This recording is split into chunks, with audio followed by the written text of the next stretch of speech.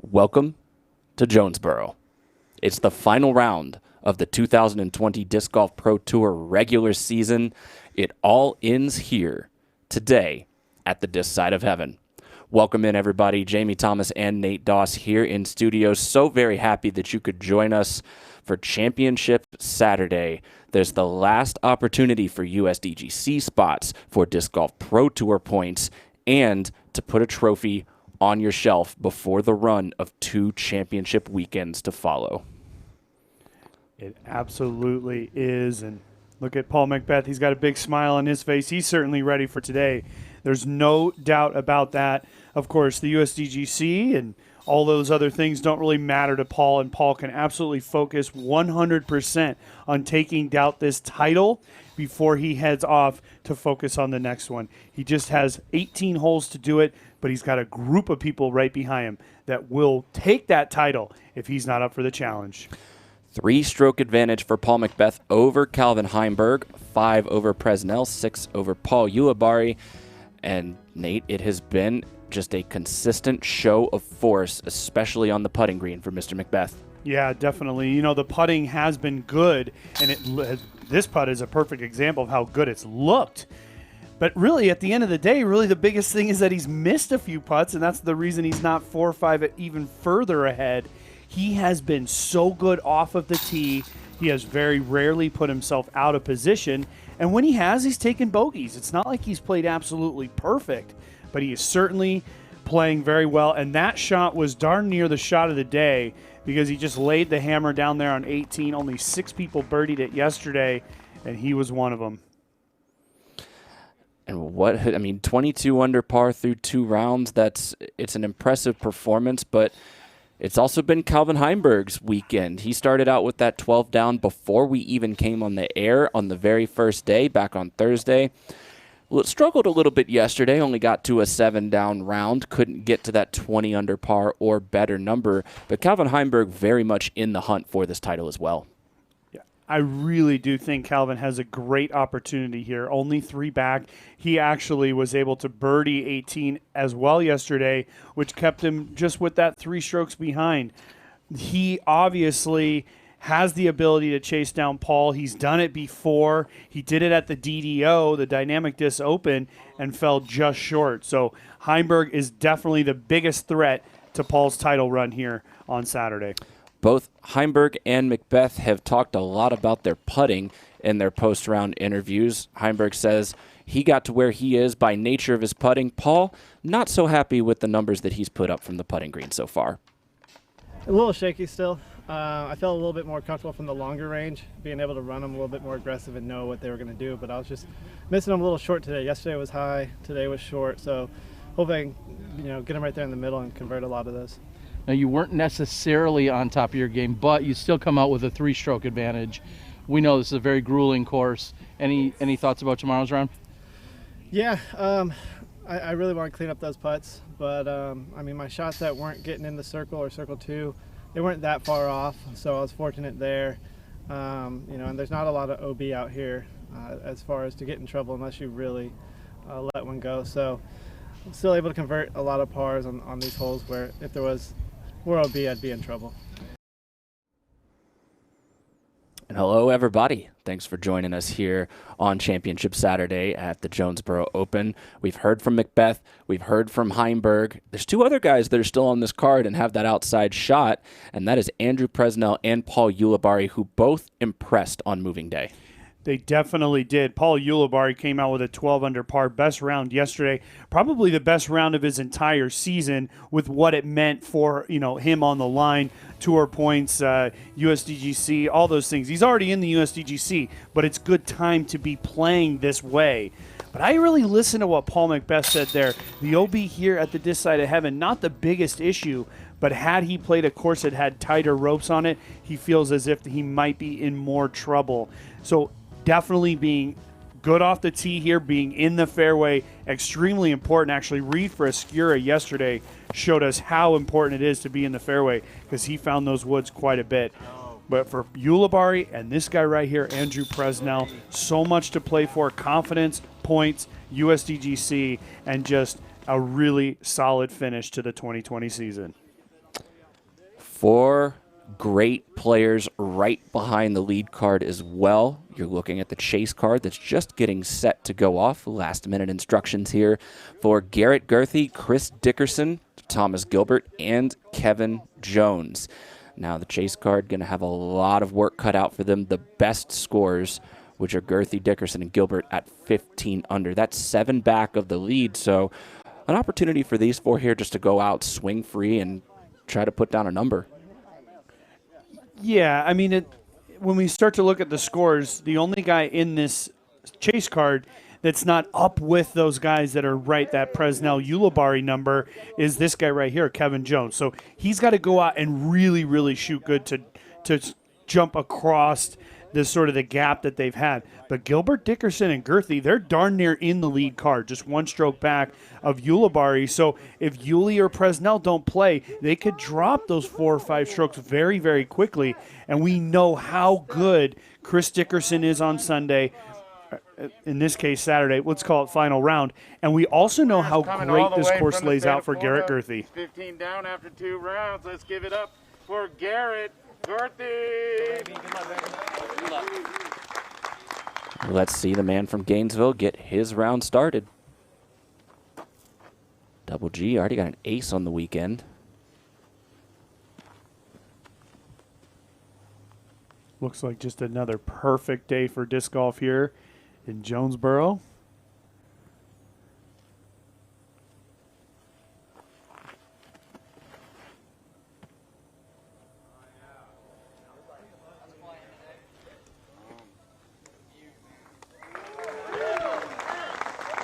Folks, hole 1 is 450 feet straight away, and Garrett Gerthy barely had to put any heat on that one, and he is parked here on number 1. Of the Disc Golf Pro Tour Championship.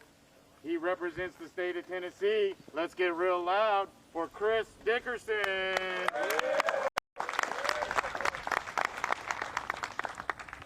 Chris Dickerson, the indomitable spirit. You can't keep him away from these lead cards and these podiums. His work cut out for him today. See if he can get up into that 3rd place spot.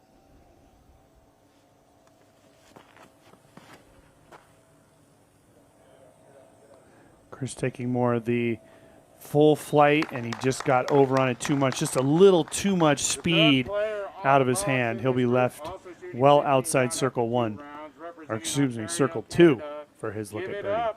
For Thomas Gilbert.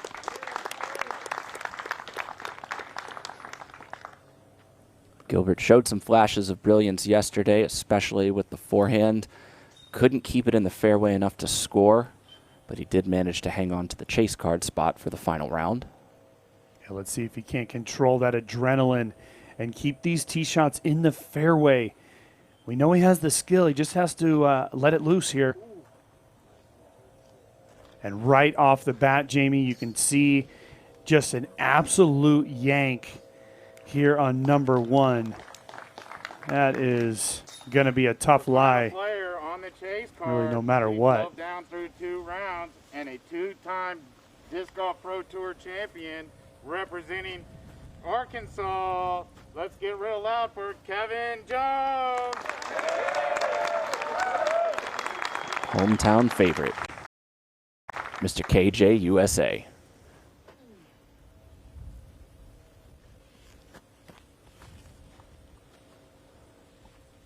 Battled back to the chase card yesterday.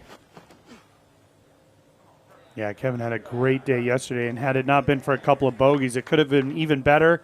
This looks right on line, asking for it to get up just a bit, and that'll be a great chance for Kevin here on hole number 1. The chase card is off, and as you mentioned, a gorgeous day out in Jonesboro. You can see there's the lead card scores. That is what the chase card is going to be eyeing, and we are going to eye Terry Miller, who's down by the tee of 1 for the first check-in of the day. Hey, Terry. Good afternoon, Nate and Jamie. Hope you guys are enjoying your day. It's a beautiful day out here in Arkansas. I'm going to get to the weather in just a few moments. But what I first want to talk about are the players concerned or thinking about the points and the standings. The answer is yes. some of them a little bit more outwardly than others. I think back to a couple days ago in talking to Adam Hammis, and I said, do you know where you're standing, where things are? And he said, yeah, I think I need to get past Austin Hannum and Kyle Klein, or he knew they were at least somewhere in the mix. Well, when I looked a few moments ago, I saw they were all within a few strokes of one another. When I had said something to him about getting past them, he made it sound like he should be able to do it. I'm not sure if that confidence is still unwavering, as we have just less than half of a course for them to play. A few moments ago, I also talked to Double G. I said, are you familiar with where you're at in the standings? He said, yeah, I know I'm kind of battling a little bit along with Philo, and he said, I know Yuli's right there in the mix with me as well. He's currently sitting in 8th place, but he knows that those other 2 players can be a factor depending on how they finish. He said, I'm just going to try and play my best golf out here and then go after it and see where it falls from there. So if you guys are wondering, yes, they are aware of where the points are, and they're going to just basically go out and play their best golf and not worry about it too much. Eric Oakley kind of likened it to an NFL playoff situation. He's like, I need this to happen. I need these people to shoot bad. I need to finish here. He's like, there's way too many things for me to think about. Again, I'm going to go out and play my best golf and then see how things fall at the end of the tournament. Also, I want to talk about the weather. A few moments ago, we saw Chris Dickerson throw for the first time. There was actually a tailwind on this hole, and even as I'm saying that, I'm now feeling a headwind. In talking to Brad, our tournament director, he said that we're feeling mostly a south wind, which is not what they've been experiencing the last 2 days. Somehow things swirled around, and Chris Dickerson actually had a tailwind. So that's something to think about for these first 2 holes. Is they're not necessarily easy birdies, and they're going to be much tougher if you're throwing straight into a headwind. So in about 15 minutes when we have our lead card tee off, we'll see what the wind is doing or if it's going to continue to swirl. Jamie, Nate, it's gorgeous here in Arkansas. It's 69 degrees. We're expecting that for the rest of the day. Back to you guys. Thanks, Terry, making us a little jealous out here. What a great day, great weekend day for disc golf. And you just saw Kevin Jones and Dickerson lay up. Thomas Gilbert got to there from his drive, so really good scramble shot out of the bush that's down there behind him. This is to save par.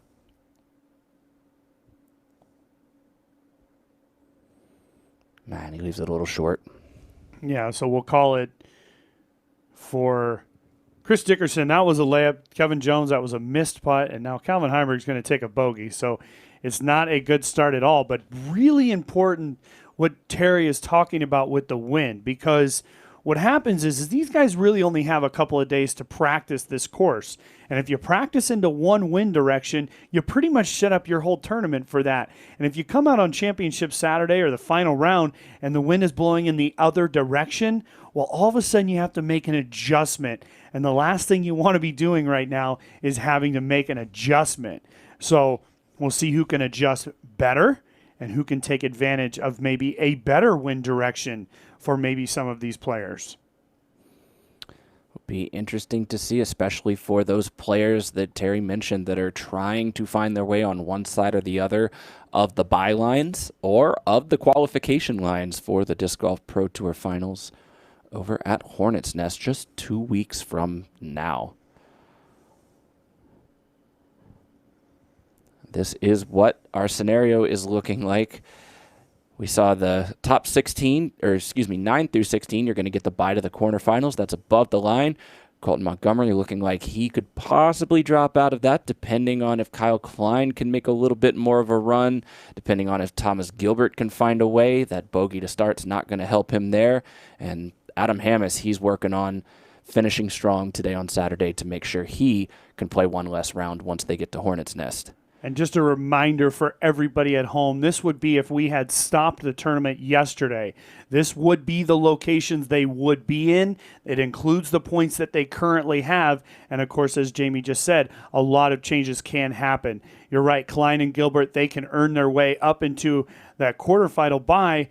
But a name we don't see on this list is Garrett Gerthy, because he's already done the work to pop himself ahead of James Conrad. And at this point, James Conrad is basically just watching a finish for Garrett Gerthy. If Garrett can't play well today, he could jump out of that, and James Conrad could find himself with a bye all the way to the semifinals.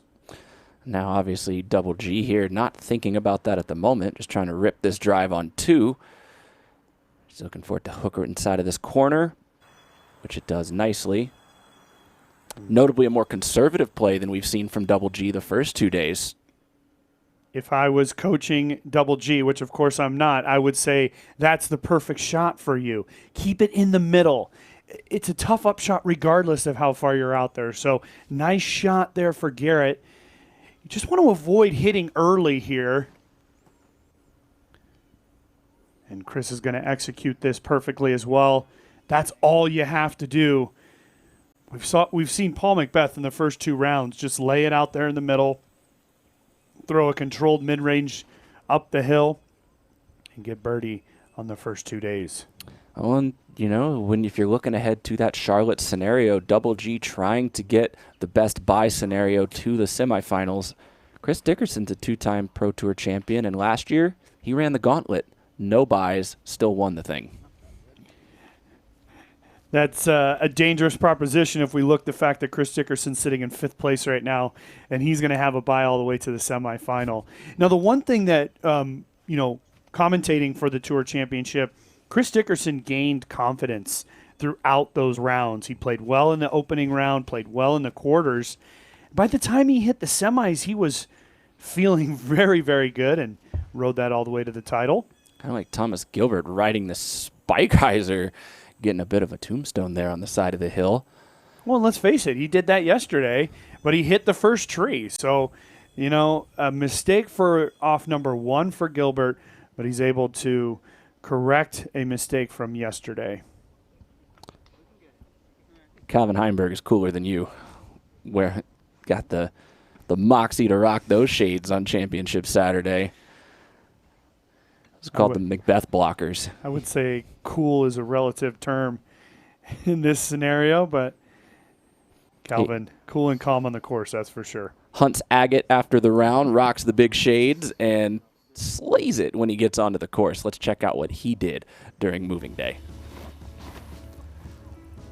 And it was really all about just getting close enough to putt here on 10, just throwing the big turnover into circle 2. Heimburg in the front 9 yesterday had trouble connecting with the longer putts. That was where he started to turn it around.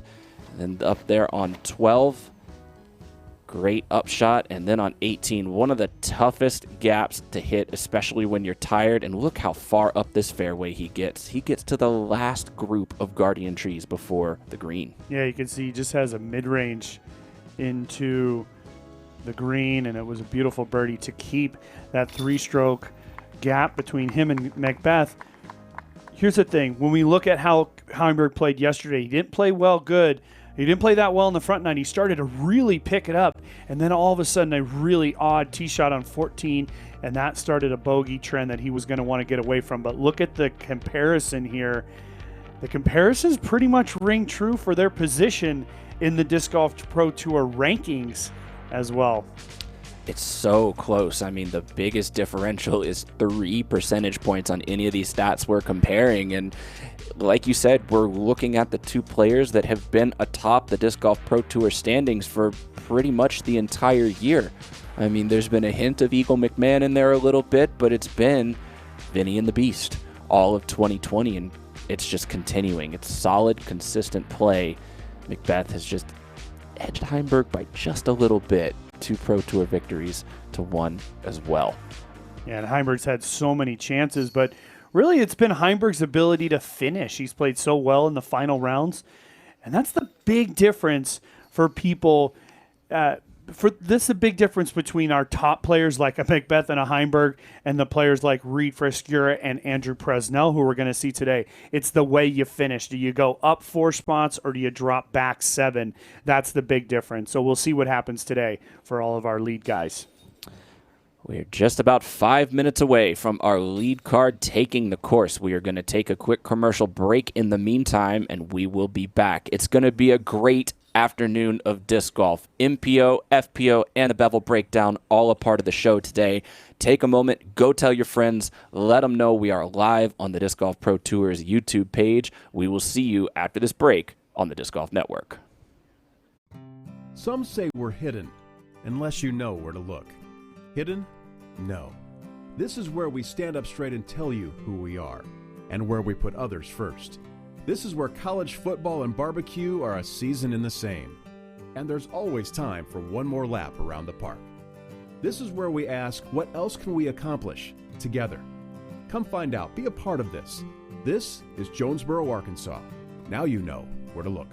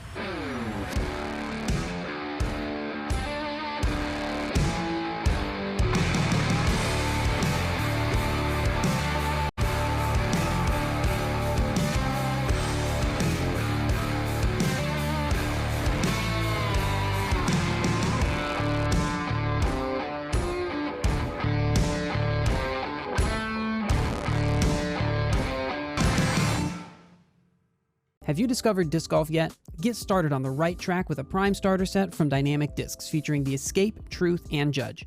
The Escape is a controllable driver that flies straight at low speeds and can handle enough power to get massive distance. The Truth is a straight flying mid-range for maximum control, and the Judge is our most popular putter trusted by our pros around the basket and off the tee. These starter set discs are made in our affordable prime plastic for a great price. We've got more discs, bags, and everything you need to get better at Dynamic Discs.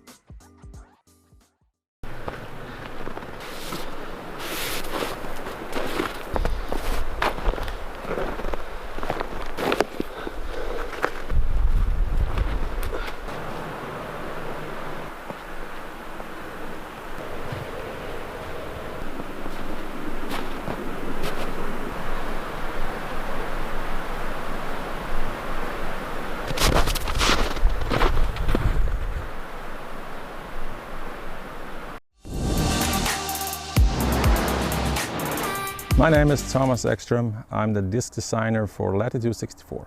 This is the Keystone. I wanted to design a disc that had minimum fade when putting. I wanted it to be slightly understable for those nose-up approach shots. I'm super proud of the Keystone. It went straight into my own bag, and you should try it as well. Hi, this is Dave Felberg, the 2008 Disc Golf World Champion, and I'm here today to talk to you about Pro Pool and their training products. I used to be a dipper. Some people are rounders. To break that habit, you need a Pro Pool. You hook it up to a wall or tree, it'll break your habit. New release, practice poles. You put them together, you stick them in the ground, there's a flag on top, You throw around them, help you accuracy, prepare for your tournament without having to go to the course. This has been Dave Felberg with Pro Pool Disc Golf. Go to propooldiscgolf.com and try our products today. Welcome back, everybody. Just in time. You can see the official time is 1 o'clock on the Jonesboro Open leaderboard there. That means On the box for the MPO lead card. It's time. it's time. Coming You heard him from say it. California, 22 down after 2 rounds. He's the defending champion of this event and a 15-time winner on the Pro Tour. Let's get real loud for Paul McBeth.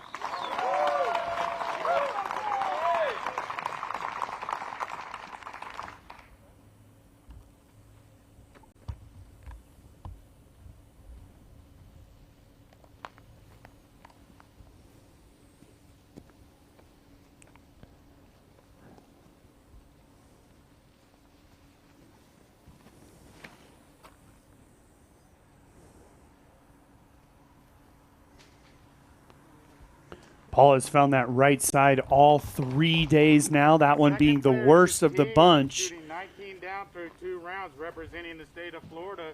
Give it up for Calvin Heimburg. So right here on hole number 1, Calvin Heimburg has an opportunity to pick up a stroke. McBeth out there, but outside circle 2. This is a big chance for Heimburg very early in the round.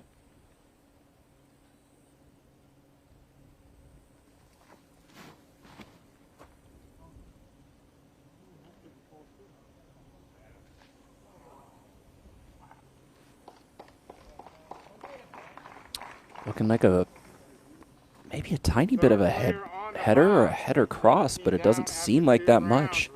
He's flipped over 2 drives so far. Yeah, Terry was talking about how it was a little swirly. For me, this man right here has done the best work this weekend. And he's 18 good holes away from locking in his best finish on the Disc Golf Pro Tour, as well as securing himself a bunch of other fun stuff to do for the next 2 weekends.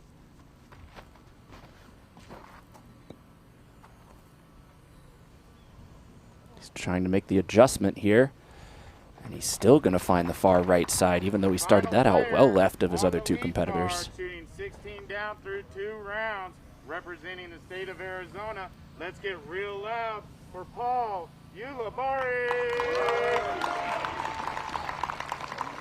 Bogey-free 12 down yesterday. How close can he get to matching that number?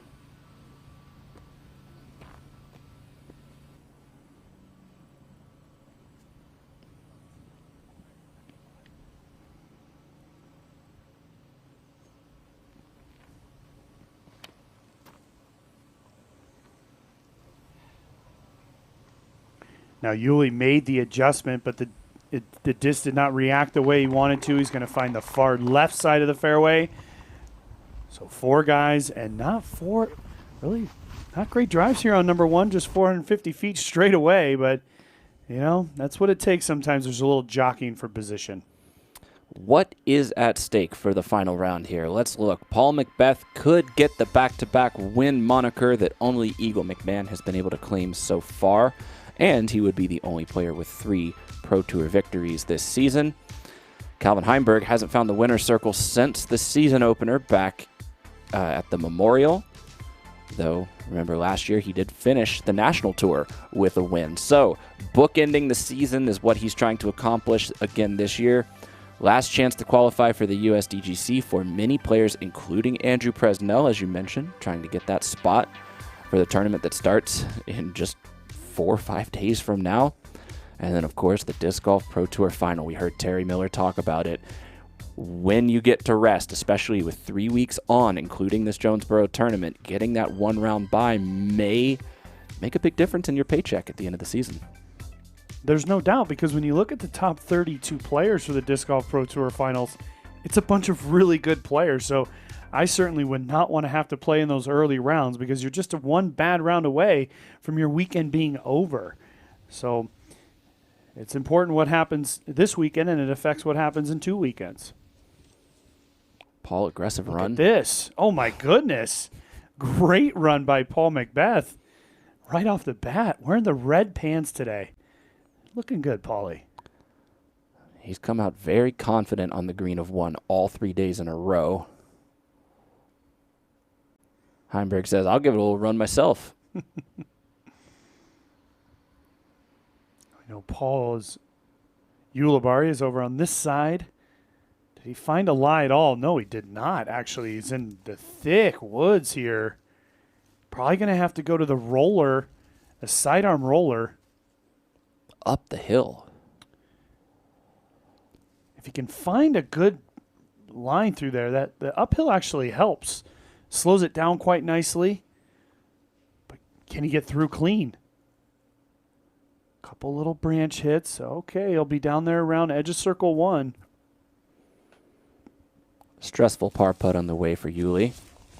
The difficulty on hole number 1 has gone up about 4 places today. It's sitting in the 11th most difficult range. We were seeing it down there about that 14-ish rate over the first 2 days. So number 1, I think with that wind shift playing much more difficult, you can see it was for sure a headwind. As you see the flanners up there right behind Presnell. And that's going to make hole number 2 more difficult as well. Not so much off the tee because quite protected, but into the green going up the hill into a headwind can be tough. There's Yuli. 2 steps inside the circle. Gonna try to save his par. Wind's going to go left to right on this. And you saw Double G earlier, the only man in the field to park hole number 1.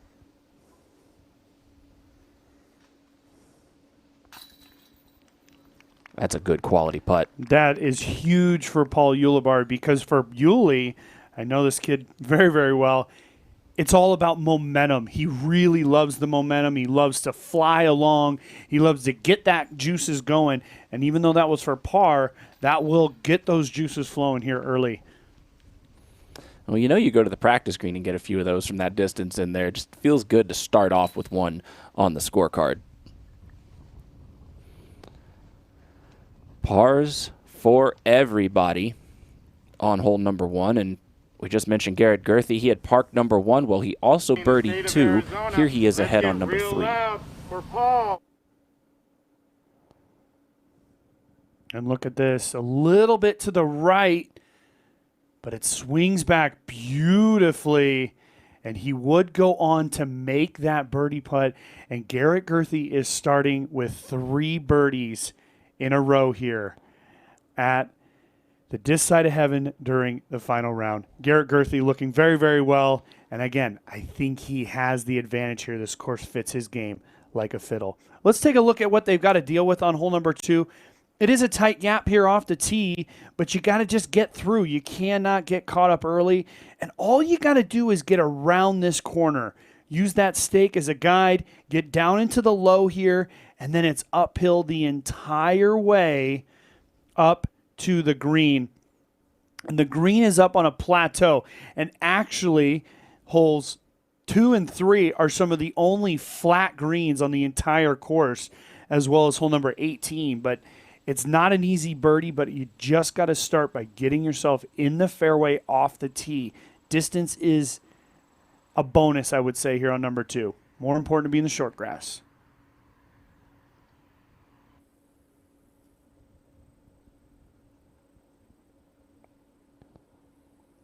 As he has done all 3 rounds now, McBeth takes the measured approach off the tee.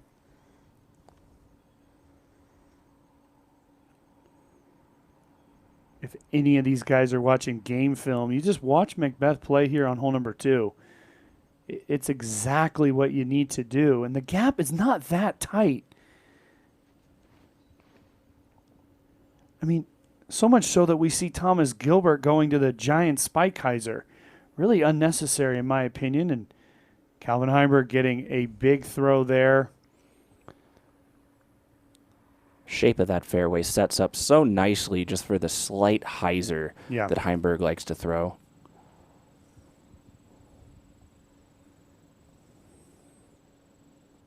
I'd expect to see 2 more of the same kind of shot here from Prez and Yuli.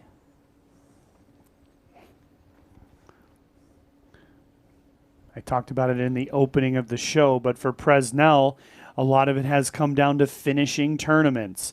And so today doesn't have to be fantastic. He doesn't have to come out and do the best that he's done the entire season. He just has to come out and not go down the leaderboard. If you can hang right around where he's at now, I think it's a win across the board for Andrew Presnell.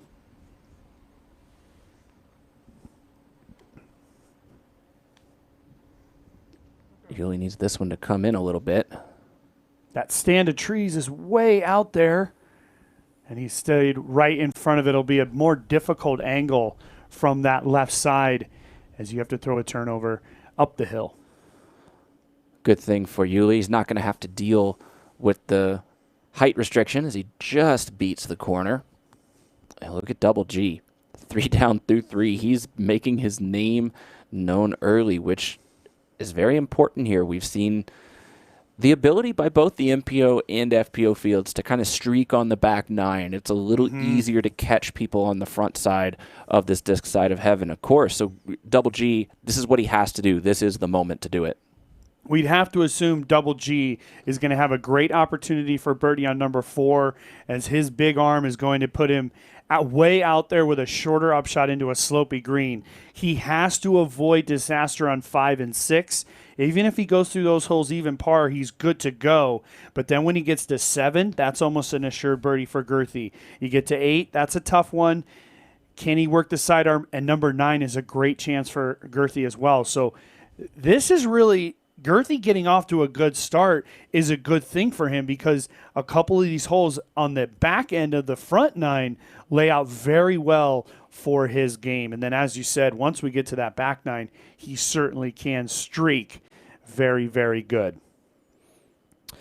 Garrett Girthy yesterday, if you tally the par 4s and the single par 5 16th cumulatively, he played 4 down on the holes above par 3. So like you're saying, using the distance to his advantage there. And he made a good putt on number 1, so he's got that. And hole. that big one on number 3, so the putting looking good as well. McBeth is center fairway.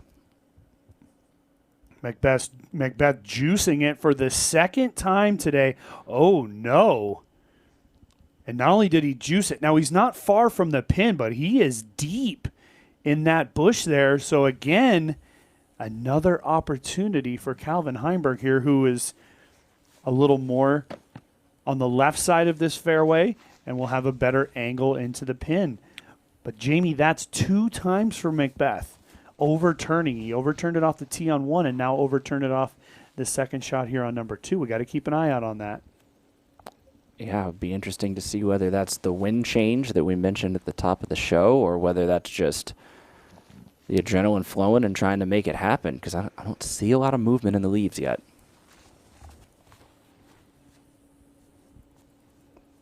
Prez keeping it low, trying to get the hill, and that's what happens.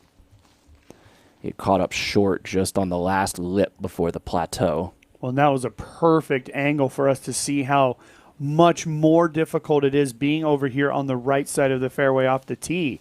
Because you have to throw a turnover up onto a plateau, it becomes challenging to control the speed. You know, and you can find yourself going long or finding yourself going short as well. It's tough to judge that perfect distance. Let's see what Yuli has for us.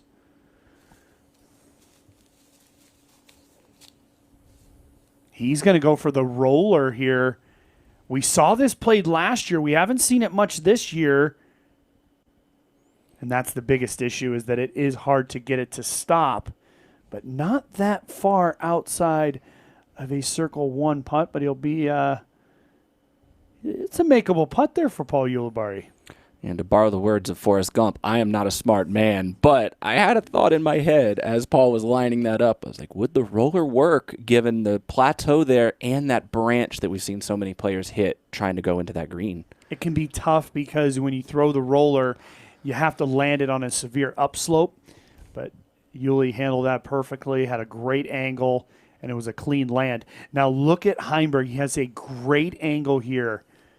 He just needs to execute, and he'll have a great chance to pick up at least 1 stroke on Paul McBeth.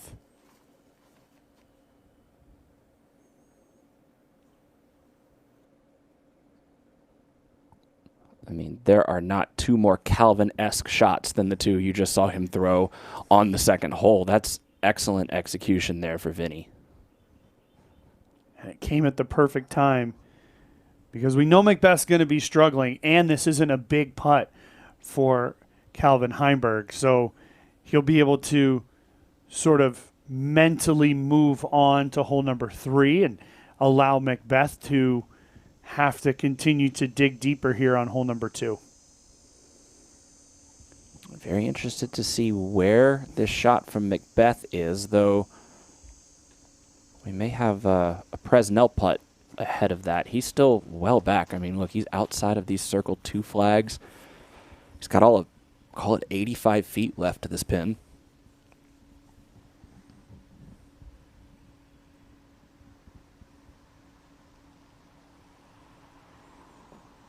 Just the hyzer approach for the layup.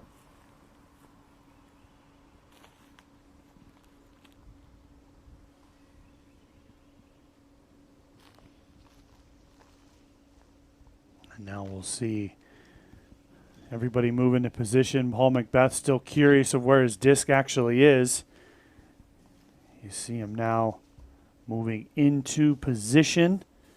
We do have a camera over there, and we can see exactly where he has found his lie. Distance is not the issue here. It's just, does he have a line? You can see he's just barely outside of the circle 2 flag. But this is one of the worst positions we've seen Paul in all weekend. He's been, I would as you have to mentioned, agree. Yeah, very good at keeping it in the fairway.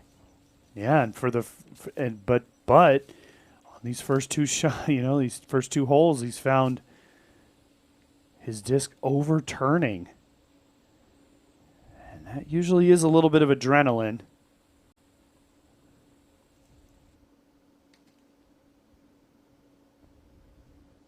All right, good effort there from McBeth. It'll be just a tap in. See the disc of Presnell. And not too far out of our camera picture is the disc of Calvin Heimburg. Now, Paul Ulebar just outside circle 1 can have a great chance. Not just outside, a little ways outside, but a good chance here for birdie. He got the long gun warmed up on the previous hole to save par. See how good he feels from deep in circle 2 here to get the bird.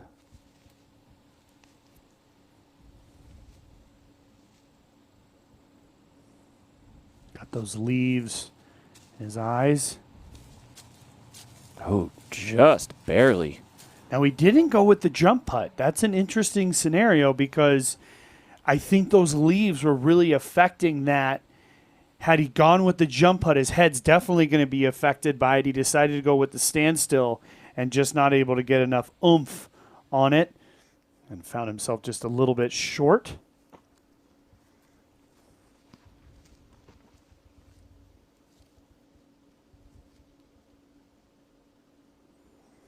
This is a tester for Yuli.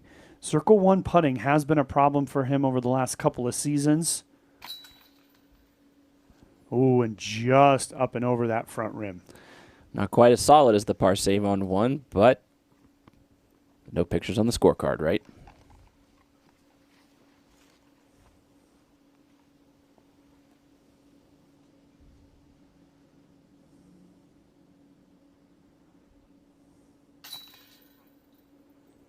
Casual birdie for Calvin. There's one of those 3 strokes back that he needs to earn. Heimburg moves his way to 20 under par and is the first player on the lead card to birdie. Meanwhile, let's get you caught up here on 4. Garrett Gerthy with his 4th birdie attempt in a row. So he went with the big hyzer tee shot off the tee and then had just a short up shot here to this position, elevated uphill putt, and right up over that front rim for Garrett Gerthy, and it's all blue for Garrett. And right at that moment when that happened, he actually put himself in a tie with Heimburg, as that was right before Heimburg actually made his putt over there on number 2. And now we see Garrett here on number 5. Garrett's going to go with the big wide hyzer. I always say it, the wind is important here. And Jamie, that is a red flag for Garrett Gerthy. Back over to 3. Calvin Heimburg takes the box. I'm still so surprised when players go with that big hyzer on number 5. We've seen the way McBeth was able to execute it back on Thursday. Good shot there from Heimburg here on number 3. Yeah. But that whole number 5, they go with the big hyzer. It's tough to get it to come all the way back in. In fact, over the 2 rounds we've watched, we've only seen one player successfully execute the big hyzer, and that was Calvin Heimburg, who was about 50 feet long. And I think Gerthy's drive may have even hit the tree on the way in. He did almost make it back, but almost still gets you the penalty stroke. Paulie not happy with it. He knows it's low. Oh, and it checks up nicely, though. Played the angle properly, just didn't give it the height, and that's going to be, once again, the long putt compared to what Heimburg has.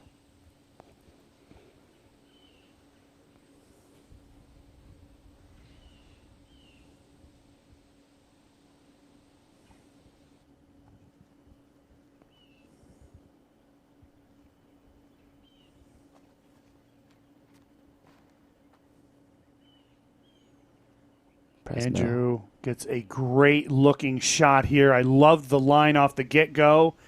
And what a shot it is for Presnell, well inside circle 1. Did you see how he got it a little high, but it never turned over? It was always just kind of flying straight, and it came back beautifully.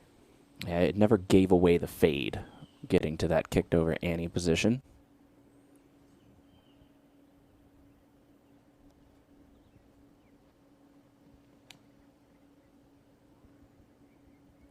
Similar looking shot from Ulibarri. In fact, it looks even better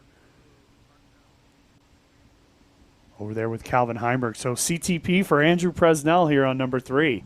435 on a pure hyzer for Paul Ulibarri. And after his 12-down round, you know we had to ask him what he thought of his game. Here he was after Friday's round.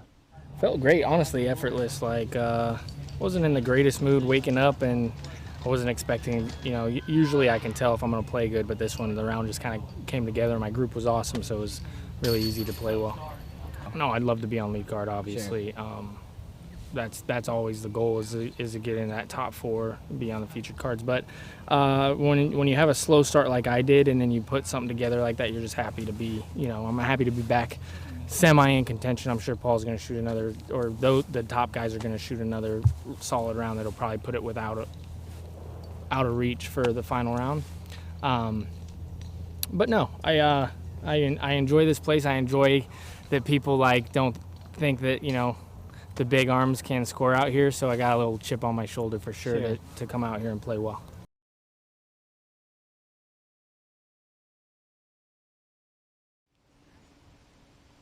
Sometimes all you need is just a little more of that motivation to come out and play well. Yuli's got the best opportunity for birdie that he's seen so far this round right now. And for lack of a better term, what you just heard was an interview from a guy with a lot of scar tissue on his body. He has played disc golf for an extremely long time. He's a realist. He understands his position, and he feels very fortunate to be here as he did have that slow start. But to recognize, Paul's going to put it out of place. It's not so true, Yuli.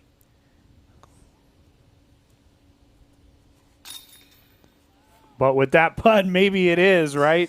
What a beauty there from Paul McBeth. There's the first moment that we've seen him look like the Paul McBeth of yesterday. And I don't mean that allegorically. I mean literally yesterday. And exactly. But, hey, to this moment, now we have Paul Ulibarri with an opportunity to stay at the pace with McBeth. So that's all you can ask for. Keep pace with the leader and then beat him a couple of times. Quality putt from Yuli. Very nice putt from Yuli, up and in. That's when Yuli's putting his best, is when the disc really doesn't leave that center pole and he's just working with height. He's just kind of up and in. Not a lot of turn on it.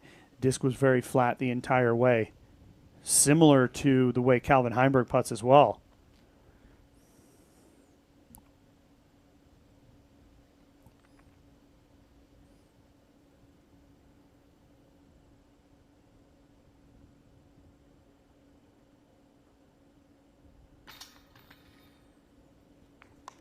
Heimburg just enough. The sarcastic thank you over there. You gotta love Heimburg.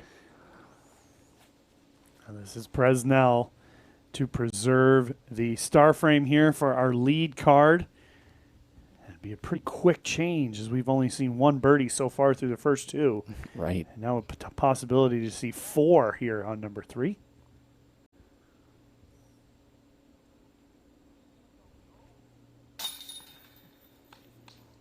Now, something to notice with Andrew Presnell is his pre-shot routine.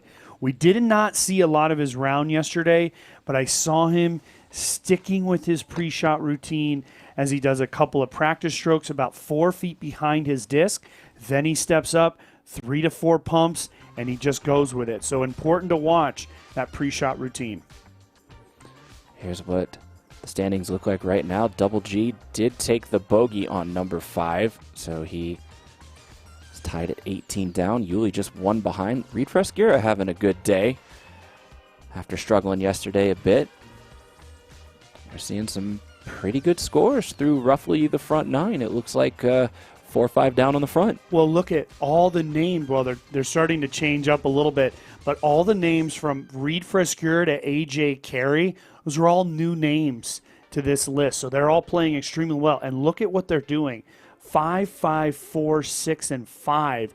This is the yardstick now for our lead cards, and that's what they need to do if they want to keep pace. But really nice round for Reed Fresquera, who did not look good yesterday whatsoever. Yeah, Reed and AJ Carey both trying to get their ticket punched to the USDGC. So big implications on the line for those guys, as well as Andrew Presnell, who looks so far like that's a pretty safe bet that he'll get the invitation to next week. On the tee of 4 is Calvin Heimburg.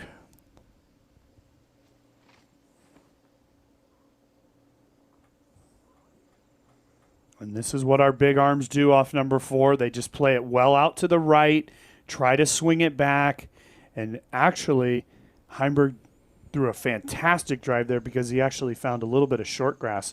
We've seen McBeth be in the long grass off both of his tee shots here on number 4, but he's had very easy sidearm looks into the green. They're just trying to gain as much distance as they can, and the course design allows them to do it because there's no OB or mandatories here on number 4. This is wide. Exactly like he wants it. Similar spot to Heimburg. But a trend we've seen over the last couple of days. Heimburg just that little more distance than Paul McBeth. I'm sure if I'm noticing it, I certainly know Paul McBeth is noticing it. And he'll try to correct that come next week.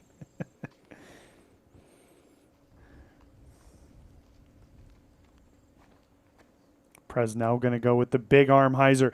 He has to concern himself with that last OB section, but he's gone way out to the right, and he'll be another 40 feet behind McBeth. But again, it's all just about safety here off the tee. And from over in that region that our camera is just looking at, it's pretty much wide open to the pin. It's a good sidearm from that angle, but it's a slopey green here on number 4. Yuli with a disc change.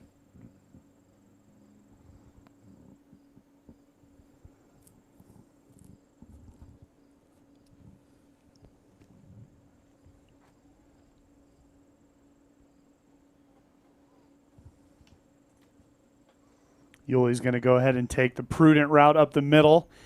It's a little bit of that chip on his shoulder that he was referring to in his post-round interview from yesterday. Just shy of that 250-foot stake. Let's take a look at hole number 6. Kevin Jones on the tee. We didn't see Kevin's name on the top 10 leaderboard. He's actually dropped all the way back to a tie for 15th as he's just 1 under par for today's round. And that's a wild miss there. Left of the island over onto 16's fairway. And I saw in another camera angle, he missed a short putt just on the previous hole. So I don't know about Jones. Jones not looking good. That was a wild miss, as you said. Thomas Gilbert missed the island right yesterday. Good correction here. He's nice and close. Beautiful correction. And Double G. Let's see how he can respond after the bogey. He still has not yet parred. I've said it before. I'll say it again. He has to avoid missing this island after that bogey on number 5. He's at to drop. Oh, my goodness. Are you kidding me? He takes the hit off the top of the logs. The wind direction, I'm noticing this. The wind direction is affecting things here on number 6. It looks like a slight headwind, and the players are having to make adjustments to avoid overturning it. There's Dickerson. Yeah, that disc looked like it wanted to flip, but instead it's perfect. Wow. That little headwind just held it perfectly straight. Now back alive on 4. Ulibarri's second shot. God, Girthy's so fortunate there. I can't help but say it again. Yuli left well back, but look at the control from Paul Ulibarri. Wow. We had a great view of that from behind. He controlled that shot and the perfect speed into a sloping green here on number 4. That just goes to show you, while I think hitting the fairway is more important than big distance, that was such a technical shot from Paul Ulibarri. I mean, he's going to have that was maybe just inside of 300 feet to the pin. The competitors that went wide right are going to be closer to a 200-ish foot upshot, but still he negates that distance advantage, as you so very well said. There's Presnell here. Now, by nature of him being further back than Heimburg and McBeth, he may have a similar distance shot. Boy, and he's going to go to a backhand here from this angle. Okay, you see the big dead tree on the left side of your screen right now? The pin is just down and past that about 50 feet. So you can see how easy a sidearm would be here to just play around that dead tree. But Presnell forced to go to the backhand here. This is going to be an exponentially more difficult shot. He just wants to punch it up between the trees. Takes the small gap. And he's got a tester. He's up there. Not nearly as close as Yuli, as you can see. Just all of that airspace to what you at home are looking at on the right side of your screen is why the sidearm is just so much more effective from that angle over there where we just saw Presnell play from. Now McBeth had made it back to the left enough to where he can just throw straight with the backhand.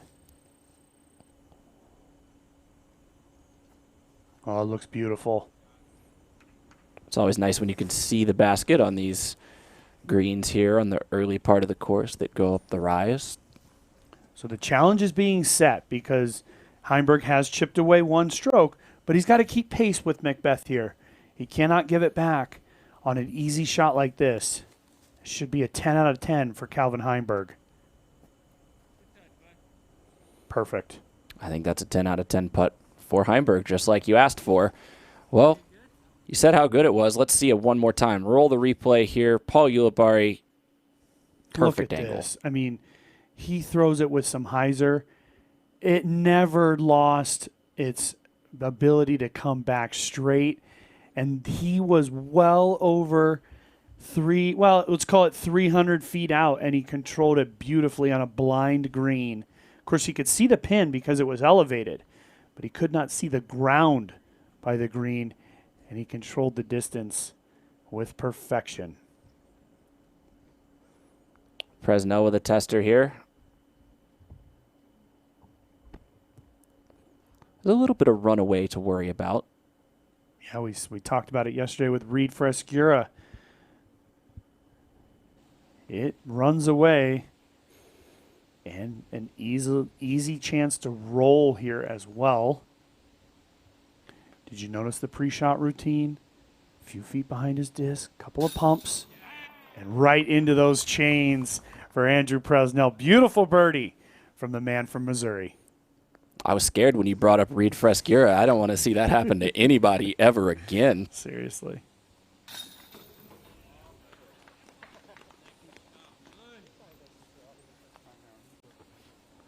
Good birdie there from Yuli.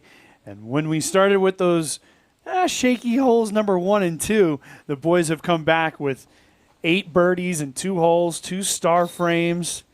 It's starting to look good here for our lead card. Yeah, all of a sudden, you're worried about stumbling out the gate, and there have just been nothing but birdies going on for this lead card. And here again, here's the trap hole on the front 9. Yes, there's a big but, for lack of a better term, after that statement you just had, because hole number 5, that one is challenging. We heard Heimburg say that he believes it's either a 2 or a 4. We see the players taking that big wide hyzer. You got to have the wind helping you if you're going to make that work. In the first round, we saw McBeth throw a beautiful drive up the gut. But you can easily lay up, too. You just got to get it down in the middle of the fairway, chip one across, take your 3, and live to fight another day. Now, we know that the wind was a headwind on number 6, which tells us that it is a crosswind here on number 5. So in theory, the wide hyzer would be open for business, but I really like the up the gut play, which is what it looks like Heimburg is lining up here. Caddy book says 375 to the beginning of the out of bounds. And it is downhill.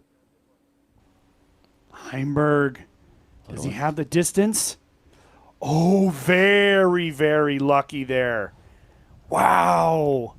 Huge break for Calvin and a very makeable birdie look. Whew. That was something, because there was an OB ditch calling Heimburg's name on that shot. The one thing about going down the middle is there's one last tree that can kind of ruin a dream come true.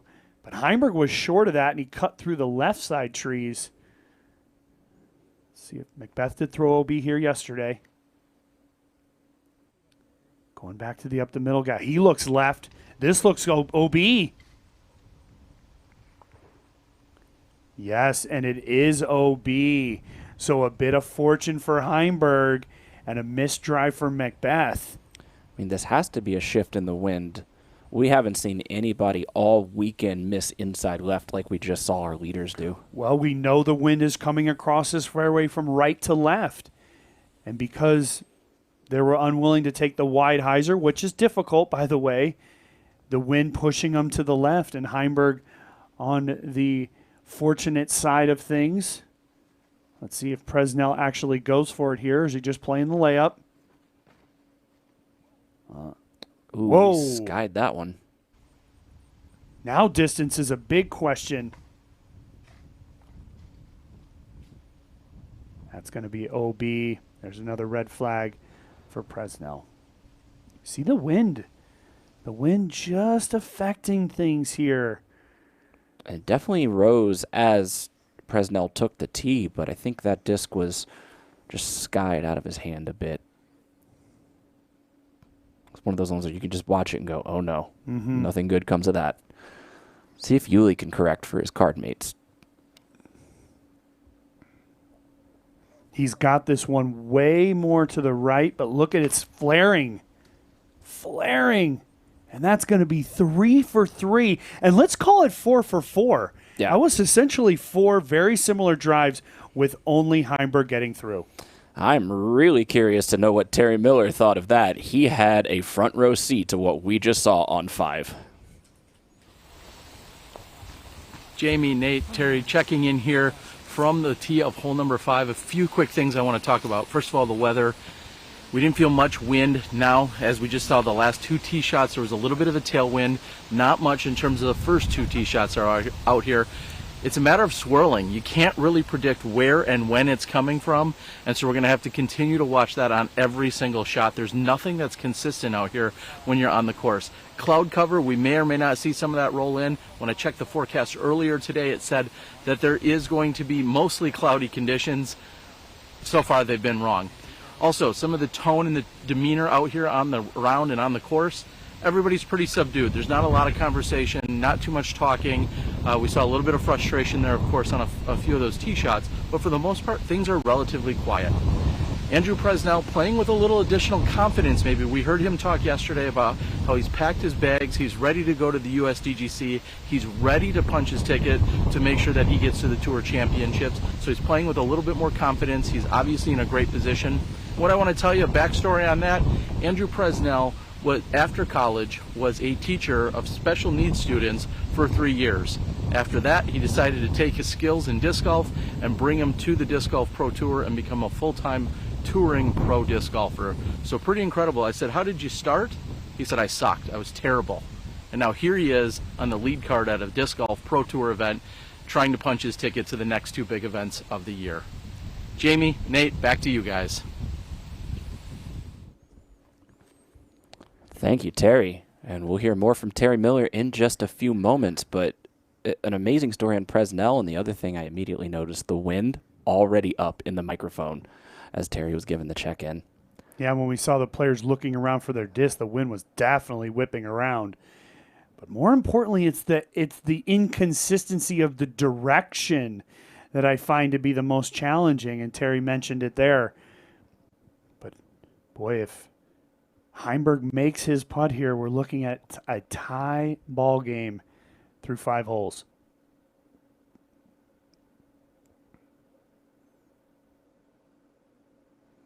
Presnell, one of those real success stories. You know, you just hear that. He's a teacher. He decides to go on tour. He got his butt kicked for a couple of years, and now he's in the lead card here at the Disc Golf Pro Tour in the final regular season event here in 2020.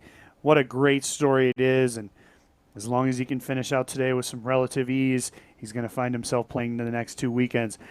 I'm really happy for Presnell. It's the type of story he never gives up. He sticks with it. He's now looking at this beautiful pre-shot routine to his putting. His ace at the Las Vegas Challenge. Oh, right. Got on Exactly. SportsCenter. So Yeah. What a few years it's been for Andrew Presnell. So this putt will be for birdie for Heimburg. You can see the scores in the mini scoreboard. It'll tie him up. He's definitely the most relaxed on the card. You saw him with a little peekaboo check-in Yeah, I love behind that. Terry's shoulder. So see if that translates here to a nice, confident birdie stroke. I was waving back at him.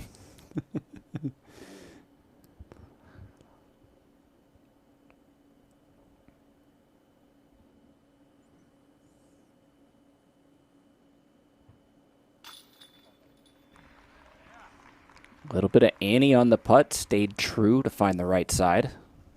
The wind actually came down a bunch right as Heimburg was about to putt. So he took advantage of it. And Vinny looks good on the putting green. Very, very good as he's now gotten through hole number 5. He still has to get through hole number 6. That's an important hole here in this tournament because of the implications of taking that bogey, just like we saw here in number 5. And then 7, 8, 9 are gettable holes here to finish out our front 9. Well, after hole number 1, Heimburg suddenly 4 of the next 4. He has a share of the lead, 23 under par with Paul McBeth, courtesy of that bogey. The guys will make their way up the hill, and that's the view they're going to be looking back at over the water. It makes it look easy in a still frame there, doesn't it? Yeah, it sure does, unless you want to take the Frescura route like we saw yesterday and skip it off of the water. Yes, he did it again, folks. If you're a Disc Golf Network subscriber, go check out yesterday's lead card round. So like I said, Garrett, or like I was saying before, Gerthy bogeyed there on 5. He was unable to get his long birdie putt here up and in on 6, but he did follow it up with a birdie on number 7, which again is one of the easier holes. So he is still in the mix. And for hole number 6, we are going to turn it over to Terry Miller to call the action.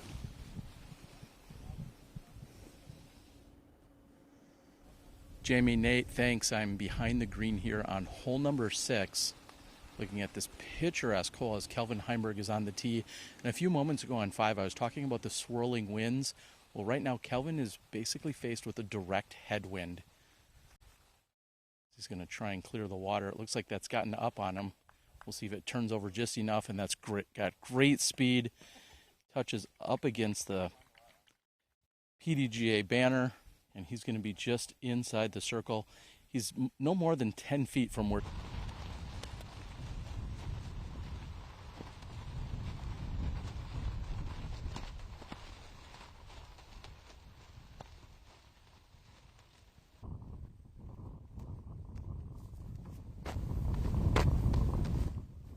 he just saw from Heimburg.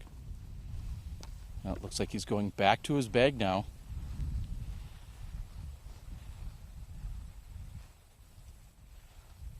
This is not the wind that they've been feeling for these first 2 rounds. And McBeth, right side of pin, just trying to bring it in, and great speed as well. On McBeth with a mid-range to 22 feet.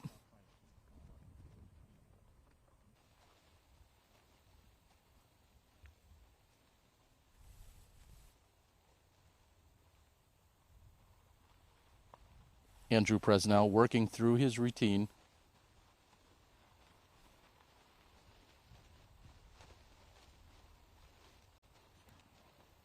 And it's lower than the previous shots. This is going to need to get up. We'll see if it comes on the front of the green, and it does. He gets the skip, and with that, he will be closest to the pin as he sits inside 15 feet.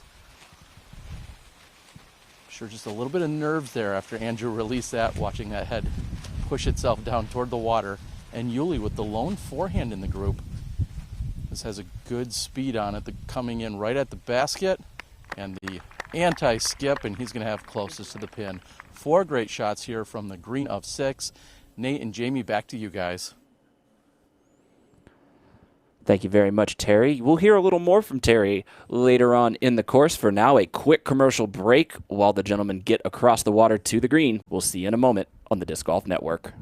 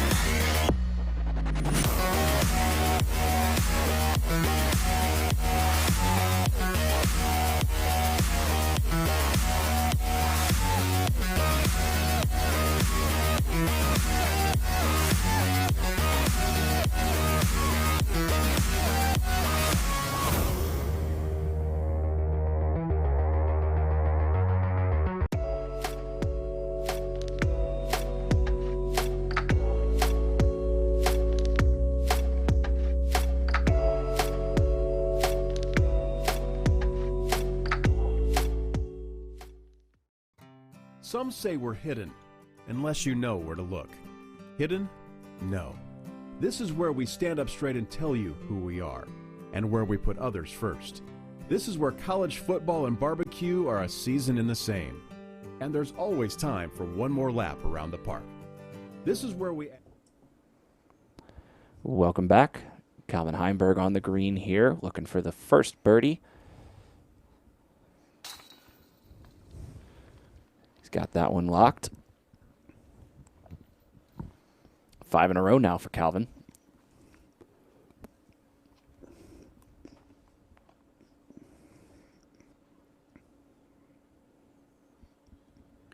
Kind of feels that the tournament has almost reset at this point, with the two guys on top now tied, assuming McBeth's able to get his up in here. And that's pretty good stuff. We got 12 holes left, and we got a tie ball game.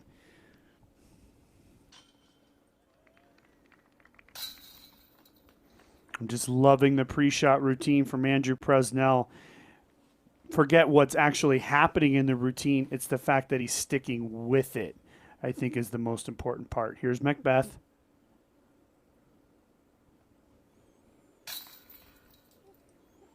Ooh, a little punch back there from the number 6 basket, but it's in regardless. And now, in 4 holes, we've seen 3 star frames from our lead card. I think we can erase the narrative of the slow start by this point. Let's check out what everybody else is doing. Here's the top 10. Talked about a lot of these names. Double G still pacing very well. How about Alden Harris? He earned his way into the USDGC last week at the Music City Open. Alden sitting on a run of 5 birdies in a row to move himself to a bogey-free 9-under final round so far. He has a chance to set the yardstick, but he's going into a very difficult finishing set of holes. He's got a couple more birdie chances, but Alden looking very, very good. I do got to mention Girthy did pick up that birdie on number 8. So Girthy looking good still, and he's only 4 back. So if these guys stumble just a little bit, Girthy could be right up on their tail very, very quickly. He's doing exactly what he needs to do. As we look at Calvin Heimburg here on 7, the Savage 7 hole, which is the scores people have been putting down and the shots to the green have been more savage than the difficulty itself. Very gettable par 4. Heimburg's drive. That's all you need. The hole's challenge is elevated just slightly. It's one more hole difficult, still playing as the 3rd easiest on the course, but because of that headwind coming up the hill, the players aren't able to get as much distance off the tee, making that second shot quite a bit more meaningful as you go into the green. McBeth going to play well out to the right, just like he did yesterday. But actually brought it back a little bit more, challenging that center clump of trees.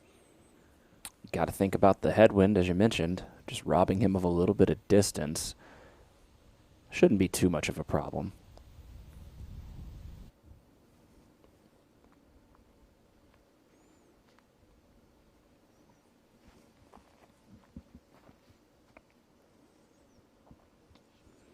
Presnell likes to go wide right.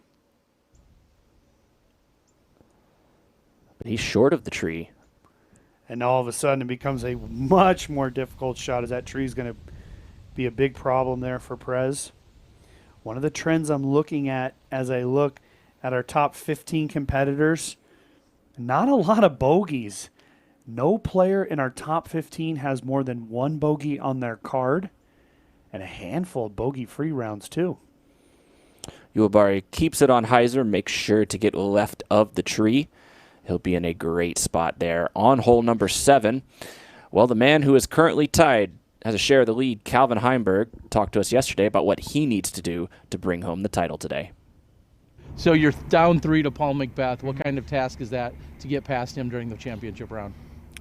It's huge. He's really good, so I'm gonna have to play better on the front 9 to apply some pressure to where hopefully we can make it, interesting on the back 9. All right, great ride out there today. Looking forward to seeing you on Championship Saturday. All right, thank you. Can't say any more simply than that. The most interesting man in the world. Put pressure on the front 9, and look, that's what he did. He took a stroke on 2, took a couple more on 5, and then there's the 3. So hindsight's 20/20. I mean, we could have actually painted this picture in a way because we know what 5 can do, but Heimburg got extremely fortunate on number 5, but more importantly, he took advantage of it. And I think that's the key, is that he didn't just get lucky and then miss a very makeable putt. He stepped up and made that putt and then made the shot on 6 too. So we're through. We've gotten past a couple of the pitfall holes, 5 and 6, and we really don't see another big pitfall hole all the way until about number 16, if you really think about it. Of course, there's some OB on number 12 and 14, but at this point, it really is sort of a race now, I think. All green lights at this point. It's just going to be kind of a 2-horse race. Garrett Girthy going to do his best to make it a 3-horse race, but I agree with what you're saying. I think they have to stumble at least once for it to be a legitimately 3-man battle. Yuli's in great position, but he's put this up. So Yuli's arm got a little loose out there throwing that sidearm, and he had nowhere near enough power on it as the nose got up, caught the wind a bit. Just hear the frustration and the big sigh out of Yuli. Yeah, I mean, 45% of the field in circle 1, 45% of the field, in circle 1 in regulation on this hole. You got to expect that all 4 of the lead card can do that. Presnell, on the other hand, has the toughest challenge, as this branch is going to create a big problem. I mean, the release on this forehand is going to have to be Wysocki low.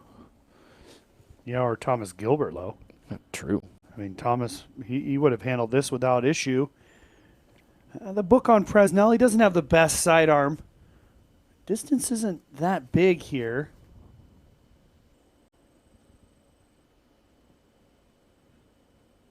But he's going to be out there around 50 feet still left here on number 7. I think the breeze is affecting it just enough. Yeah, good, not great shot, but again, the important thing, like you said with Heimburg on 5, he has the opportunity. It's our favorite word. Heimburg staring at the gap, just ringing around the leftmost tree there. Goes real low. He's going to try to play a lot of ground game. Wow, and he was able to execute it. That was just a hair away from being left out there outside circle 2. But again, it's fall here at Jonesboro. The ground play is much more open and able to handle that nicely. Pressure back on McBeth. McBeth has handled this shot perfectly through the first 2 rounds and does it yet again. Yeah, best of the 3 approaches we've seen from Paul on this hole. It just goes to show you why 42% of the field have taken birdies here. We did see one eagle on this hole. Somebody threw it in from over 200 feet. Go for it. Noah, 5-ish. I think he got a 3. It's not a 5-ish, it was a 3. It was a 2-ish is A what 2. he got. But his last name is 5-ish, so nice shot there, Noah. Congratulations on the 2. Yeah, that's an awesome eagle. I'm working on it. You're working on on it. them names, man. I'm just saying, if I bogeyed a par 4 and I was that guy, they'd ask me what I got, and I go, 5-ish. They're like, no, what'd you actually get on the hole? All right. So we see what Yuli's got left here after the poor second shot. Outside chance to make it. Call it 50.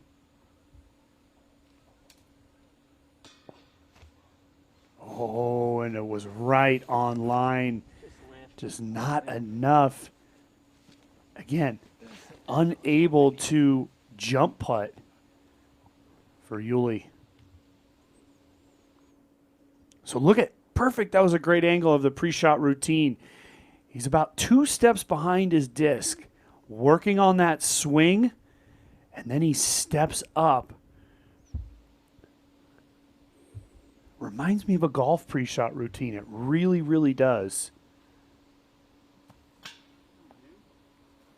And right off the top, good effort. Was not going to be short. And really, all the work done there on the second shot. Really, actually, to the tee shot, put himself in a tough position. It's really the only way this particular hole gets tough. If you can't beat that last little bunch of trees that guard what is otherwise a very open green, as you're seeing Heimburg and McBeth with 0 problems here. Heimburg, 6 in a row.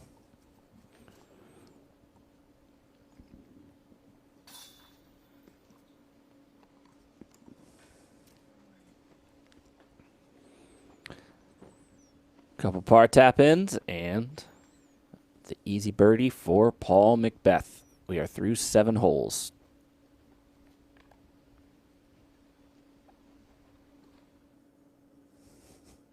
Paul peering over at Calvin Heimburg. Here we take a look at hole number 8. Just 324 feet. This hole has played a lot easier than in previous years. And I'm thinking it's due to the fact that the wind has not been a big factor. And they've basically been able to take dead aim with the sidearm. As you can see, the hole plays from left to right. If you're going to go with the backhand, you got to show extreme control. If you're going to go with the sidearm, you just got to get it wide and high, because you do have to get it back to the right quite a bit. We see the elevated basket, and there is a slope here on the number 8 green.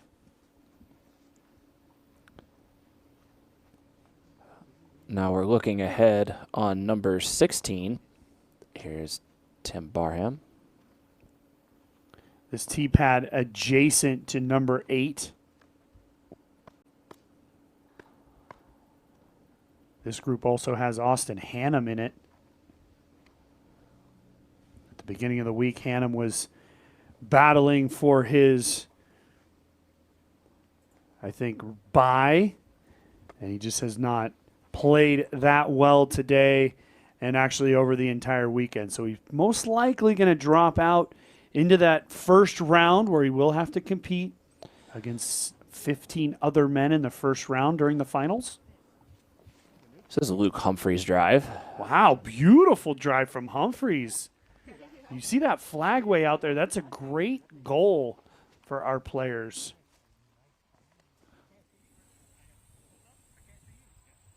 Back over to number 8.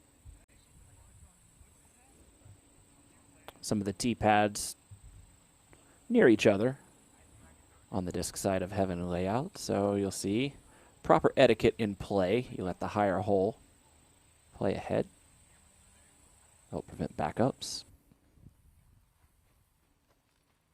Now it's all Heimburg. Heimburg going to go to this sidearm. His sidearm has been serviceable over the 2020 season.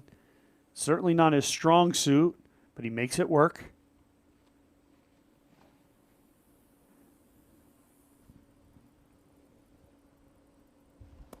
And that's that wide, but it was the height that was the issue. He kept it very low, and that's why it's going to push long. Long, scary putt there, too. A lot of danger behind.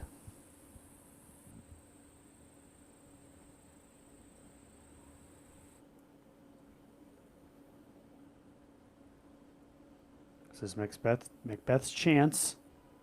He's executed this shot very well over the first 2 days. Actually hit the pole. Oh, but he found the corner here. Excuse me, he hit the elevated basket apparatus. I like it.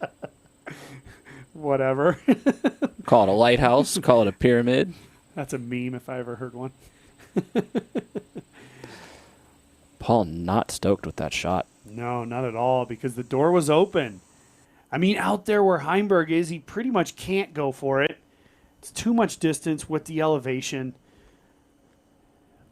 The trees behind. If McBeth kicked out enough, he should have an open look up the hill. Not a great shot there by Prez. Must be some of that swirling wind we heard from Terry Miller. I mean, we're seeing some pretty varied reactions from the discs here. The only thing I would say that I noticed is the height. Heimburg, he put it out wide, but he didn't get it high enough. That's why he pushed long. McBeth went low, but didn't get it out far enough to the left. So can Yuli find that middle ground? Nope. I heard inside. it. I heard his voice. That's going to be neighbors with McBeth. While you're waiting for the lead card to walk up this fairway, go on over to our Disc Golf Pro Tour Pro Shop. The 2020 trading card 12 packs now on sale for $9.99. Get yourself a piece of memorabilia from this unique year. I can't believe the season's almost over. We're going to have the 2021 merchandise out before you know it. So get a piece of what has been an excellent season. Go over to dgpt.com/shop. I don't see your card there, Nate. Where you at? Those are long gone, Jamie. Commentator cards don't have the secondary market value, I guess. Mine were printed on bubble gum, and they've all been eaten at this point. So, well, you can't eat these, but you can collect them. So go over to the Pro Shop, check out the trading cards and lots of our other limited edition Pro Tour memorabilia.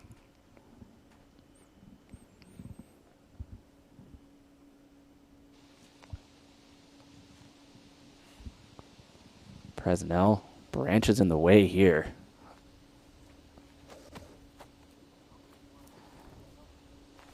just a layup from Presnell, but you could see the discs of McBeth and Ulibarri right there. You can see what they're going to have. Does that branch affect McBeth with the uphill putt? That'll be the big question here from these guys. But it probably should swing out to Calvin Heimburg, who went well long. Yeah, I would expect to see Heimburg putt next. And he's over there somewhere. He's hard to miss usually. There he is. This is a tough putt to go for. It's a lot of danger. I don't like it. Heat check.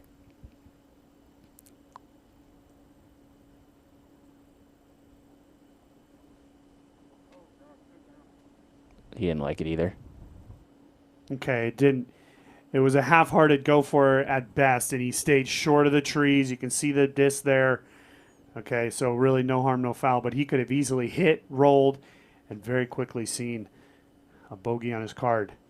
McBeth in the straddle. That branch is in the way, but McBeth is so good at just adjusting release points here. Yeah, he gets that nose up very good, powers through the chains. Oh, but he actually went high.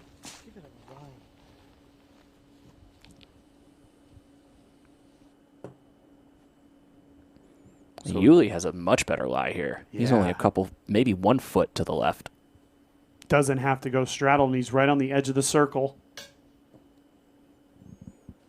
Tailwind, no drop, lift and back. Perfect. How is that even possible? It's a little swirly out there right now.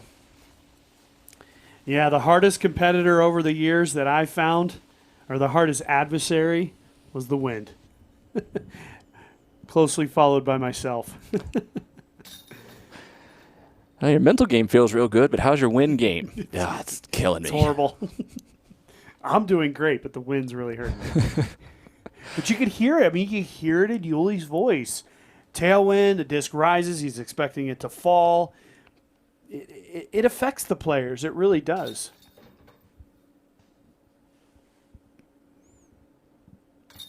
Disappointing cleanups on number 8. This is a very feastable hole, but everybody going to be left hungry.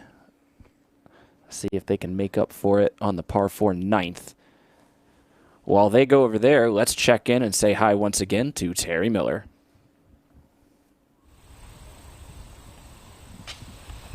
Nate, Jamie, I know I just spoke of the wind a few moments ago, but that's exactly what we just saw here. You saw all of our players a little bit frustrated, not maybe getting the right wind read as they were either teeing off or even on their putts. Andrew Presnell certainly turned his over a little bit too much. It's now blowing at my side, which would be a tailwind from the tee where I'm standing. You saw Yuli a moment ago, most specifically. He said, how did that even happen? He said, uphill, tailwind putt, and it lifted. So he was clearly frustrated, definitely didn't understand what the wind was doing to him. We're going to see how that plays out. Of course, we're moving into hole 9. We've got just 10 holes left to play. It's a great battle. Back to you guys.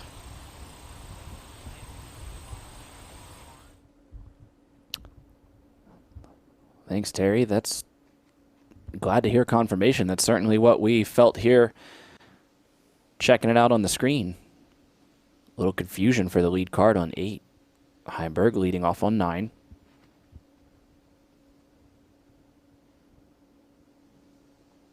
This looks like a good one. It's got to get down. Don't want to go too far over there because then the corner does become an issue. But either way, it's a good tee shot there. You can see the 250-foot marker.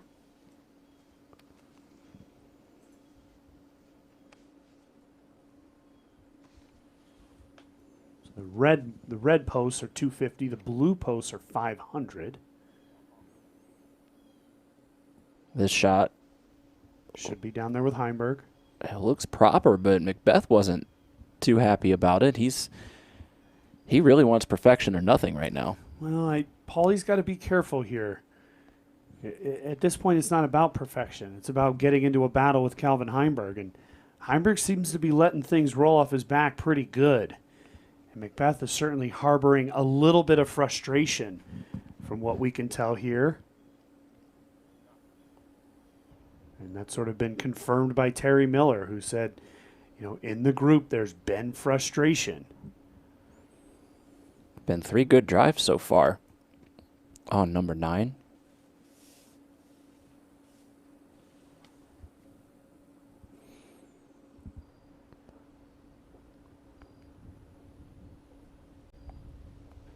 Four for 4, pretty good drives here on number 9. Yeah, lead card channeling that frustration on 8, putting it in the fairway on number 9. Still knotted up top. 25 is the lead. We're going to take a quick commercial break. We will be right back on the Disc Golf Network. At Dynamic Discs, we offer affordable custom stamping to help your company, club, event, or tour stand out from the rest. We can use your own design, or we'll work with you to design a stamp that captures the tone of your event. We'll get your discs stamped quickly and on their way within 3 weeks. If you're ordering for an event, you may qualify for one of our sponsorship tiers as well. Discs are listed at our best pricing with a minimum 50 disc order with a 10 disc minimum per mold. We have junior and mini discs available as well. For all the information you need, head over to dynamicdiscs.com or email custom@dynamicdiscs.com.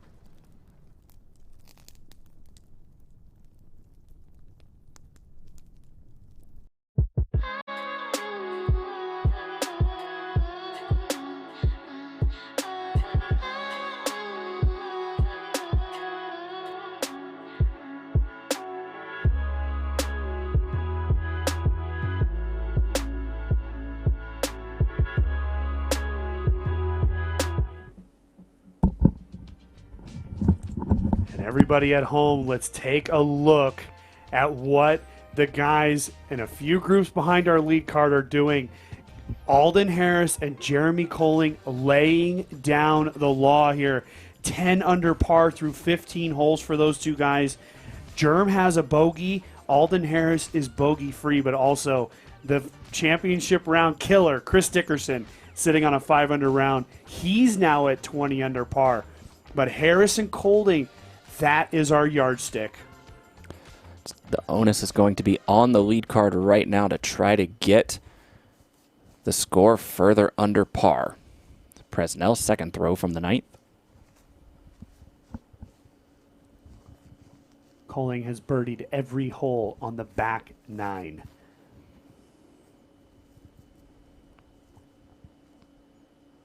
Second shot here. Oh, and Prez sneaks through that corner tree and just inside the circle. You don't see that too often. Nobody threw a pretty darn good shot. To come in just on that corner is important. I mean, he only needed to be a few feet just inside that, and he would have been darn near park. So good shot there from Presnell. Now you have to remember, it's completely blind for our players. They have no idea. They're just trying to pick references in the air of where they need to be. Huli higher. Whoa. Going right by the chains there. Now he went a little too wide, but actually he found a big gap too. So he kicked it down there to the bottom side. There'll be another uphill putt for Yuli, just like we saw in number 8. See if he can't make the adjustment. Beth and Heimburg should be in a really good position to attack and have a, say, easy, but say relatively stress-free birdie look here. Presnell and Yuli, not quite as good at drives, but certainly still getting up there for the look. Check this out. McBeth's going to go to the sidearm. He's going to go to try to flex it back at the pin towards the end. This is a technical shot. It really is. Look at all the angle he put on it. And way too much speed. He's going to go 50 feet long, and it'll be a big question to see if he even has a look. That's the danger with throwing the flex sidearm. I mean, he's at least a disc too long on that. That's a, if he went big driver, maybe fairway driver, because the flight shape was perfect. It definitely was, but when you have a disc flexing back on a downhill slope, how are you going to get it to stop? I mean, that's why the backhand is so, I think, a better chance here to give yourself that 25-footer. Really, the best you can do is about 20-25 on the top side to the left of the pin. So McBeth went aggressive, but it's an interesting decision. Heimburg is nearly to the corner here. He's going to have to take a lot of angle. Yep, there's all that angle. Quite wide.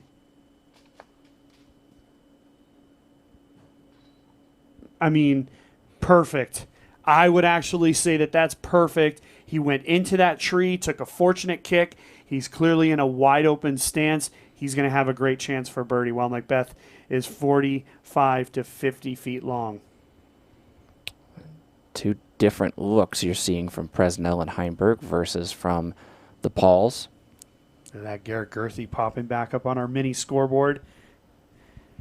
By the way, folks, Heimburg, McBeth, Gerthy, and Dickerson, these are our 5 best players in the tournament as of this moment in the world of disc golf, and they are all putting on quite a performance this weekend.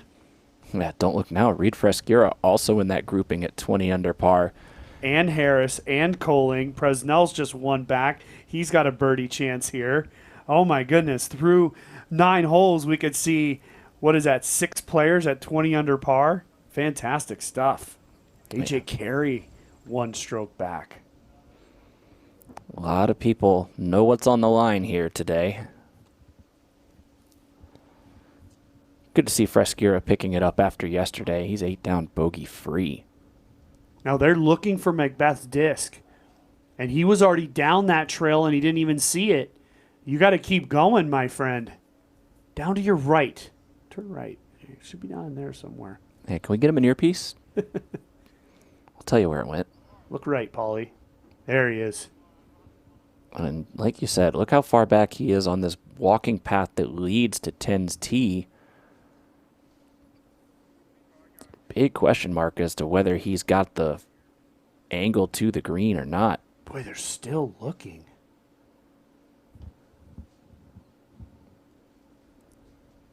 Well, they're all coming out now, so I'm guessing they found both of them. Yuli's disc would be over there on the left side of your screens at home on the left side, and then McBeth down there to the right.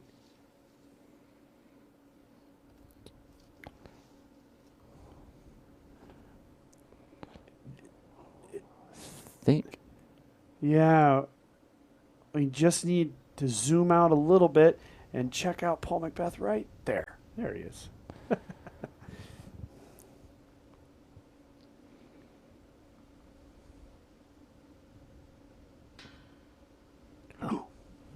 Uh-oh. Jamie, that's rolled down to a tester. It is all uphill from that side on here on hole number 9. Advantage Heimburg. Yes, Vinny has a big chance here, doesn't he? By the lie and by the demeanor right now. Most definitely.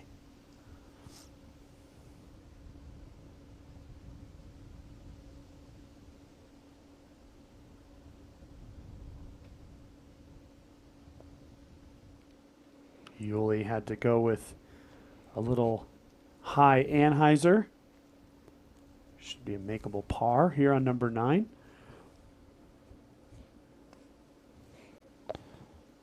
And there's Calvin, you can see, 2 steps inside of the circle, call it 29 feet. And we know Presnell is just a handful of feet inside the circle as well.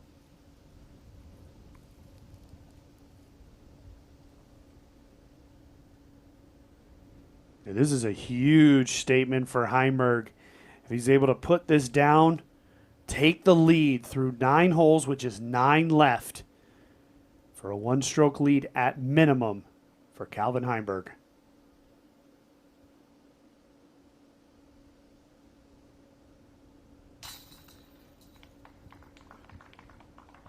So solid. The putt is looking so solid today. And that's that stroke right there. We see it. He'll move to 26 under. But look at the difference on the round. Heimburg 7, McBeth 3. The 2 best players in the world going neck at neck. Neck for what? No. Neck and neck. Neck and neck. There we go. They both have necks. My bad. Oh, Presnell, first low miss of the day. He's going to stay at that 19 under par number. Presnell falling down the board, not because of the lack of effort from him, but by the incredible play by a slew of players. Alden Harris picked up yet another birdie up on number 16. He's now at 21 under par.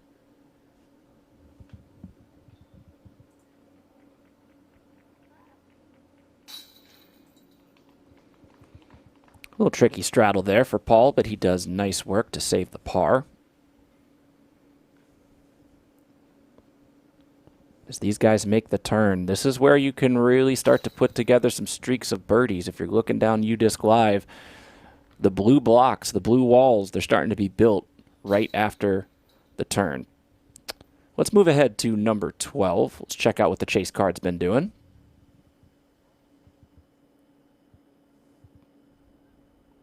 Up on number 12, the big boom.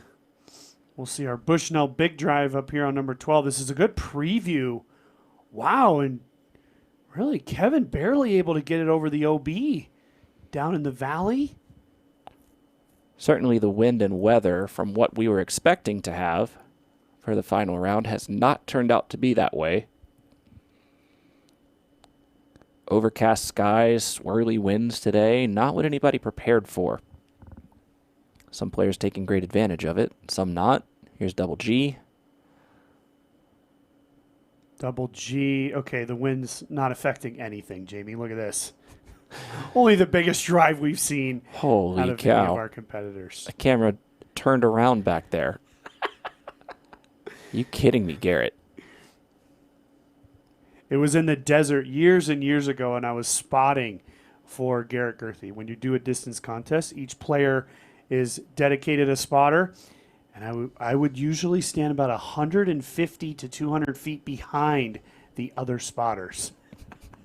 Garrett is that big of a thrower. He's impressive. Chris Dickerson using the flex to get partway up the hill. He's going to have a good angle to the green from there. And we are going to once again turn the call over to Terry Miller here on hole number 10.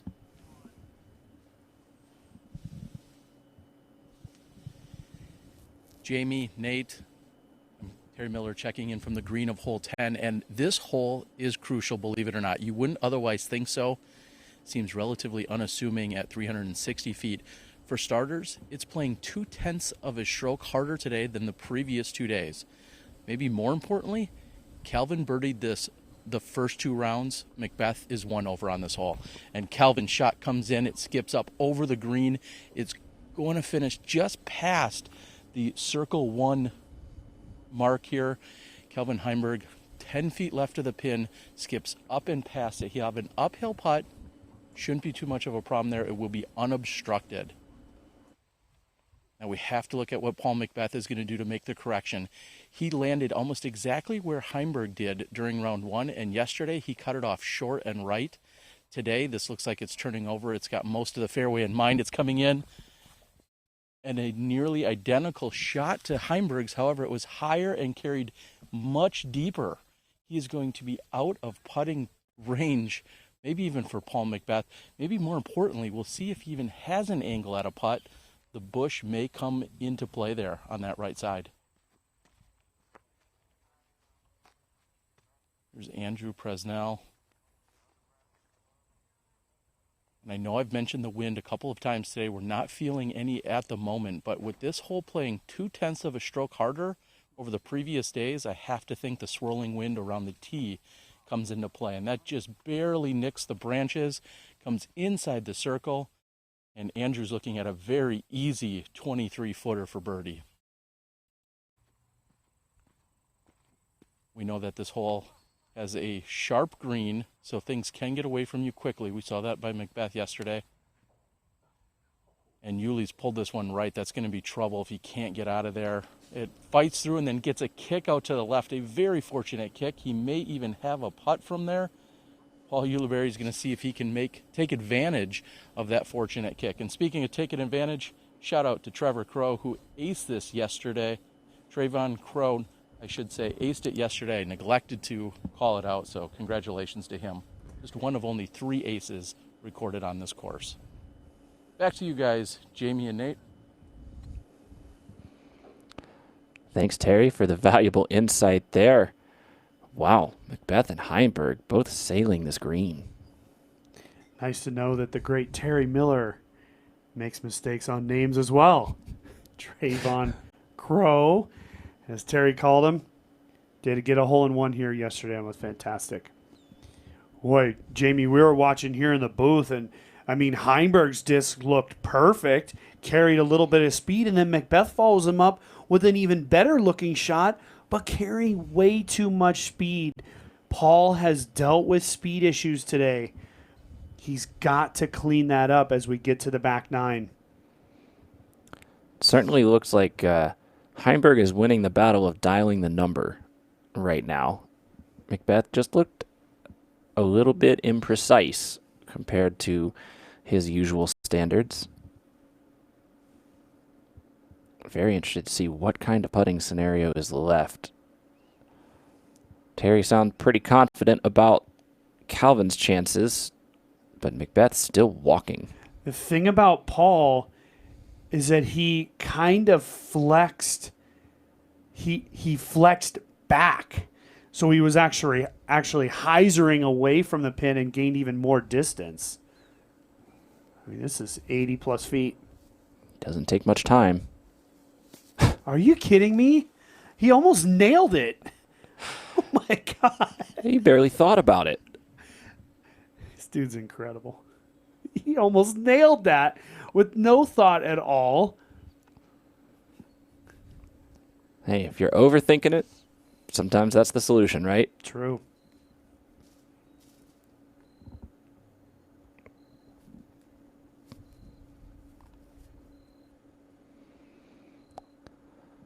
Yuli, just trying to find anything.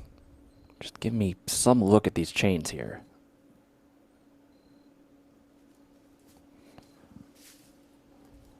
And again, Yuli and Presnell have fallen down into the 9th and 10th place positions at this point. But that's not, again, from a lack of effort, but it's just there's some guys out there that are playing great today. Well, I mean, normally you can look at McBeth and say, oh, McBeth in the lead in a final round, okay, he's the standard. And right now you can't pay attention to what Paul's doing. Yeah, I mean, the standard right now is Alden Harris. He's 11 down with 2 to play.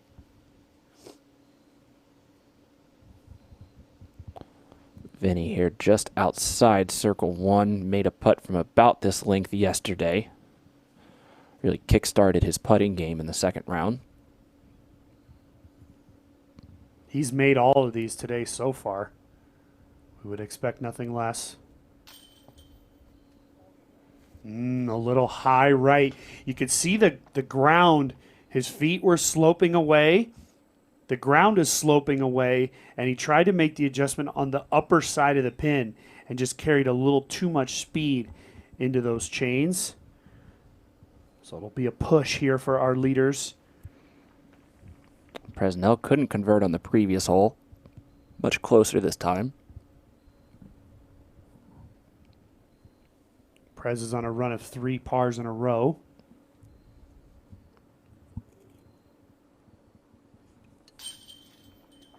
And right in the heart for Andrew Presnell.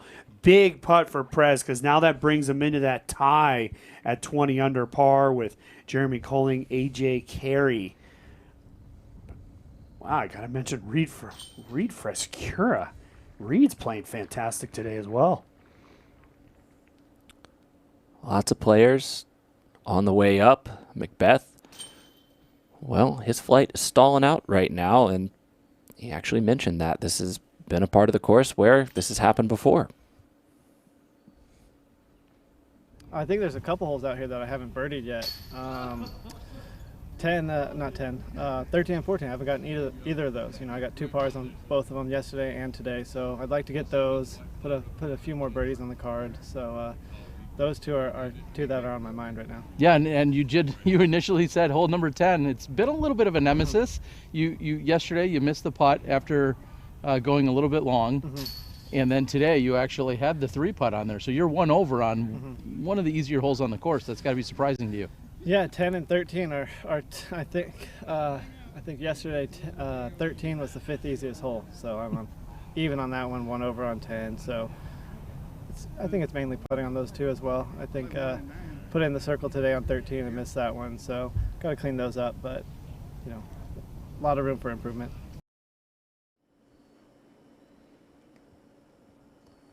Now on 11, par 4, asking for a big righty hyzer off the tee.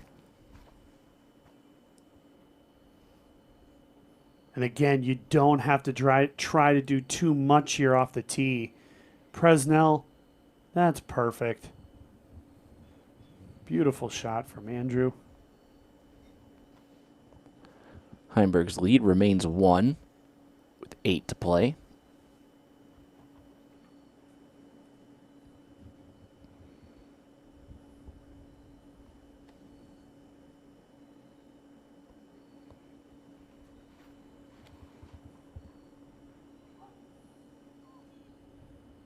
That looks good from Heimburg. Can he stay out of the left side? Yes, he can. And yet again, Heimburg, the farthest off the tee so far. He's put on a wonderful performance this weekend. It started right around this time, back on Thursday. He was only 2 under par, and he went on an incredible run of 10 straight birdies and ended up with that 12 under par in round number 1. What he wouldn't do to get that again. Paulie, little on the inside. And about 50 feet behind Heimburg off the tee. But still, he's in the short grass, and it's just a sidearm from there. Yeah, plenty of distance on tap to get to this green. Of course, we'll expect McBeth to go with the high sidearm, and we've seen that in the first 2 rounds. You'll be a little wide of perfect, but in the short grass nonetheless. Let's go over to number 17. We talked about Jeremy Colling. Only 1 bogey on his round. That was back on the 3rd. Since then, he's put together 10 birdies. He's 10 under. His disc was in bounds, although he was over here by the fence line. He actually got saved by the tree there, Jamie. And he was almost OB and then catches the corner. So he'll be left well back, most likely just a layup there on 17 for Jeremy Colling. Let's move over now live on number 17 as we see Alden Harris. Good call out for Alden. He did pick up his USDGC spot back last weekend, I believe, at the Music City Open. And he put that on a perfect line. If he hadn't done the course maintenance on those branches, he'd be under the pin.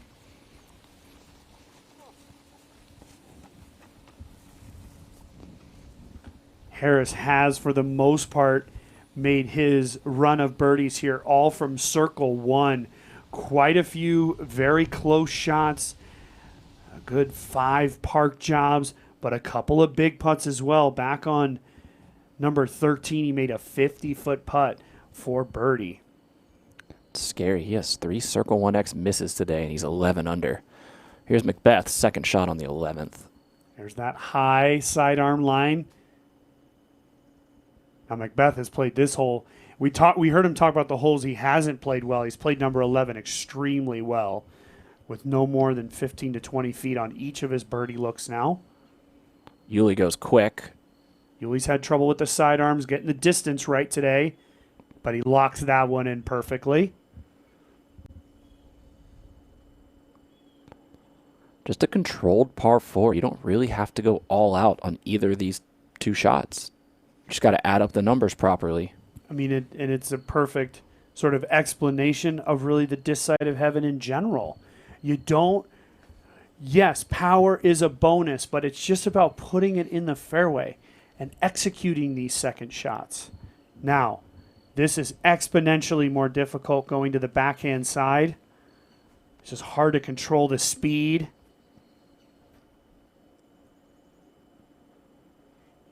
Very nicely done. That was beautiful. That is up there with that shot from Yuli back on number 4. So much control. 'Cause you got to remember, when they go to this sidearm, they don't have to have any control. They just use angle, you know. But to go backhand, he controlled the speed beautifully. Can Heimburg make it 4 for 4 on quality upshots?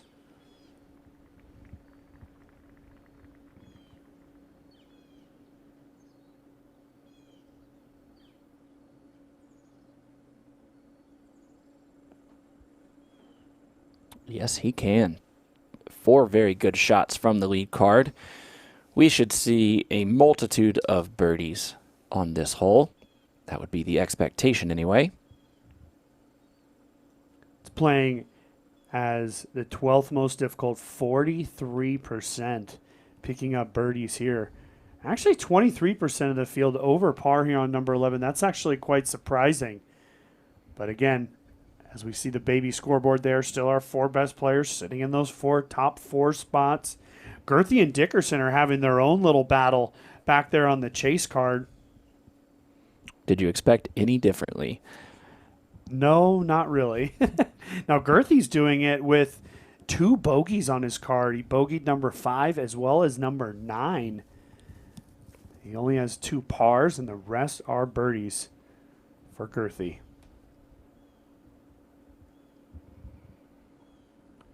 Got to mention it, Jamie. Reed Frescura is on the verge of not only besting yesterday's round by over a half a dozen strokes, but if he can finish strong, he can shoot the best round of his tournament and lock himself in for the United States Disc Golf Championship. Great to see the bounce back. McBeth to start another potential star frame.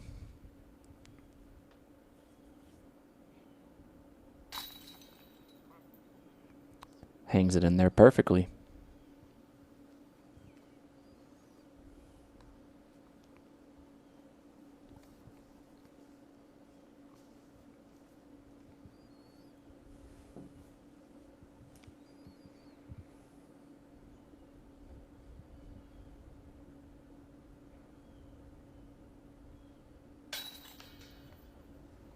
Ooh, just a little high there for Heimburg, but in nonetheless, keeping his 1-stroke lead over Paul McBeth.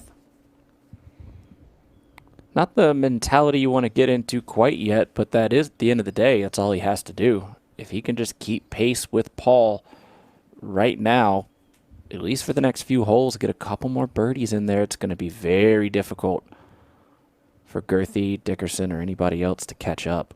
Yeah, you kind of have to say whomever of our 2 current leaders, quality putt there from Presnell, whomever of our 2 leaders is leading after hole number 15, you got to put the advantage on their side of the coin, because while those holes are extremely difficult, they're extremely difficult for both competitors.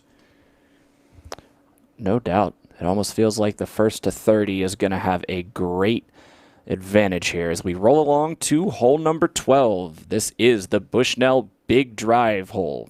Nate, what are we dealing with? Well, off the tee, this is a true grip it and rip it type scenario. You got to avoid going to the right, and you have to avoid the big tree here on the left. Over the years, we've seen some players get caught up in it. But really, you want to land your disc in this pocket over here to the left. Gives you a great angle to the pin. The bigger you are off the tee, the better the chance you actually have to see the pin on your second shot. But then it goes into a very slopey green here on number 12. And if you're left down the hill, it's completely blind into that upshot. So more than ever, the Bushnell Big Drive will be a giant factor here on number 12 in making the second shot much more attainable and easier to access. They say drive for dough. Also drive for the show as well. I don't know what they say. They say something about that.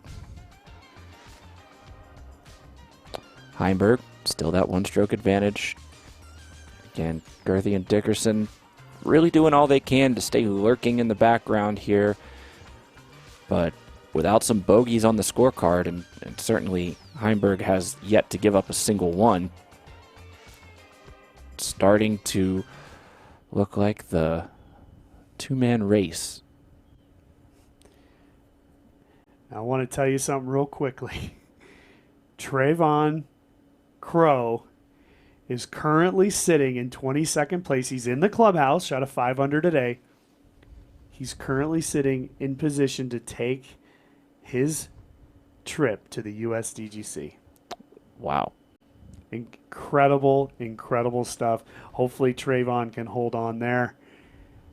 That'd be pretty cool. Get a hole-in-one and your ticket to the United States Disc Golf Championship. Good quality shot from Presnell there.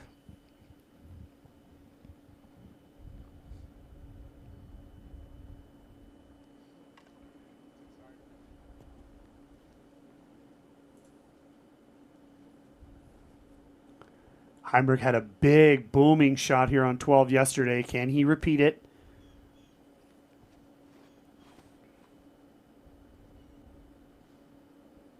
A little lower than yesterday, but good forward momentum. Not so bad, but not as high as yesterday. He's going to have that blind look up to the pin. You can see from back here at the tee how much slope there is. How it kind of goes up and then back over the other side.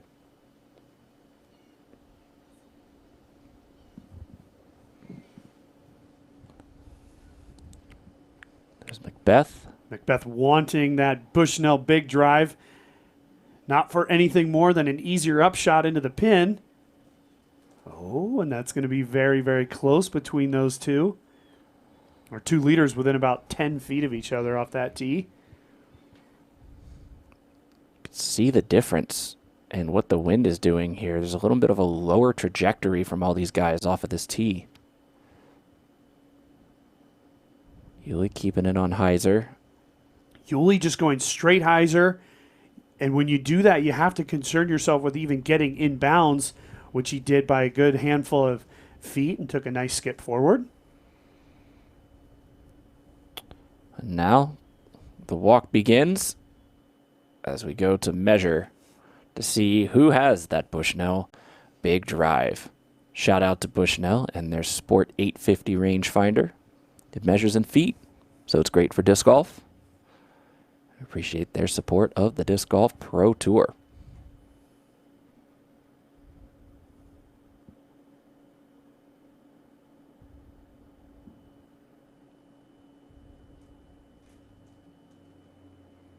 Let's go ahead to 18.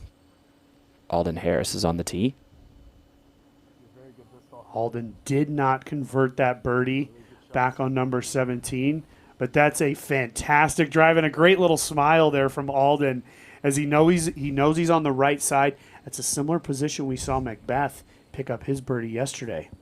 Here's Coling. Parred the last two holes, but that's not a problem. It's the tough stretch.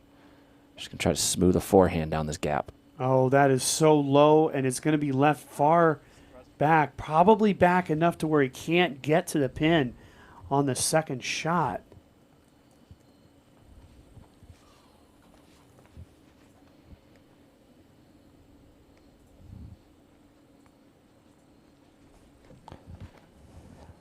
We are seeing Jake Hebenheimer throw here. Big hyzer flip to turnover.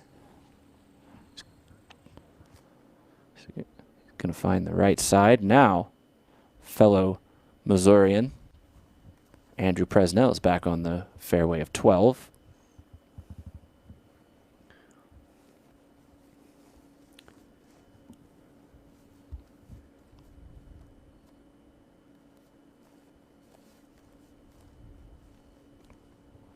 You can see the challenge here. Presnell has no idea where the pin is, but he's going to use the big tree, the big bare trunk tree, to lock in this shot.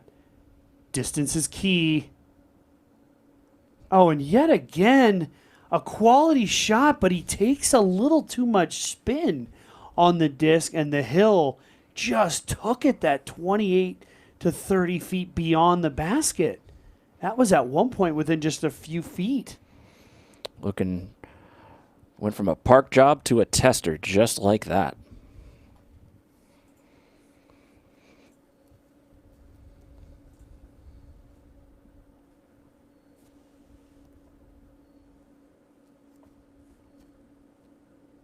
Uh-oh. This is way too far inside for Yuli. But look at that. He got it to hold straight long enough. That was a beautiful sort of mid-air adjustment from Paul Ulibarri. Out of his hand, it looked like it was going to be high right.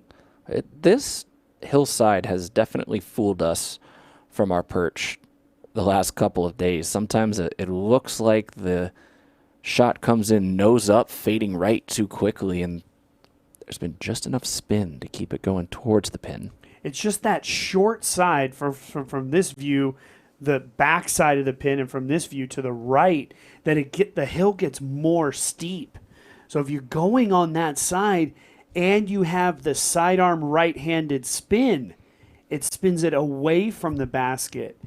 But Yuli made the beautiful adjustment there.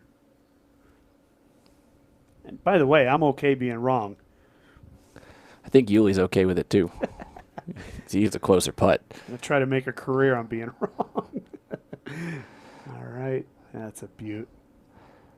Heimburg's in there. And look, again, from the camera angle, it looked like it was going right.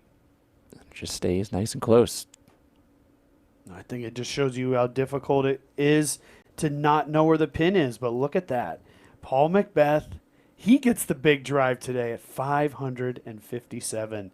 The Bushnell big drive. Only slightly farther than Paige Pierce was yesterday. 523 feet. Uh-oh, Jamie. Look at this.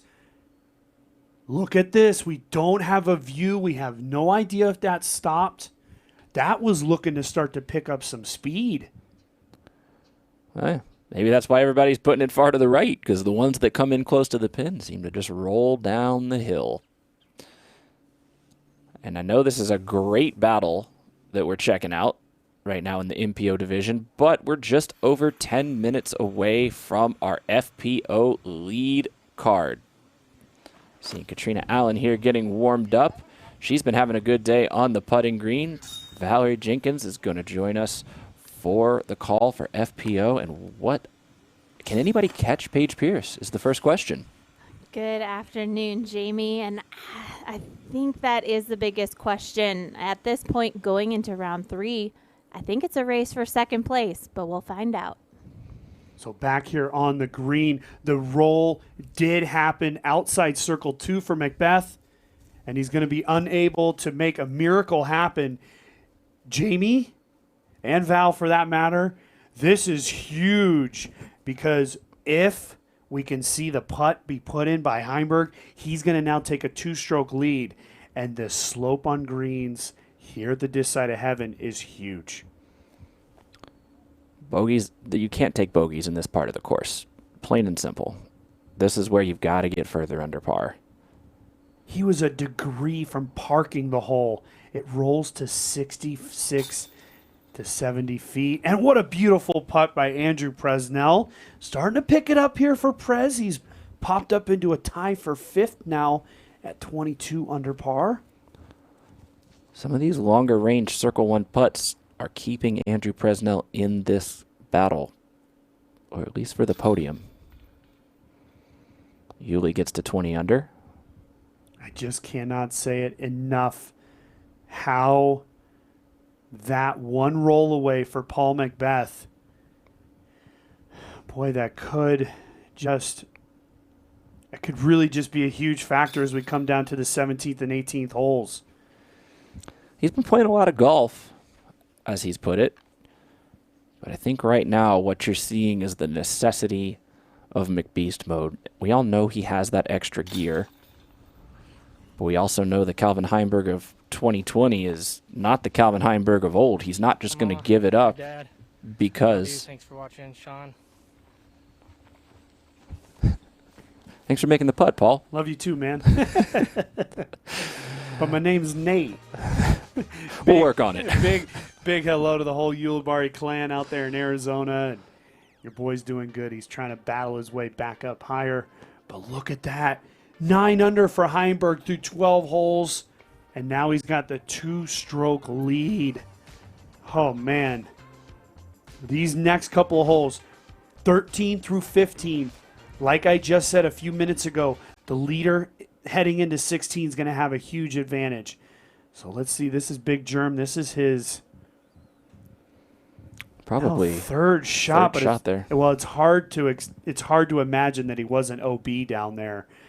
I'm going to go on a limb and call that his 4th. But either way, Big Germ not going to finish on the high note. Still a quality day on the course. He's going to be shooting either a 10 or a 9 under par potentially.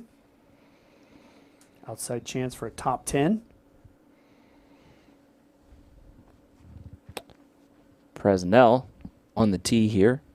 Keep in mind, McBeth said these are the next 2 holes here. He has not been able to capitalize on them, so this is a big moment for Heimburg, and it's also a big moment for Presnell. 22 under par at the moment. And if you're watching the post-production, as we see Presnell here, if you're watching the post-production, you saw that Calvin Heimburg parked number 14 in the first round. And so he's got good feelings on both of these holes right now. He knows what it takes. And Presnell, that was a beautiful drive from Andrew. Another one of those circles edge putts. He's been making a living on them today.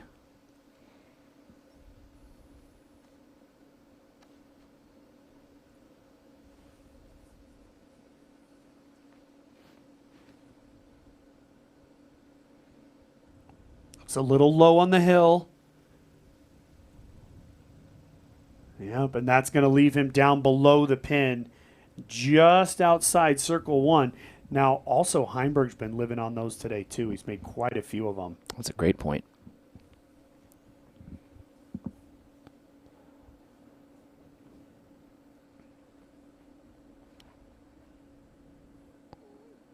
Yuli can do some work here on these back few holes and get a nice payday and a nice bit of confidence. That's going to give him some confidence.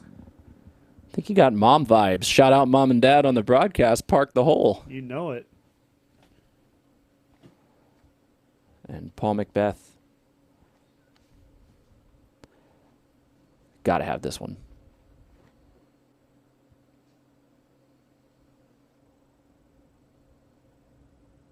Now, he did this yesterday. He was inside circle 1, but he missed the putt, and that's out there right around the edge of circle 1. Let's check in very quickly here with Terry Miller.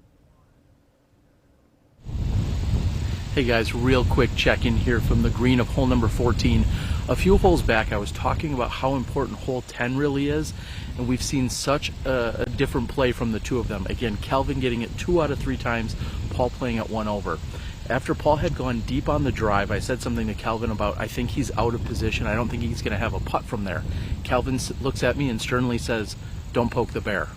A few moments later, Paul tickles the chains, almost capitalizes, almost gets the birdie, and Kelvin again looks at me and said, Terry, I told you, don't poke the bear.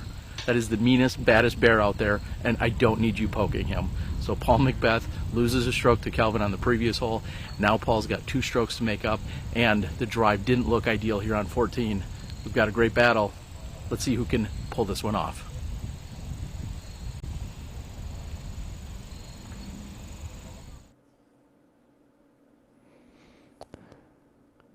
I like Heimburg's mentality right now. Loose enough to make jokes. Everybody knows Paul McBeth is the biggest, baddest bear out there, but Heimburg's got some fur himself right now. So from one bear to another, this is going to be FTP. Furthest from the pin for Paul McBeth. You almost got to say this has to go in at this point. These are the kind of putts he's known for making. When you have to have it.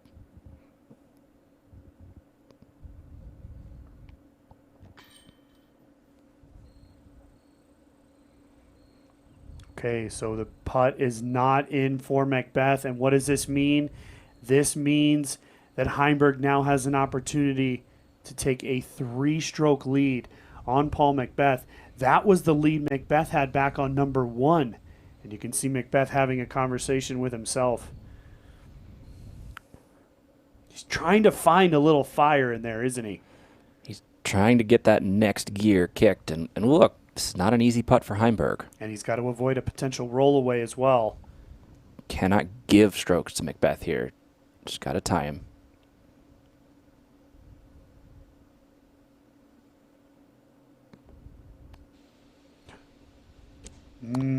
I was a little scared there because that he hit that front rim. A roll was a big potential there. But that's a big missed opportunity. Keeps McBeth in it. You'd have to think Heimburg taking a 3-stroke lead with just 5 holes left on the course would be a tough thing to come back from. But either way, it's a push. See if Presnell's got this longer look dialed. And Prez is fighting for that 3rd place finish still. He's just 1 back of Girthy and Dickerson, who are up a couple of holes ahead, sitting on 23 down.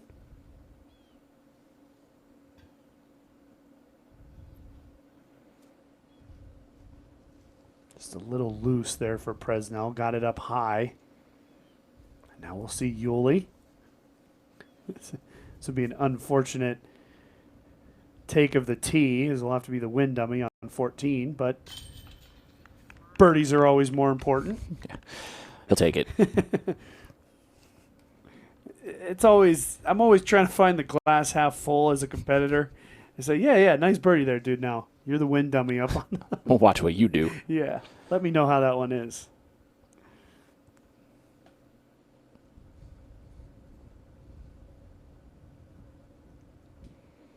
Presnell sticking to his routine.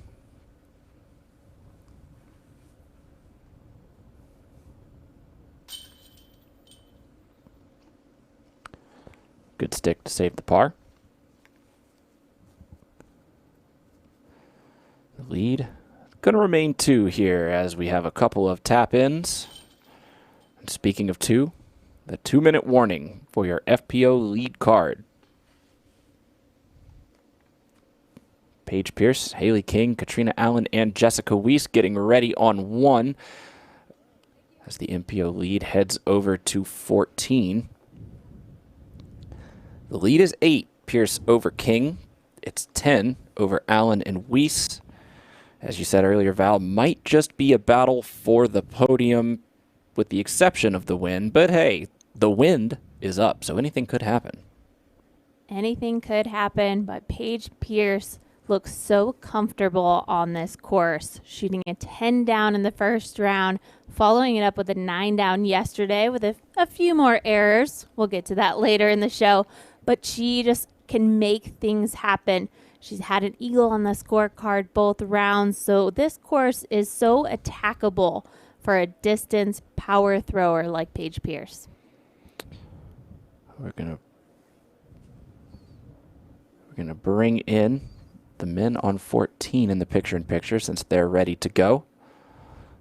Ladies getting their final announcements. And Ulibarri's a little left there.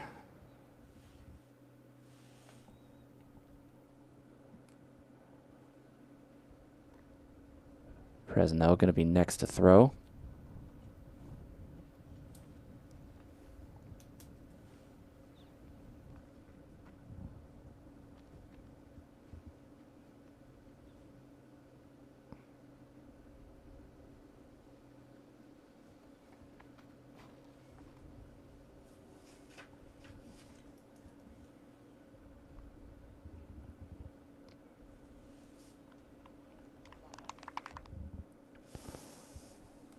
Prez gets clean over that OB.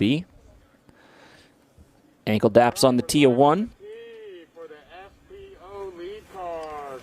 First to tee off, shooting 19 down through the first 2 rounds. The reigning champ, and she's actually won all 3 Jonesboro Opens. She has 23 wins on the Pro Tour. Give it up for Paige Pierce.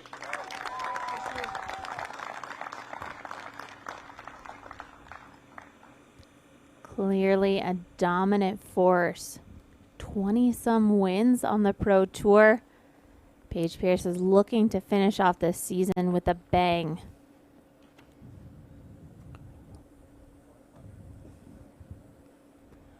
.380 feet for the women here. Paige was in that distance yesterday and cashed that 60-footer for birdie. Through 2 rounds representing Wisconsin. Let's get real loud for Haley King. A couple tournaments ago, Haley King and Paige Pierce battled up in the Green Mountains of Vermont. Pierce came out with the win, and Haley came out with a lot of wisdom in her young career. Let's see what she can do today.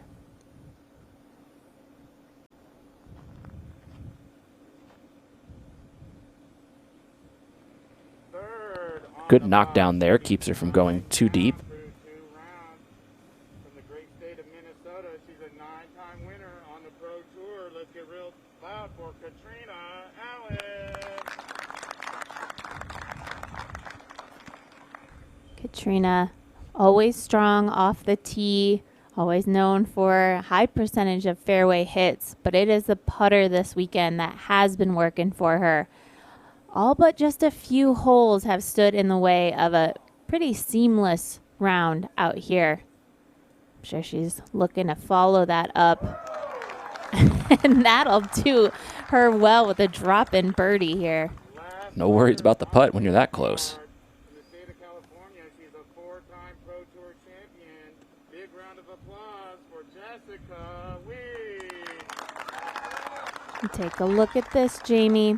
We knew Jessica was dealing with some elbow issues yesterday toward the end of the round, and we see her with a brace on her elbow today.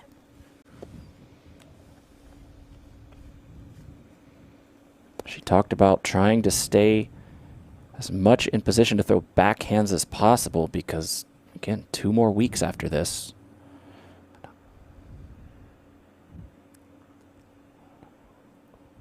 That one's going to tail high and left, going to be over there kind of near Paige Pierce. The FPO are on the course, and Calvin Heimburg was out of bounds. Jamie, for the 2nd day in a row, Calvin Heimburg has made the only mistake you cannot make here on number 14. He's over-snapped it, and he's executed a beautiful shot here. He's going to take a bogey. Now, McBeth's disc is over on the left side, and we'll see if he can't find himself a line for birdie. But we got to ask ourselves, how in the world does Calvin Heimburg overturn his tee shot here on 14? It's the only mistake you just can't make.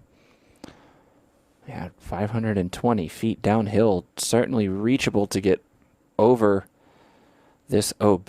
And really, from the tee shot that I saw, I wouldn't have thought that Calvin was going to be OB here, but he must have just taken a late kick and found himself. Yeah, there's just OB on that right side. I just would not have thought that Calvin would have been OB, but clearly he threw that shot, and he's going to take a bogey here on number 14. huge chance for McBeth to get the 2 strokes back right away. Presnell right around the circle 2 flag.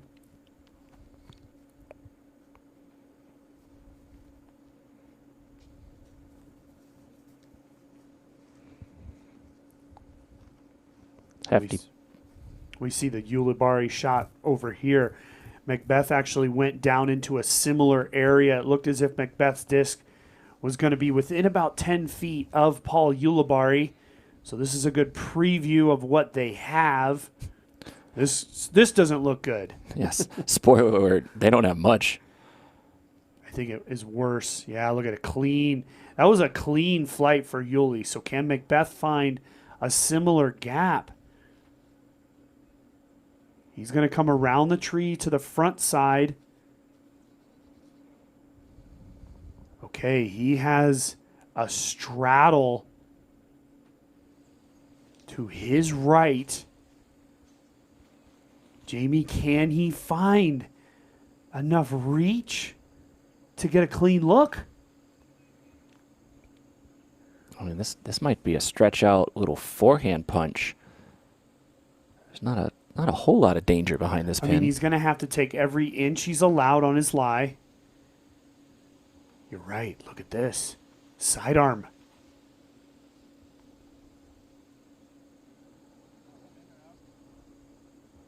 Or an extremely low release on a putt. He just asked, am I in or out?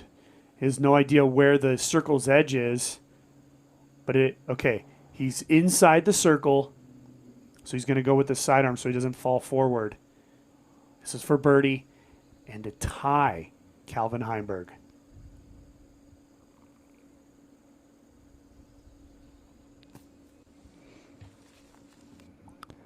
Just barely over. He had the line. He juiced it a little bit, and that's actually going to be a tester putt coming back. He should still have the opportunity to throw here.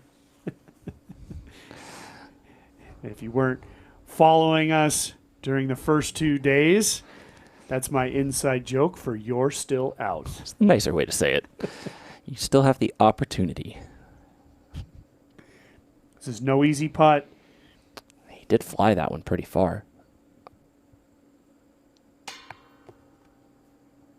Oh, and did that roll? No, it stayed. Calvin Heimburg was just bailed out by McBeast right there. I'm floored. I am absolutely floored at this point. McBeth cannot allow Heimburg to walk away with no strokes lost. Man, Paul is furious back there. Absolutely furious.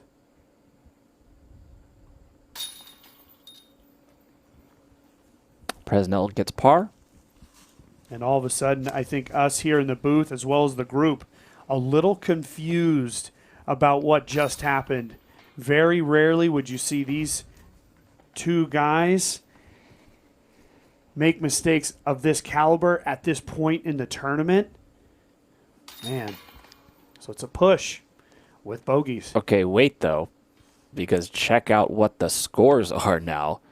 Heimburg moves back to 27. Paul moves back to 25. Double G and Chris Dickerson still getting birdies. Both of those guys have birdied 15 and 16 on the way in, so they are sitting one back of McBeth right now. I mean, let's face it, you got a birdie number 15. Those birdies on 16 are awesome. So you're right. Those two guys right behind Paul, and Paul's sort of in a position right now where he doesn't care about who's behind him. He only cares about one spot here because no matter what, in a few hours, he's going to be on a plane back to Charlotte and getting ready for the USDGC. He has to now dig deep and find some greatness. He's going to have to make a great shot here or two in the last 4 holes, but it starts on 15, and you got a birdie number 15. Playing is the easiest hole on the entire course. Yuli's first, holding down the box.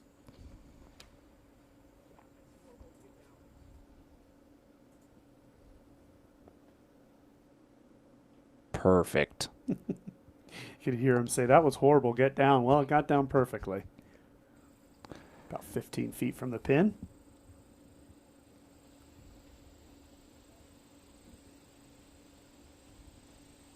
Presnell back to 2 strokes back of that Garrett Gurthey, Chris Dickerson group you were just referring to, and has a chance here to get 1 stroke closer.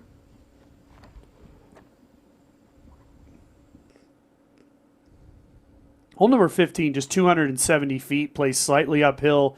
The only challenge here is the slopey green. If you find yourself with a 20-25 footer, it can be a little bit of a challenge, but for the most part, we've seen everybody within about that 15 to 20 foot mark here. 270 feet, just nothing more than just playing catch with your buddy.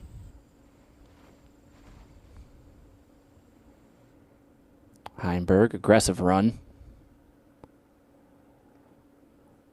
Does very well there.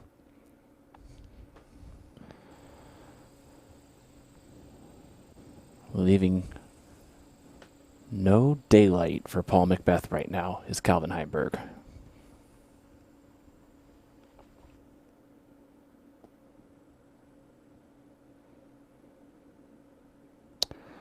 And I don't want to call it a tester based on what we usually see out of McBeth, but in this moment, that is a difficult putt. If you can't get enough of this season, don't worry. Disc Golf Network subscribers, we've got some bonus content. If you missed this, we just announced this past week. We are going to do a live companion show. It's called Inside the Winthrop Arena. Myself and Terry Miller will be on site at Winthrop University. We will have interviews, we will have analysis, and we'll even get to peek in to the pay-per-view live stream for a couple of moments. If you want to get the pay-per-view live stream for the championship, check out the USDGC's website. If you're already a Disc Golf Network subscriber, you don't have to do a thing to watch Inside the Winthrop Arena. Starting Wednesday, October 7th, we're going to be live each round. More details to come in the following days, but we hope you'll get a chance to tune in.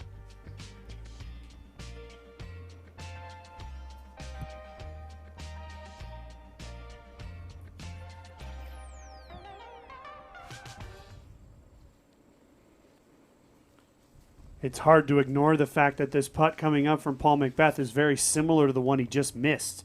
It was a little bit closer, but it's downhill on the same line. But now that we see it in person, he's a little closer than I thought originally. Yeah, same here. And right in the heart. Yeah. So this is not unexpected here on number 15. The group's going to play this hole quite quickly. 16 is the only par 5 of the tournament. And the question is does McBeth decide to try to make it happen now versus wait till 17 and 18 to try to make a move? He can get aggressive off the tee, try to go over. Yesterday we saw 2 eagles on number 16 by Jones and Dickerson. So does McBeth try to do it? Also remember from yesterday, Heimburg had some big trouble there on 16. What's going to be very important, and we don't want to overlook these birdie putts here to complete the star frame, but what's important here now is that everybody's birdieing, so Heimburg still ahead of McBeth in the teeing order. This will give Paul McBeth that extra moment to see if that tee shot, if Heimburg gets in trouble again, can he press and take advantage there, put himself in position to try to get the 3. Check this out on our top 10 leaderboard. Look over there under the finals. People that have finished. 11 under for Alden Harris. AJ Carey coming in with a 10 under par. He's solidified his spot at the USDGC. No better time than at the last event, right? And those are some pretty solid rounds. And Reed Frescura on a double-digit number as well. He's 1 hole away from really an impressive bounce back after the round from yesterday. Yeah, how about AJ Carey? He comes from the Charlotte area out to Jonesboro just to go home to qualify to play in his backyard. Beautiful. All right, how about FPO? Val, we know you've been paying attention. What's going on through the first hole and a half of this round? 1 hole in, and we already have some movement happening here. Katrina Allen was the only player on the card to get a birdie. Jessica Weiss ended up getting a bogey from being so far on the left-hand side of the fairway. We're now on to hole 2. It's a par 4, and Paige Pierce is the only player to not hit the fairway. So she is playing a different game plan here on hole 2. So we're already just a hole and a quarter in, and we're seeing things happen. And this is when a player like Katrina Allen or Haley King, they need to pounce when the opportunities are there. And you saw that was Katrina Allen in the fairway of 2, putting a great upshot to the plateau. Back to 16, Ulibarri first to tee. The tee shot here on 16, you can get aggressive if you so choose, but you have to avoid going long. Ulibarri in a fantastic position, and he'll have a decision to make if he wants to lay up or go for it. But we saw yesterday Heimburg going too long on the fairway, finding the woods, and unable to get out in 2, ended up taking the bogey here on number 16. Important to be in the short grass here.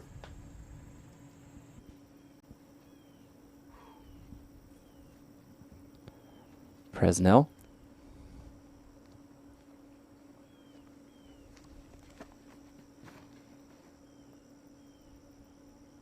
Prez with a watchful eye. He's going to be a little right of ideal. Can the ground play help him out a bit? I think that is going to help. It's tough to tell exactly from our camera angle here where they're going, but the important part is that they are in the short grass. Big moment.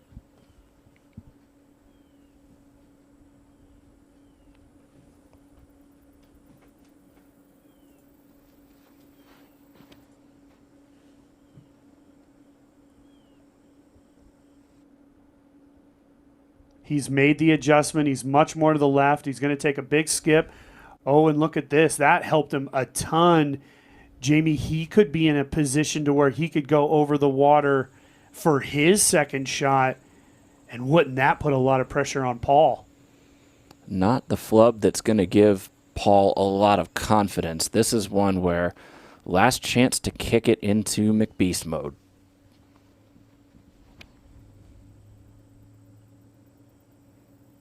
So he's gone high here.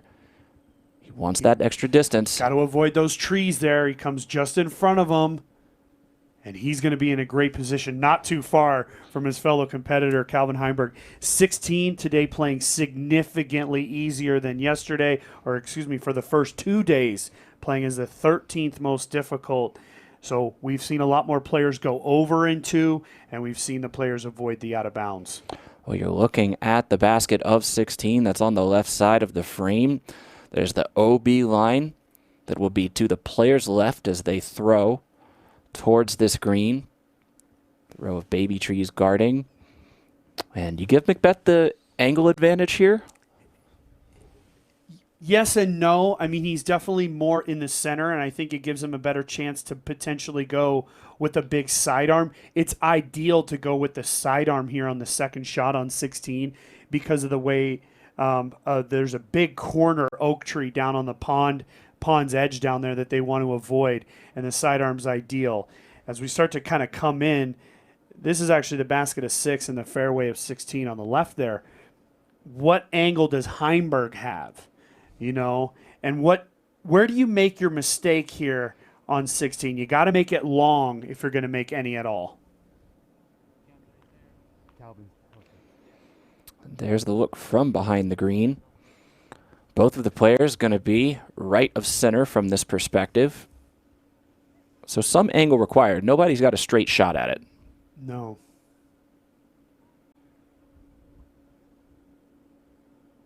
And that little flare and roll for Heimburg could have done him a big help to where he might have the slightly better angle. So tough to tell here on 16.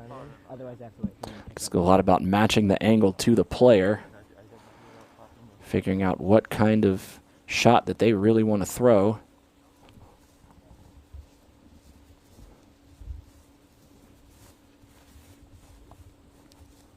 So for here on Presnell, he's just looking at where he wants to lay it up. You can see the pond down there.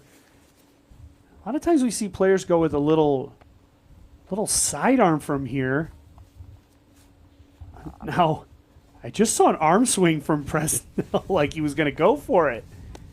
Look at this. I think he is. I mean, what could happen? If he eagles, he would jump Dickerson and Girthy. This has got to be more of a play to just get the easier birdie.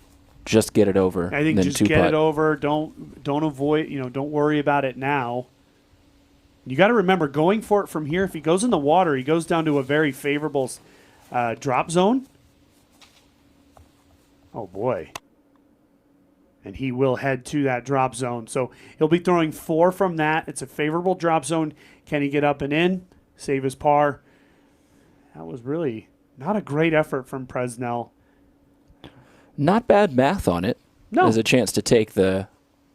I mean, how else are you going to really jump Dickerson or Girthy?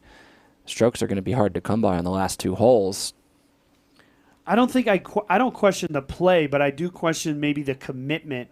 It looked like, even had he missed that tree, was he still going to be able to get through and over the water? I think that was still in question for me as well.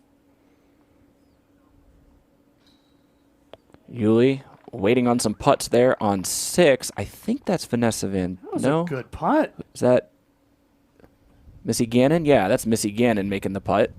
Cannoned that one in there, huh? Gannon the cannon. The long putt on 6. Yuli just going to go with the layup. It's starting to roll. Ooh, okay, well. Somebody's clapping out there. Yeah, makes me think it's good. All right, where's Heimburg? He's moving up to that tree.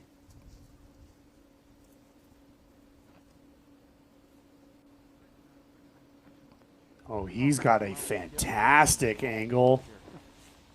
But, actually, Terry's filling him in on what happened here. He's got the angle for the backhand. Now, McBeth, a little bit to the right. Look at what he's got.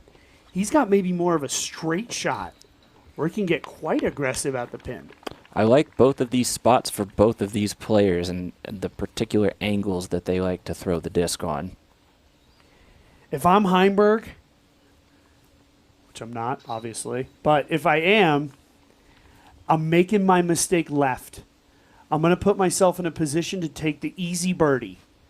Force McBeth to have to get the eagle. You cannot throw out of bounds at this position because it's really going to give a great opportunity back to McBeth. There's the most room left and long from the perspective that we're looking at here. That big tree on the corner on the other side he's got to avoid. He's just going to punch it. Doesn't have enough height. Oh, Jamie, what a shot from Calvin Heimburg. Shot of the day at this point. He parks it for an eagle. And now the gauntlet has been set for Paul McBeth. Keep pace, or this one's Calvin's. Just a few minutes ago, McBeth was thinking, if I can eagle this, I can fight my way back in. And right now, he has to eagle it to not lose by more.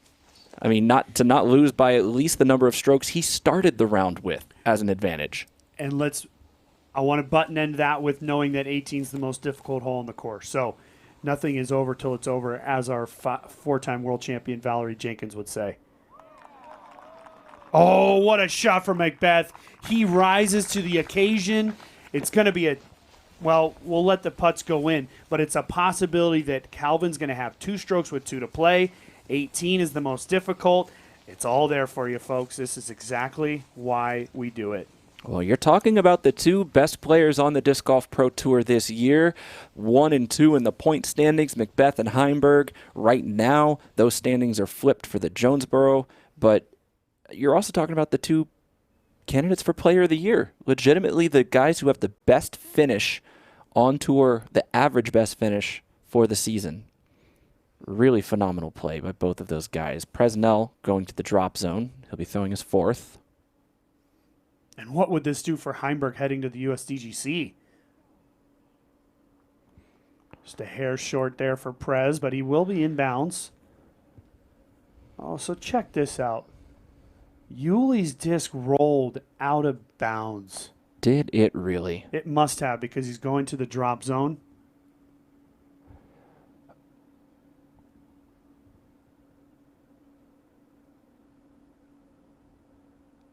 Or is it in front of the drop zone? You might have the, oh my goodness, he almost threw it in. You might have the option. Boy, I just saw him pick his disc up. He was in front of that because it was either a drop zone or a foot fault, one of the two, and it almost went in the basket. Crazy things happening on 16. We've got to get you over to 3 right now because there's some crazy stuff happening in FPO. Val? Katrina Allen stays on the tee box with a birdie on hole 2. And then we've got this, and almost ace on hole 3. So Katrina Allen is feeling good. And she would. We're going to see Haley King now. She just picked up her first birdie of the day on 2. Baskets in play for the ladies on 3. Yeah, and this is a beautiful line as well. Checks up just short of the basket. Little fist bump there.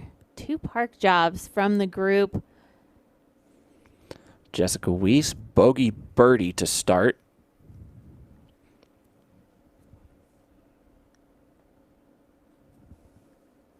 Every player, all 3 of these players that just teed, they were on the right-hand side of hole 2 and managed to get the birdie. I had mentioned Paige Pierce. She hit early, and she played the left side of hole 2, which I haven't seen any player play this weekend. She ended up carding a par. Hole 3, Jessica Weiss is the only player with a par as they finished out. Thank you very much, Val. Yeah, Paige Pierce would park that hole. Weiss left out of the star frame. Presnell here to save par. To stay 1 stroke ahead of Ulibarri for the moment. Good par save there from Presnell. As you mentioned, playing the numbers game from the fairway. Able to get up and in for his par.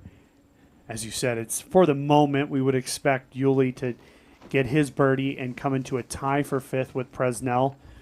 And they're just going to be 1 stroke behind Dickerson and Girthy, who have parred up on number 17 as they're hitting the 18th right now at this exact moment. So 1 eagle in for Heimburg. And could you imagine having to eagle number 16 and they both do it? It's incredible stuff. Championship caliber shots right there for both McBeth and Heimburg. But of course, Heimburg setting that pace. That is just taking him to the wire. I mean, big shout out, though. We do have a shout out. The other eagle today was by Nate Perkins, one of our favorites for Nate Perkins. And there's the leaderboard. It's 2 strokes and 2 holes. Let's look at it, though, Jamie. Let's talk about what it's going to take today. This has been a big change with the win. 17 playing as the 4th most difficult. Birdies have been hard to come by. Only 19% of our field doing that. And then as we head up to 18, it is the most difficult hole. 6% of our field has birdied, but 62% have found above a bogey here on number 18. So can Heimburg par? If he pars out, we got to think he wins. But can McBeth put the pressure by birdieing both of them? That'll be the question that still needs to be answered.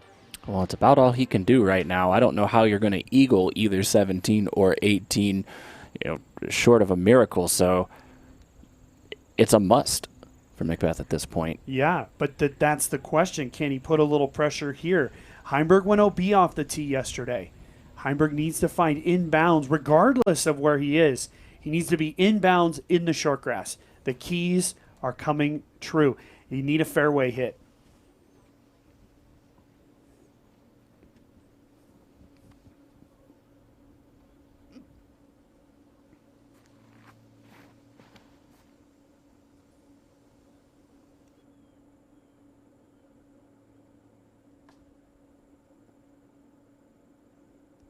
That's okay. If he had missed that branch, it would have been the best shot we've seen here on 17 all weekend. And still, he's right there where usually the field finds themselves. Beautiful drive by Heimburg. Yeah, call it 310, 320, very downhill from the pin.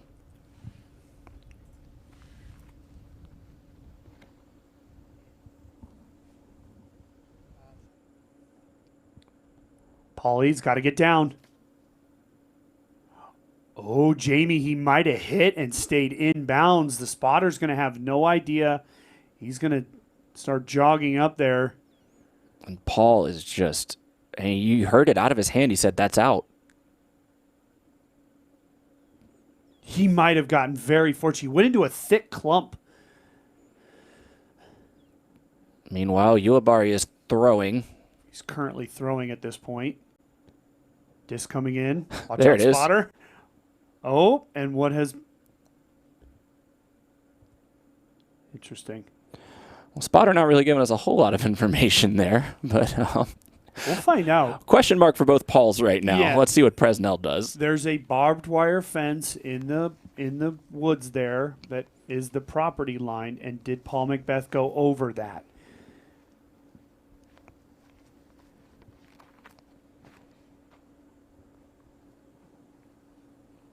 Yuli's drive over there near OB. And Presnell well off to the right, but swings back at the very last second. And he finds a little short grass on the corner. There's a maybe there. He may have enough angle. It's going to really depend what branches are directly in front of them and how far they are away. There's that barbed wire we're talking about. And here's the comparison. Look at this. Where has Calvin Heimburg won this tournament, Jamie? Circle 1X putting. 23 of 24 from Circle 1X. Incredible statistic for Calvin Heimburg. Man, oh man. McBeth has missed three more, excuse me, Circle 1X putts than Heimburg, and the lead is 2. So there's the difference right there. The 3 Circle 1X putts that differentiate Calvin from Paul. Well, that was the lead Paul started the day with. And I think in a turn of events that's really surprising to so many of us that Paul has given up this lead and, in fact, given up 5 strokes. Yeah, we're not used to seeing it, especially come that championship round. But you know, it's a little different when you got a guy like Heimburg pushing you along, saying, "Hey, man, I'm not going to make mistakes. I'm going to continue to birdie." And when I did make a mistake, Paul made a very uncharacteristic mistake himself. But we just want to let everybody know at home, Garrett Gerthy did officially birdie number 18. He shot a 10 under par today. He has set the bar for Ulibarri and Presnell at 25 under if they want to find the podium. Great final round by Garrett Gerthy. And for the 3rd straight year, Garrett's going to find himself within the top 5 here at the This Side of Heaven. I would predict that in a couple of years, it's a possibility that we do see Garrett Gerthy raise the trophy here in Jonesboro.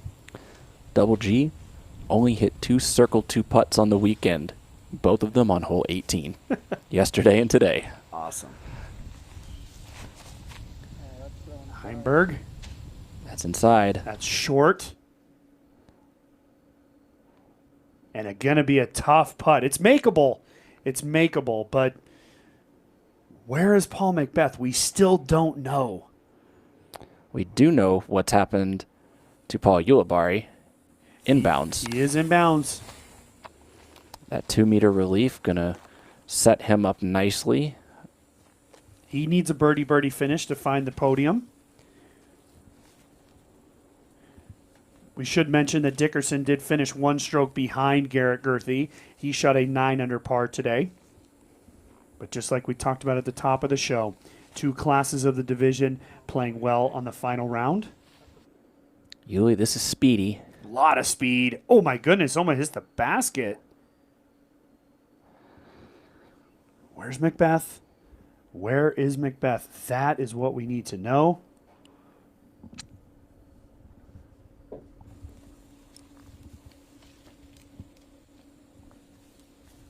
Okay, Jamie, I just saw him pick his disc up. He was in bounds. He's in bounds. He needs every bit of the breaks to fall his way right now. The mistakes that both Heimburg and Uli have made so far is speed. Can McBeth fix that? It's a very slopey green. It slopes from left to right. Looks like he's going to go with the slower disc. He's going to go with what we were talking about the other day we think is a zone. Really overstable, slow disc, and he's going to a knee here, so he's taking all of the speed off of this shot.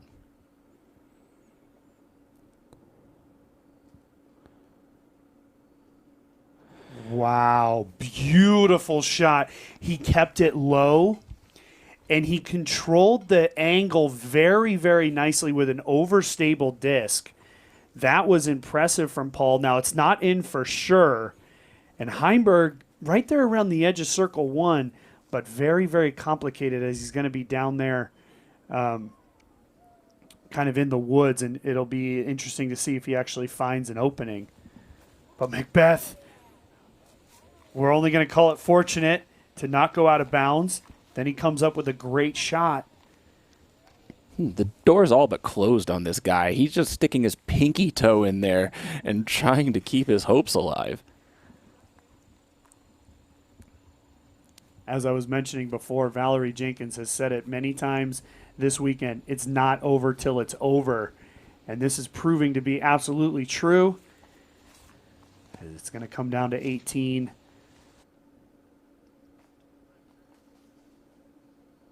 Another speedy shot from Prez. Or at least another speedy shot on this green, this time from Prez.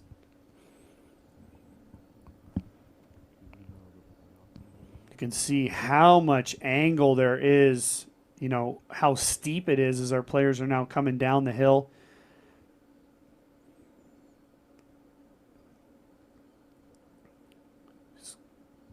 What a shot that Heimburg threw on 16, and then McBeth following it up. This is, you know, they are the two best players on the Disc Golf Pro Tour, but arguably the two best players in the world. I mean, we know McBeth's number one, and then there's a handful of players like Wysocki and McMahon, but also Heimburg. He's been so consistent this year. I don't think we've seen him outside of the top two groups all season long, which is something we're used to saying with McBeth. And so Heimburg proving to be the class of the division, all starting last year, 2019. It was the big victory he had at the Las Vegas Challenge that sort of kicked this whole thing off. Heimburg's worst finish on tour this year, Idlewild, where he tied for 11th. Outside of that, he has not missed the top 10. So really no look here for Heimburg. He's going to have to go above the little cedar right in front of him. He's going to have to loft it up and over that. This is dangerous. If he hits anything and rolls back down to where he is, great point. All of a sudden you're maybe looking at a tie game going into 18. Oh my goodness, and he has nailed it. And look at Calvin Heimburg. Wow. Wow, oh wow, what a putt from Heimburg. He found the gap and he caught it. Let's replay that from Zuka. I mean, if it's not the shot of the day, I don't know what is. Right over the cedar, an 8-ball in the corner pocket as it hangs around there. That is a tournament winning putt. Ladies and gentlemen, Calvin Heimburg slamming the door on McBeth's toe right now. Don't want to get on you too hard, but 18 is very, very difficult. 18 is very difficult. I'm just rolling with the hot hand, and this man can't be slowed down right now. Could not agree with you more, but 18 has proven to be challenging. I've just seen it too many times. So great, amazing putt. So you're saying don't go anywhere yet? Don't go anywhere. All right, we're staying here. Paul Ulibarri is putting on 17 now. Give it to him. Just give it to him. Come on. Head goes down just a hair, and now an opportunity for Presnell to step up and take a one-stroke lead over Ulibarri.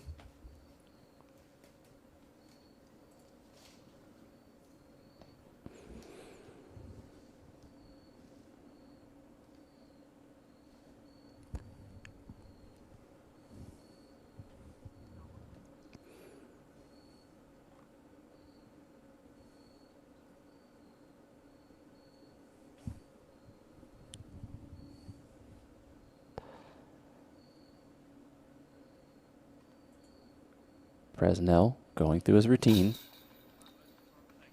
So solid. So solid for Andrew Presnell. He has been impressive today. Remember, this is a guy that heading into this tournament was not even in the Disc Golf Pro Tour Finals. Great play from Presnell. Now, birdie, it's a must for McBeth. He's got that with no problem. The lead remains 2. The 18th is all that is left to play. And I could easily see a birdie bogey scenario on number 18. It's all going to come down to the tee shot, though, for Heimburg. Can he get it? If he puts it in a position like yesterday, it's all but over. But there we go. Look at it. And I just want to give Andrew Presnell just the credit that he is due. He came here. He didn't have a spot at the USDGC. He doesn't even find himself in the top 32 after an entire season of disc golf. And what does he do? He puts on a performance like this. Very impressive for Andrew. One of the great stories of this weekend at Jonesboro. The last bit of challenge on the disc side of heaven course is this tee shot right here, Nate. Yeah, it certainly is. I can almost argue that Heimburg should throw the big spike hyzer and just get it in the short grass. You got to get through this gap. It's not very big, folks. And once you get through, you got to get out and around the corner. We've seen a lot of players play the flip up to get over here into this area. And if you can find this gap, this is where McBeth threw the hyzer here yesterday, and he was able to get the birdie. Heimburg got all the way into the woods and had a very easy birdie look. And as we come around the corner, this is where the OB is, and players can find that OB. Heimburg going up the gut, sticking with the game plan.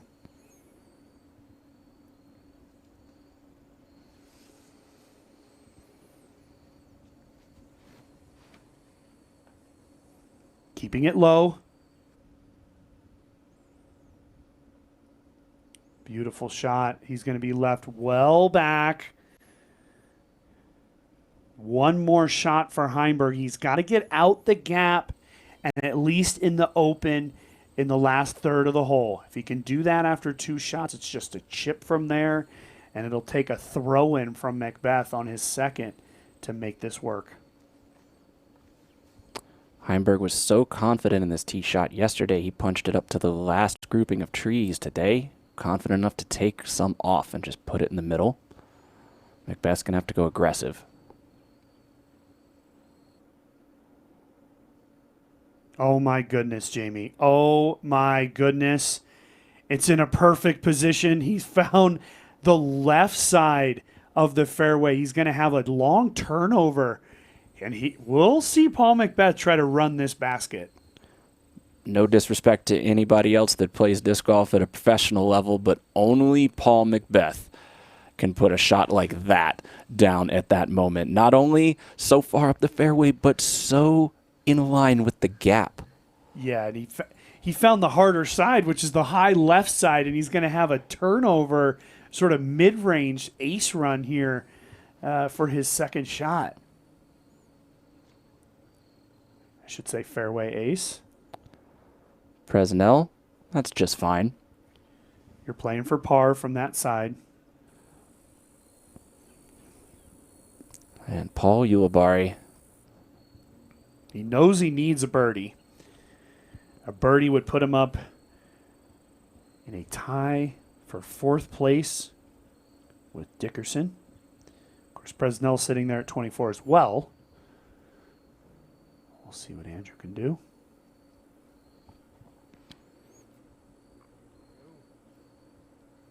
Going with the big hyzer flip. And he's going to be way out of position. He got all the way through there. Yeah, but that's a tough corner. He did get all the way through, you're right? All the way through there. And here you see Paul McBeth's disc. That's just insane.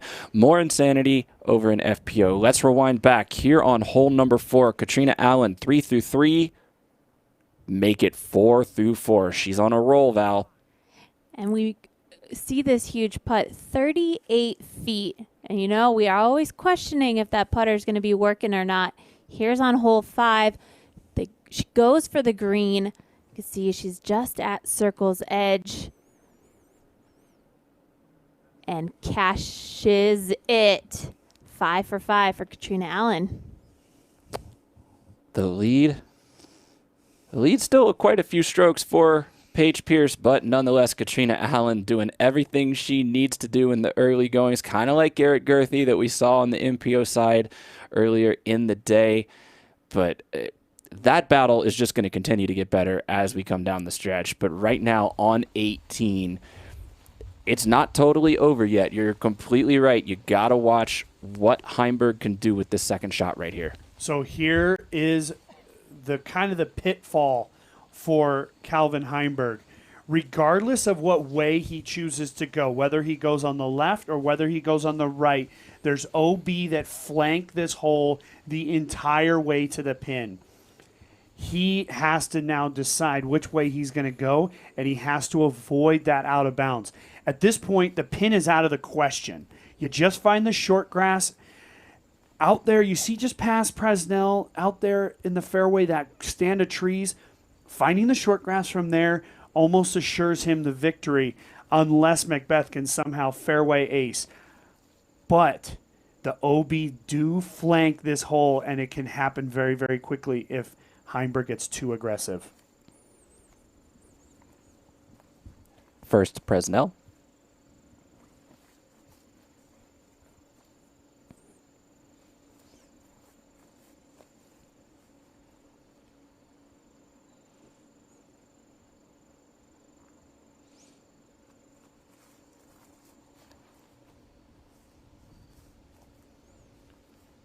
Good shot there from Presnell.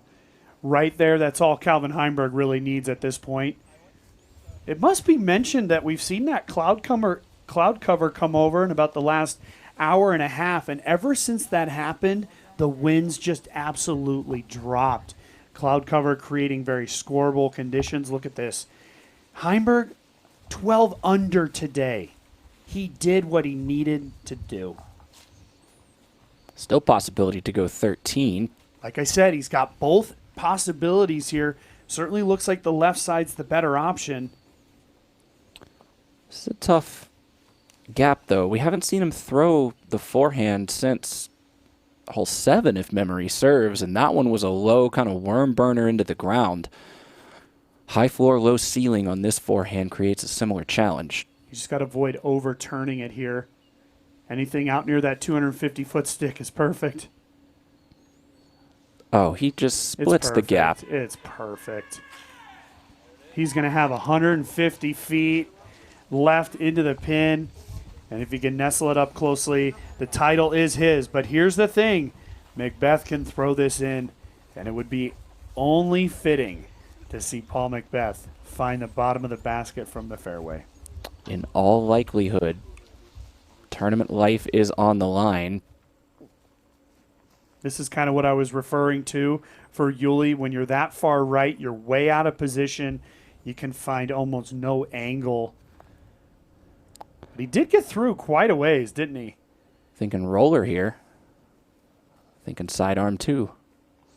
The one issue from being over here is that all of a sudden all that OB really does come into play.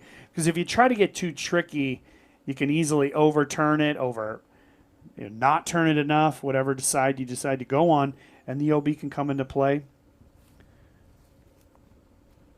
All things considered, a par here for Paul Ulibarri puts him in a solo 6th place finish and a very nice weekend, as he did not play well in the first round.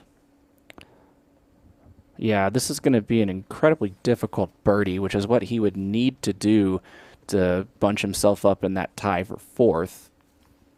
Presnell looks like he's playing for par to stay in that tie for 4th with Chris Dickerson.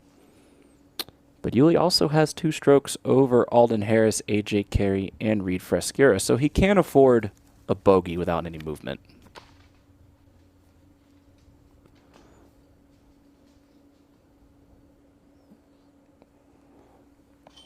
So he lined up the roller, he lined up the forehand, and then last minute chose to go with the backhand, and that's going to hurt. I'm just getting my eyes on McBeth's shot for the first time. He's about 40 feet behind the 250-foot marker. They're going to go over and verify where Paul Ulibarri's disc actually landed. Little commentator curse right there. Apologies to Yuli. I didn't want you to go out of bounds. Well, no, but this is, we call it like we see it. I mean, this is what happens when you're out of position and you try to make something happen. It just happens very quickly, and Yuli's now deep in the thicket. Yeah, just protect the bogey. He can't make any movement from this point. The only thing he could do is lose a bit of money, dropping into the tie for 7th. So he's chipped out. He's Yeah. going to have a long upshot to save that bogey. Yeah. But you're right, a double bogey would bring in implications just on cash. And that solo 6th place, he would drop into a big tie. It would be a 4-way tie for 6th if he did fall back to 21 under. Here it is. Paul McBeth. Tournament life in his hands.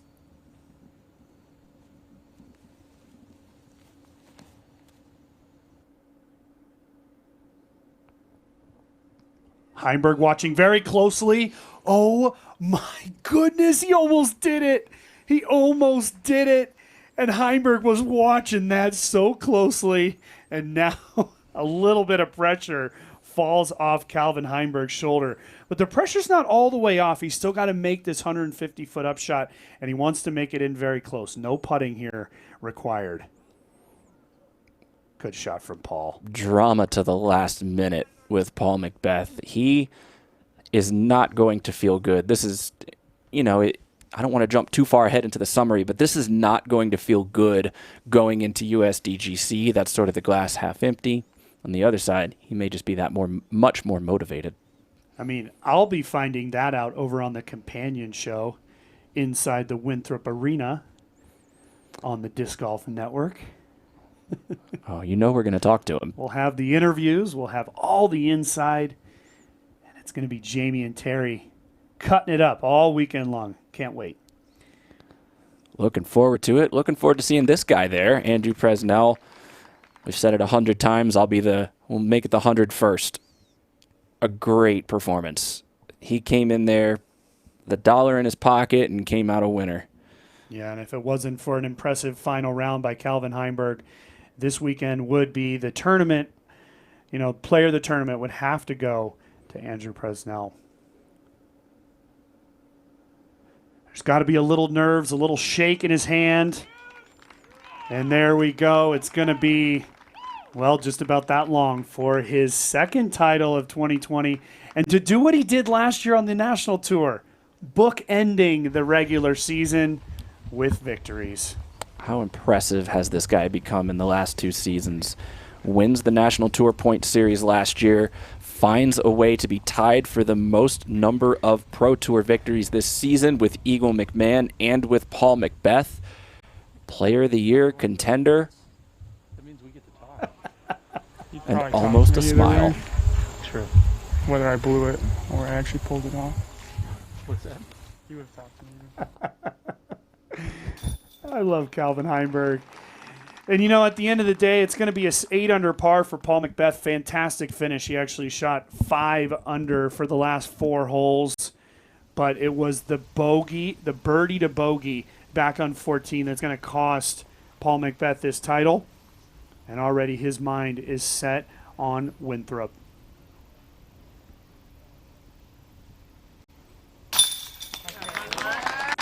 Presnell tied for 4th. Great finish for Presnell.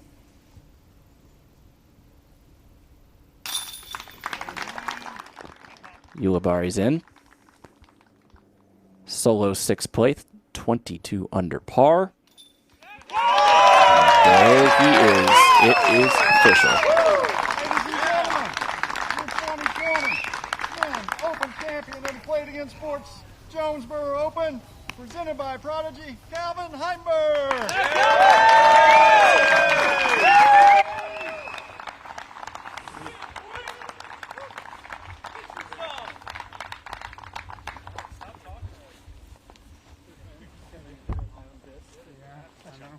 Thank you. Just a little mini fist pump from his closest competitor, Paul McBeth. What a day for Calvin Heimburg. What a weekend. Through 8 holes in the first round. The guy was 2 under par. He finds himself on 31 under for the tournament. Yep. We are going to wrangle Calvin for an interview right here.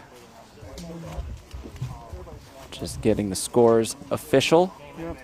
Looks good.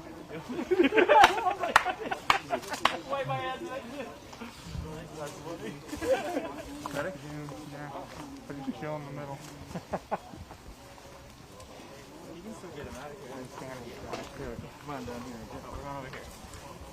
I think I got him. But I don't like All right. Well, we apologize, folks. We're going to get Calvin Heimburg lined up in just a moment here. And, we've said what we need to say. Calvin Heimburg, the winner this weekend, phenomenal performance. And I do believe now we are ready, standing by. Let's kick it back down to Terry and Calvin. Joining us now is our champion, Calvin Heimburg. Calvin, yesterday you told me if you wanted any chance to win this, you'd have to come out shooting hot in the front 9, and you did just that today. What were the keys to success there?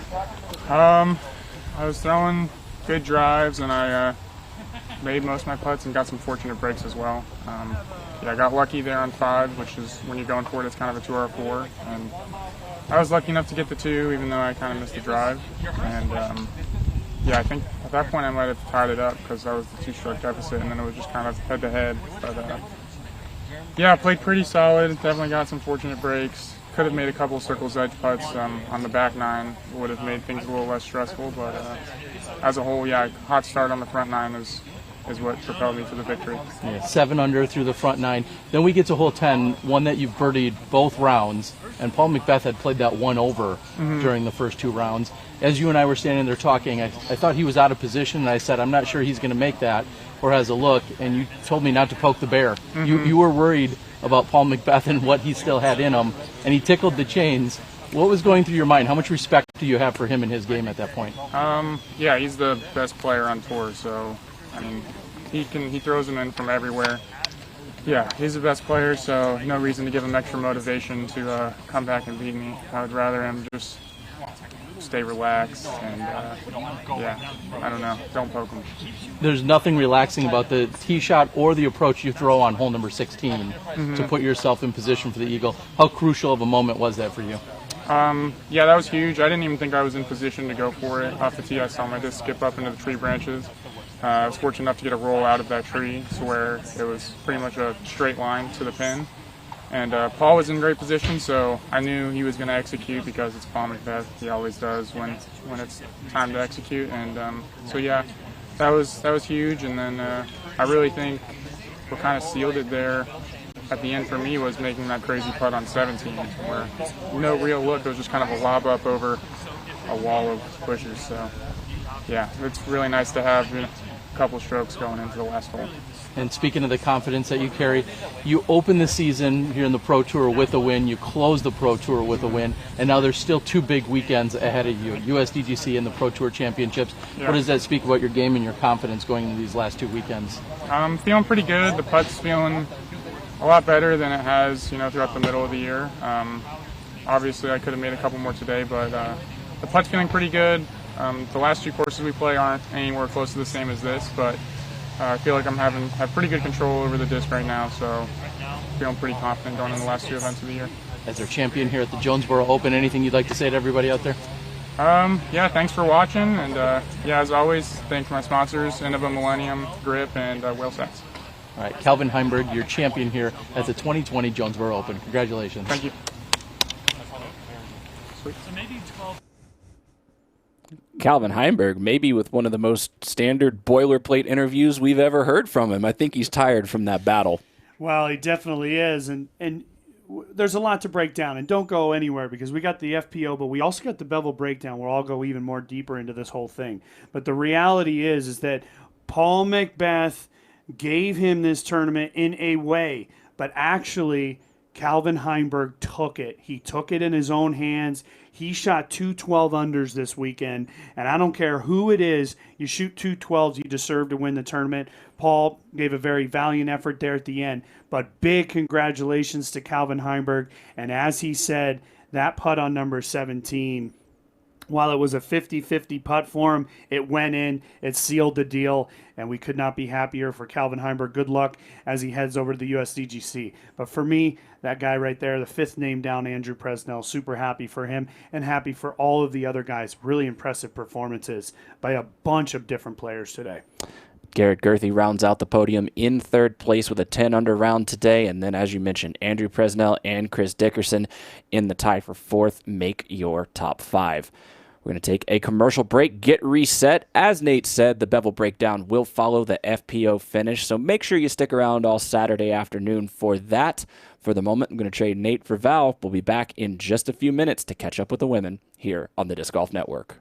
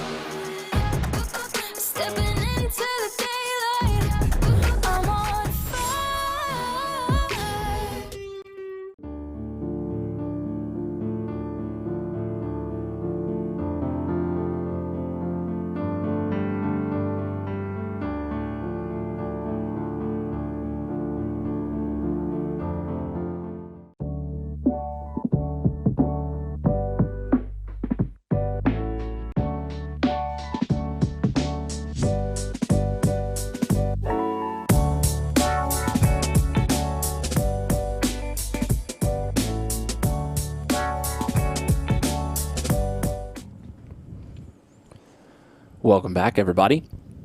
FPO lead card is on hole number 9. Here's Katrina Allen. And with the last check-in, Katrina was 5 for 5.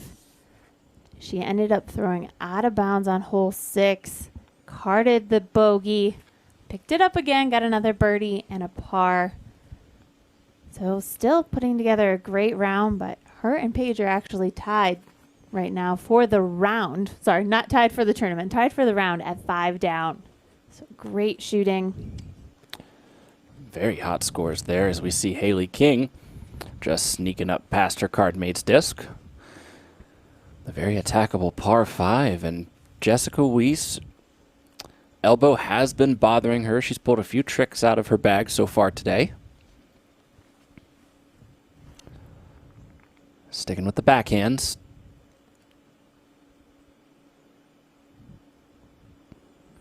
And this is a par 5, so there will be several big drives required out of these players before they can even see the basket. And let's take a look at our leaderboard. Get us caught up. As you mentioned, Pierce and Allen both 5 down through 8 holes. Great scores, but that doesn't cut into the deficit at all. It doesn't. Yeah, Katrina now tied with Haley King. But yeah, for a while there, it was looking like Katrina was unstoppable. A little bit of the brakes put on hole 6 when she did throw out of bounds, but Paige started her birdie train on hole 3 and went 5 for 5 herself. So, you know, this is that scenario. We try to lay it out. These players really only have a chance if Paige completely flops. And it's not looking like that's going to happen. We're almost halfway through the course, and Paige has this 10-stroke lead. It's impressive. And Katrina Allen just took her first par of the round on hole 8 a moment ago. You see Jessica Weiss, her score only at even. As we mentioned, the elbow really bothering her. So we're going to see what she does to just kind of maintain. She still currently has 5 strokes over Emily Beach, who alongside Vanessa Van Dyken and Missy Gannon, they're putting up some scores all their own, 4 down through 10. And Chrissy Fountain, 2 under for the round today. She's really played this course so well. She was in 5th place going into yesterday's round, and I think she's going to have a great finish if she can keep that up. Jessica Weiss sizing up the shot here on the par 5. You can see just how far uphill the second shot is. The basket is just over that hillside and then slightly downhill from there. She's going to go lefty backhand here. So interesting. On a shot that requires so much power, to see her throw lefty just shows how much her elbow is really bothering her. And if you follow Jessica on social media, you know she's dealt with injuries before. She actually had to throw lefty for, I think it was an entire off season or so. She was really, wanted to get onto the course, worked on that part of the game. So I don't think she ever expected it to come in so handy as a final round of a Pro Tour event, but keeping the bogeys off the card, that's definitely going to help. Katrina going up the hill. She thinks it's low. I would agree. Yeah, I think it's just a little too low to really reach the basket. Round 1, we saw Paige get the eagle on this par 5. Don't think it's going to happen for her today. That's a good aggressive play. See what Haley King wants to do. She may go the ultra aggressive. We saw this in the men's round. Big forehand flex. Oh, and she's cut the corner too much.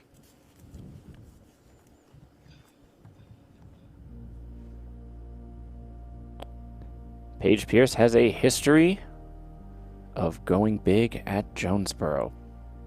Looking for 4 in a row. We know her lowest round to par is a 12 under from just a couple years back.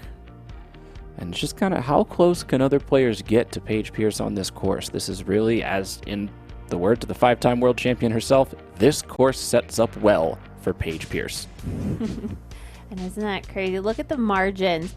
2018 winning by 10. This year possibly winning. Started out with 8, now at 10.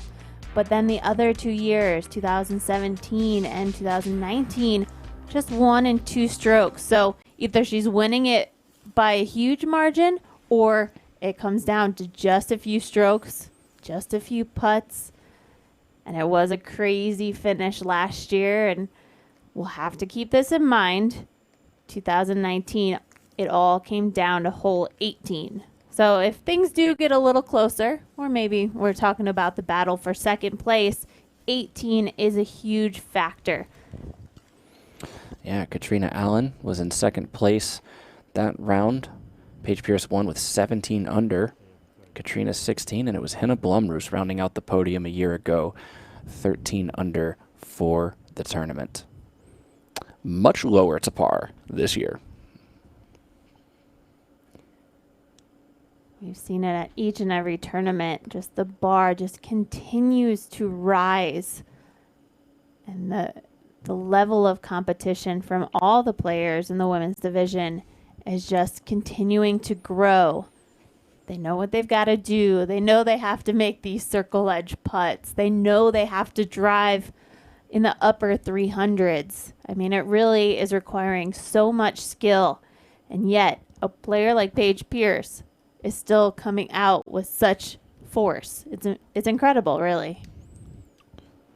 Saw Haley King there get into the circle. She'll have a look for birdie. This is what Paige Pierce is going to have for eagle underneath the branch. We saw her lay up from this distance yesterday.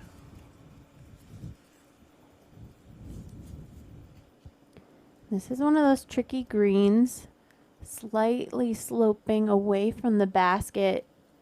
So if you do hit metal, you have the possibility to roll away. But it looks like Paige is lining this one up.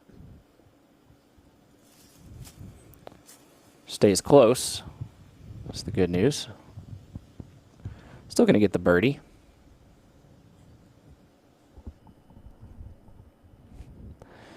Getting in position. Getting the rest of our cameras back from the MPO round. Trekking out towards hole 9.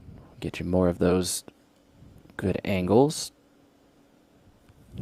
We know Katrina Allen's feeling comfortable with these death putts this weekend. This will be the third death putt we've seen her go for. Yeah, when she said it was too low, she meant to park it. Still got a good, clean eagle look, but like you said, lots of danger behind this pin. She wants to put the pressure on. She has to run these. And not bad. It's one of those risk-reward type of putts. And the risk was huge. Nice to see it not take that roll as we would expect it to do. Haley King for her birdie.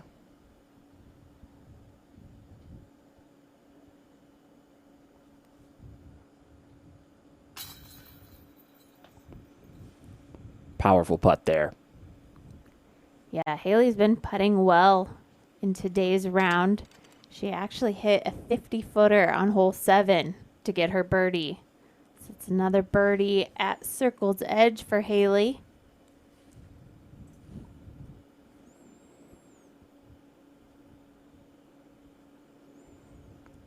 Jessica Weiss staring down the steepest slope.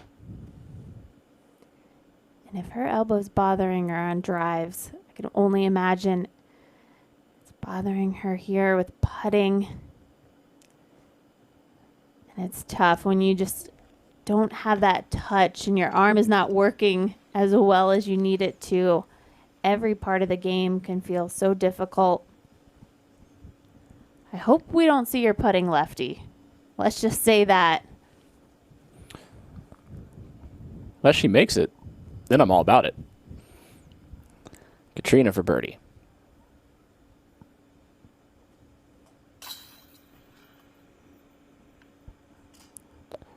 Paints the center pole there with that attempt. She will move to 15 under par. So this is a hefty comeback putt for Jessica.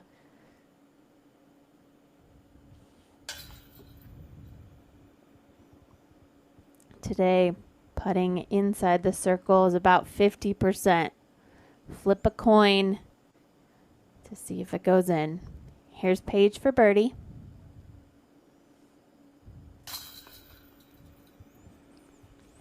$25 under par.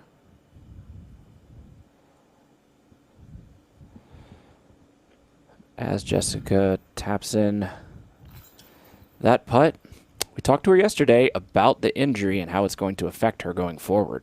I'm hoping that maybe ice will definitely help, but praying that I'll be able to compete next weekend.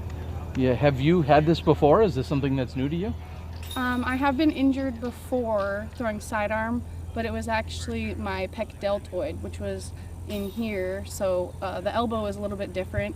And being from Grass Valley, I know Greg Barsby has faced this issue multiple times, so I know it's probably from throwing too many sidearms really hard, and that's kind of why I taught myself how to throw backhand, so that came in handy today. I was just telling Garrett that on hole 18 yesterday I threw all sidearms and got the 4. Today I had to throw all backhands and I got the 4, so that was kind of cool. I got to see the hole 2 different ways. Proving that it can be birdied either way, and that's tough to hear. Both Greg Barsby and Jessica Weiss have had these issues. Simon Lizotte notably said he was not going to throw any more forehands this year because he's dealing with an elbow issue. So we hope speedy recovery for Jessica and hope she can maybe bust out that lefty backhand a few more times. You know, join the lefty club. We'll accept you. It's good. And you can just tell she just sounds just so somber. It is a bummer to be feeling those pains and having to deal with an injury at one of the most important times of the year. This is what players have built themselves up to. We've got finished this tournament. We've got the Tour Championship and then Women's Nationals coming up just next week. So she says she hopes she can play, and we hope we see her. Oh, my goodness. You could just play that on repeat. Paige Pierce, perfect on 10. That's exactly how you dial this hole up. Who needs a flyover when you got Paige Pierce on the card? I haven't seen anybody park this hole yet this weekend, and that was such finesse. Katrina Allen. She's following suit. There we go. Yesterday, Kat threw it just a couple feet lower, ended up hitting that log and ending up short. So as long as you can punch it through there, a nice straight drive and get it over that log, you're going to get that nice skip like we saw Kat got. But it is not an easy shot, and these players made it look so easy. Haley King, have yourself a putt. That's going to be from circle 2, but still cleaner than she was yesterday. It's the righty backhand from Jessica here.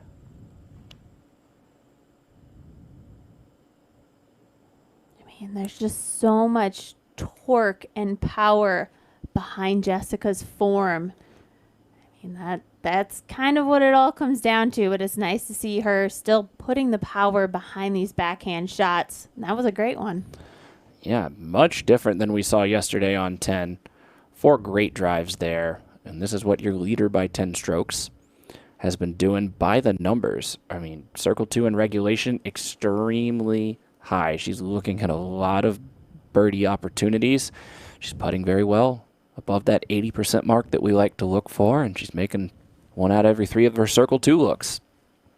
And her putting was on fire yesterday. It saved her so many times, and it just is an amazing thing when you see a player like Paige who can control the driver so well, but then when she steps up on the putting green, whether it's at circle's edge or inside the circle, and you can almost just count it 100% that's going in, and Paige Pierce proved it yesterday with her putter.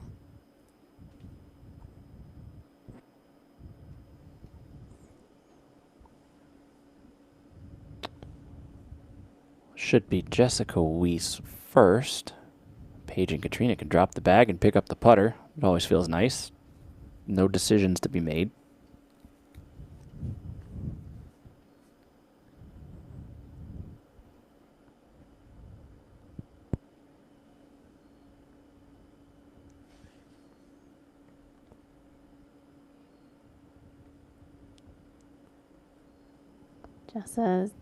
Jess has a few branches here to deal with on her upshot.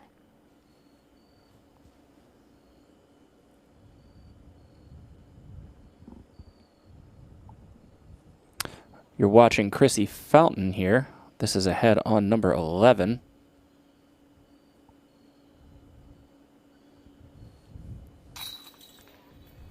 And she's in.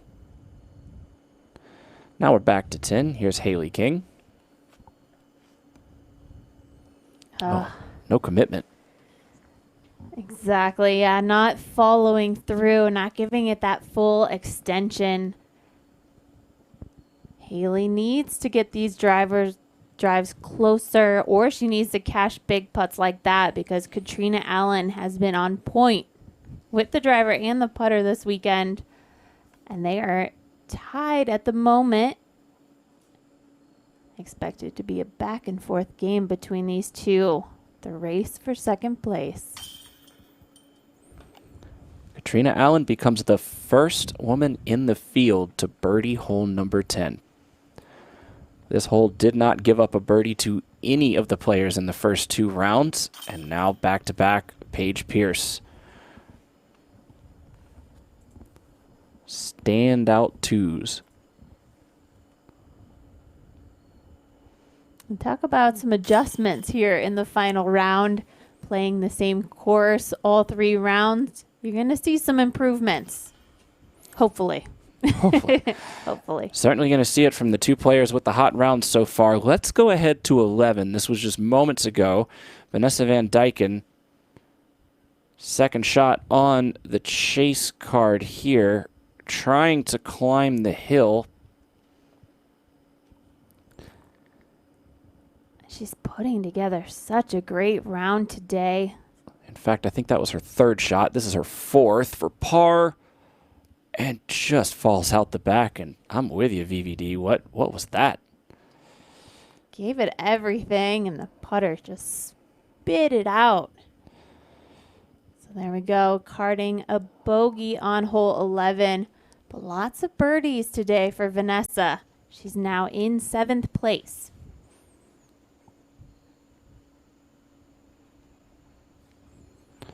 Now to the tee of 11. Pierce, who is still bogey-free.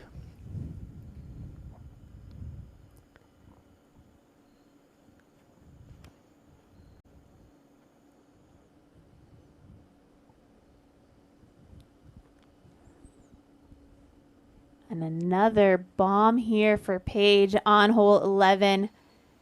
It's a 2-part hole. Starts off with that big drive off the tee. And then from where Paige landed, it's likely going to be a nice sidearm approach to the basket. It is tucked off around the corner. You saw Paige throw a purple disc. It's the same disc she threw yesterday, and we'll let you know why that's important in just a moment. Katrina, another great shot to the fairway there. And it's going to be an important thing to note as we see Haley King also throwing a purple disc. Well, we know they throw the same sponsor, or they're sponsored by the same company, so they must be throwing some similar plastic there. And then Jessica Weiss. The game for the rest of this back 9 is just going to be, what does Jessica Weiss do? Exactly. We saw her throw a sidearm off the tee on this yesterday. So there we go. The adjustment today. We got a lefty.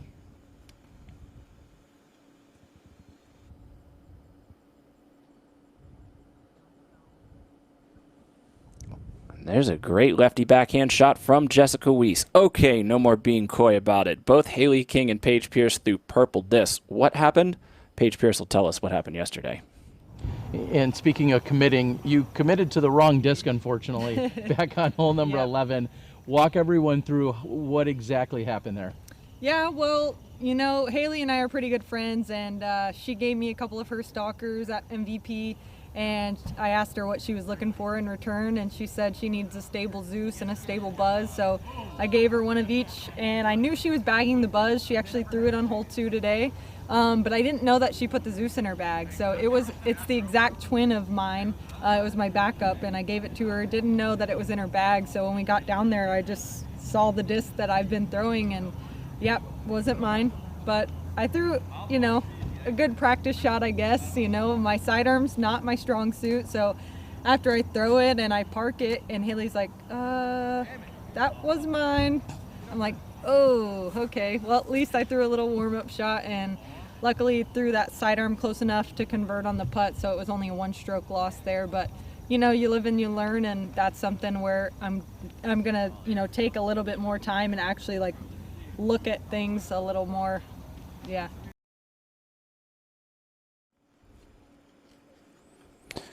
No worries today. I think Paige and Haley are a little bit further apart in the fairway than they were just a day ago, but yeah, it was a little bit of a moment there, and should be noted that that one penalty stroke is what kept Paige from matching her round from the first day. Jessica from the lefty backhand to the righty. Wow, and to still see her have so much power on the backhand shots, it really truly must be only sidearm. I mean, that one carried a little too far. She's going to be on the edge of the woods, and it's going to make a difficult third shot for her, but nice to see the power is still there. Haley, big sidearm, that's leaking inside. That's going to be trouble.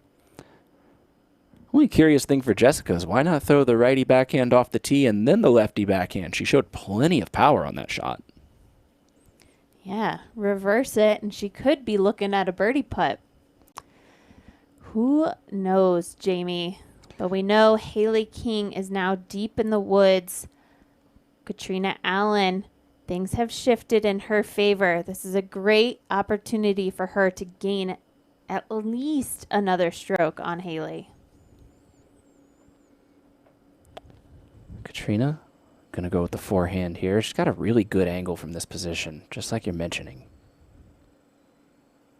We see that long shadow in the distance. We want to see the players coming in just early of that. Oh, and I think this is a great shot inside the circle. So there we go. We know Haley has a lot to deal with. She is deep in those trees. See if she can even punch out. And no confusion today for this disc. Paige is clearly going to take the one out in the open, and that was a massive drive. Having to throw another sidearm.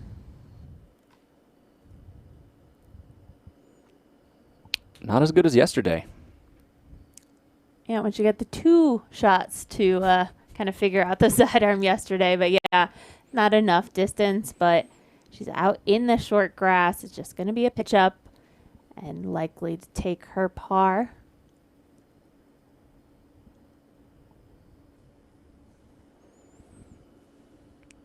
We saw Calvin Heimburg and Paul McBeth, the two top-ranked players on Disc Golf Pro Tour by points. Katrina Allen, one big thing, even though she is pretty far back of Paige Pierce with the hole starting to run out, one big thing that she could do is supplant Sarah Hokum in the second place part of the Pro Tour standing. She's currently 9 points behind Sarah Hokum, and second place finish going to do her very well to get her second ahead of the showdown in Charlotte.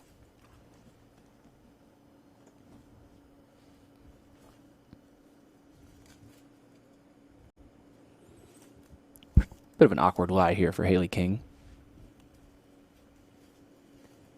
Yeah, and I'm seeing the way she has to kind of straddle out. Okay, this makes more sense to see a forehand roller. Oh, can this work? Oh, that was beautiful. That is as good as it could get from how deep she was. Oh, nice shot from Haley. Very technical shot there.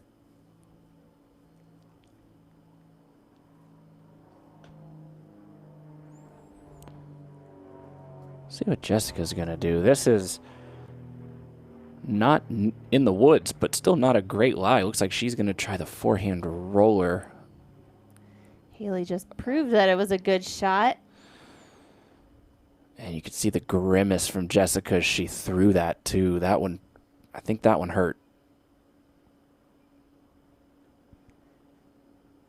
We still have so many more holes left.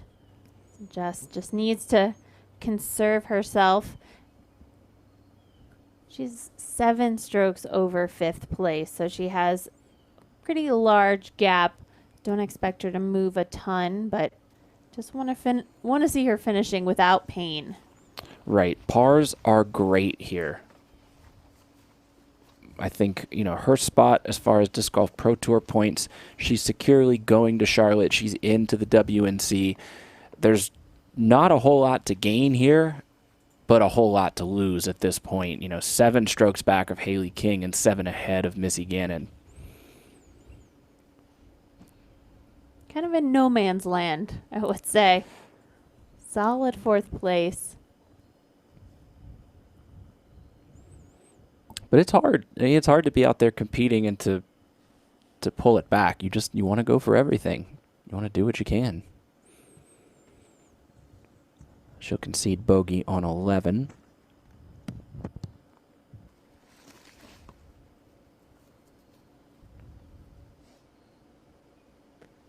So here we go. Haley was able to save herself, but this is Katrina Allen to still take a stroke from Haley on this hole if she's able to hit this putt.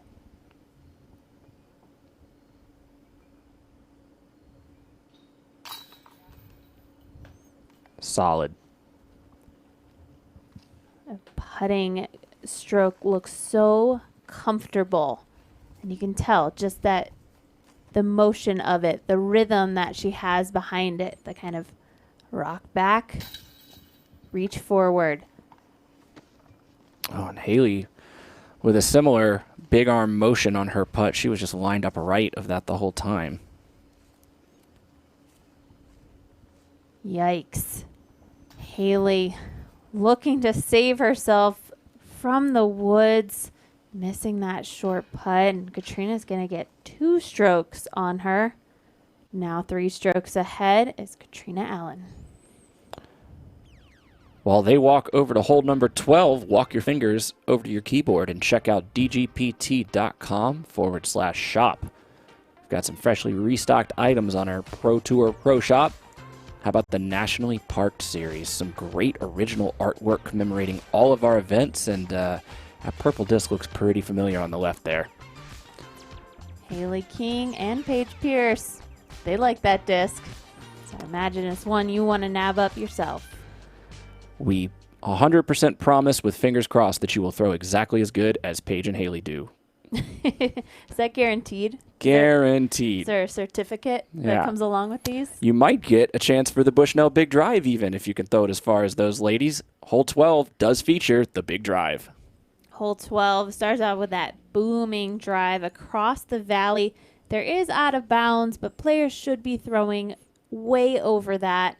If you get up high enough on the hill, you can see the basket, and you want to get a good look at it because the sloping green is dangerous. So that second shot is crucial that they keep it close to the basket. They want that birdie. Katrina clears the OB, no problem. Yesterday, Paige was the Big Drive winner, 523 feet off the tee. Let's see what she's got up her sleeve right now.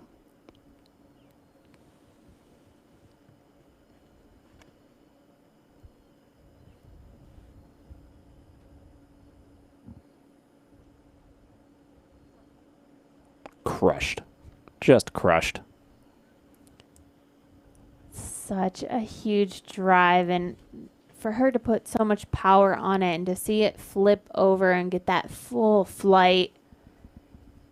We'll see if that gets beyond the trees and see if she can get a good look at it like she has in the previous 2 days. Well, Haley King wants a piece of this Big Drive challenge. That's a quality bid at it.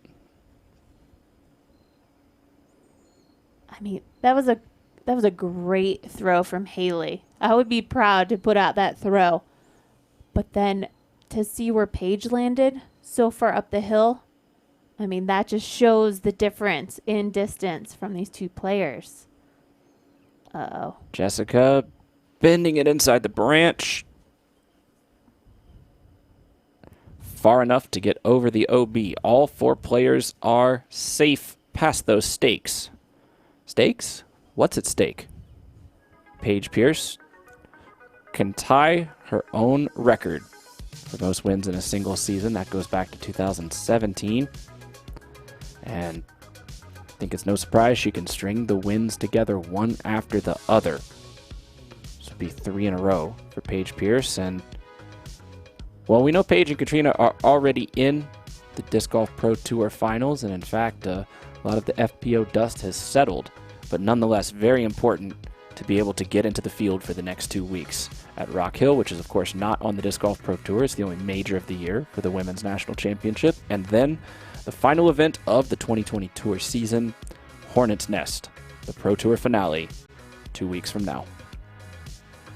Yeah, 2 big tournaments to cap off the season, and to be playing a course like this where it really tests all those skills, you have to have your drives on point. You have to be putting really well. And those are the crucial things you need to win majors, to win the finals here on the Pro Tour. So I think these players are getting great experience out here at Jonesboro this weekend. You can see right now that 16th spot, Deanne Carey, holding off Cynthia Ricciardi and Kat Murch right now to find her way in to Charlotte. We saw Vanessa Van Dyken earlier. She's doing a good job. She's found herself inside of that top 16 as well. Courtney Cannon in the field today. Important weekend on the Disc Golf Pro Tour. Let's go to Jessica's shot.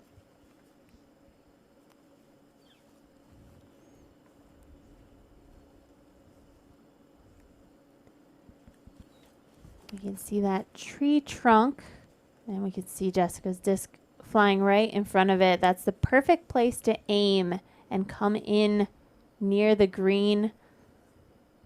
Just going to need a little bit more power to reach the basket. Again, it's a completely blind shot for the second shot, so players need to know what they did in practice or take those experiences from the previous 2 rounds and adjust their shot. Pick that line in the sky, pick the right disc, and come into this green nice and soft. Make it a little bit easier on the putter.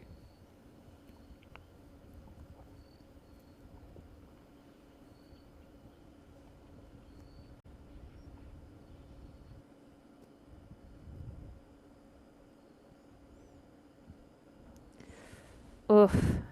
I was holding my breath because that was perfectly done, but the fact that it got up on its edge, as soon as it starts rolling, it's just going to keep picking up speed. And that is well outside circle 2. Don't think it's going to be one of those days Kat's going to be running at this putt.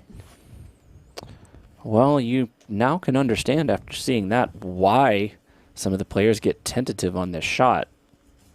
It's easy to not put enough on it and land at the top of the hill with a death putt, just as it is to land it by the pin and roll way past. The door was wide open for Haley to take a stroke back. I'm sure the players don't know how far Katrina rolled, but Haley not taking that opportunity. Paige Pierce next to throw. She's in a great position.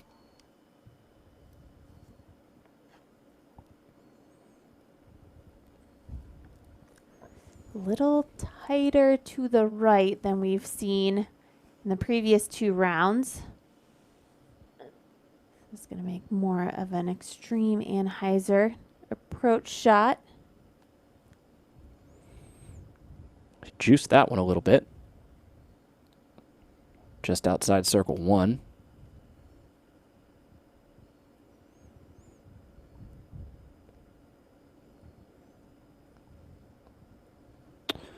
Pearson Allen, long looks. I mean, I might be being generous to Katrina at this point. It's kind of a pitch up. Yeah, it's going to be a throw back to the basket as we see her walking down to find her disc all the way down there where it finally flattens out.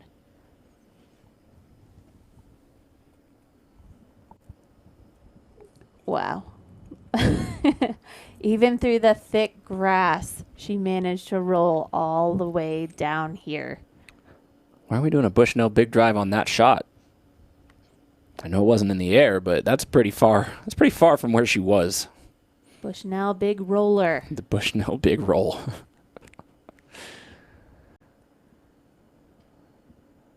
Wow.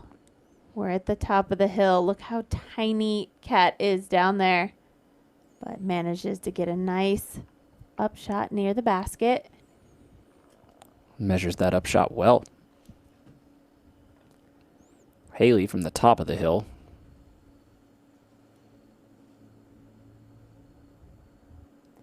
Even with the basket here, but it is so risky. And that was more of a layup than anything else, but I'm sure Haley's happy that didn't pick up and roll because that is a high percentage. Same thing here for Jessica.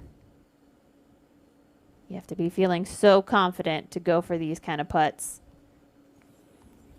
Good little Annie layup there. Keeps the speed down. Keeps it from popping up on edge. And that's the game plan right there. Pars are good for Jessica Weiss.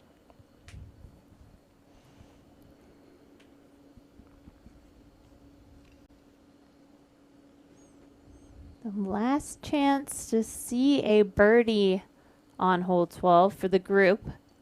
Paige Pierce is just long. About 25 feet. Slightly uphill.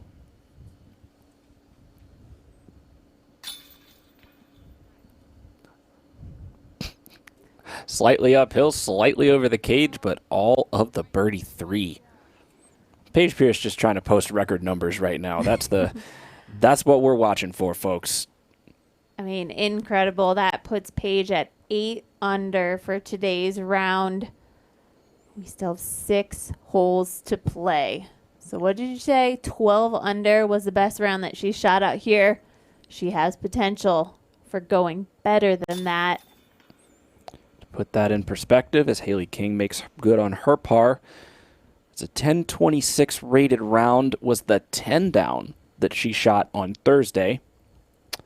And 10-26, well, right around there is what she's averaged at some parts of the season. Back at the Memorial at the beginning of the year, that was her tournament average, another high water mark for the division. So the round yesterday for Paige right at 1,000.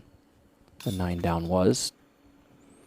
Good par putt there by Katrina. But right now it's about numbers and records and ratings for Paige Pierce, because if there's no cracks in the armor, there's no cracks in the door or window, she's way ahead of her competition.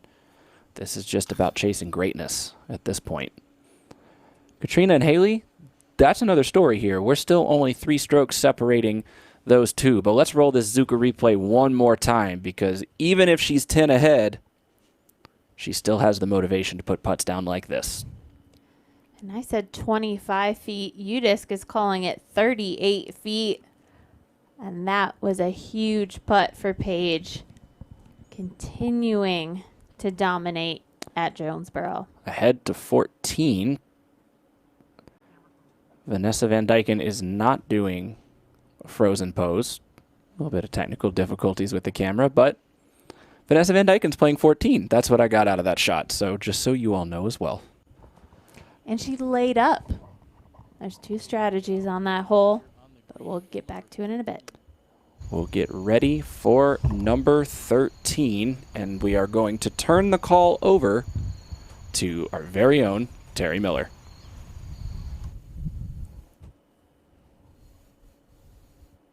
All right. Welcome, everyone. Again, this is Terry over here at the green of hole number 13. We got Paige Pierce throwing, coming right in at the basket. That's going to skip and land no more than 10 feet, slightly downhill. Really interesting to see that this hole played as the single easiest hole out here during the opening round. Today it's averaging exactly 3 right on the head. We'll see if those averages go down as our lead card comes through. I'm feeling a wind at my back, and I'm just at the top side of the green. And this is coming in perfectly for Katrina Allen.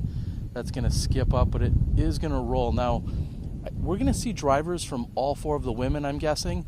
They're playing that not necessarily because of the distance. It's about 255, slightly uphill, but they're really playing it more for the skip toward the pin. The one problem with that is if it gets up on edge, when it gets closer to the pin, it can get up and also then roll away from us. You see that nice flat skip come in by Haley King. She is just about at circle's edge. She'll be looking directly at the pin with a little bit of a slope behind her, or behind the pin, I should say.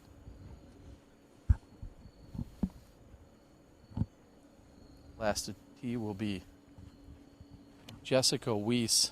She's talked about her arm hurting, and you can see that she comes up short after a little bit of a skip and a roll. She's at least 10 feet outside the circle. Most of our women will have a left to right putt, unless you're Paige Pierce, who's on top of the basket. She will have a tailwind putt coming at her from directly from behind her.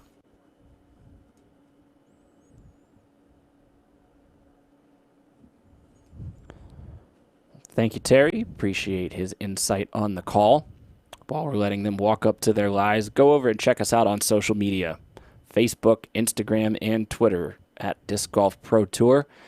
And of course, we know some of you are joining us on YouTube for the free Final Day live coverage. Thank you so much for checking in and seeing what's going on out in Jonesboro, Arkansas. We hope you will consider becoming a Disc Golf Network subscriber. Lots of great content coming up in the off season, and of course, some surprises along the way as we get ready for the 2021 season. 2020 is not over quite yet, though. Back to 13. Here's Jessica Weiss.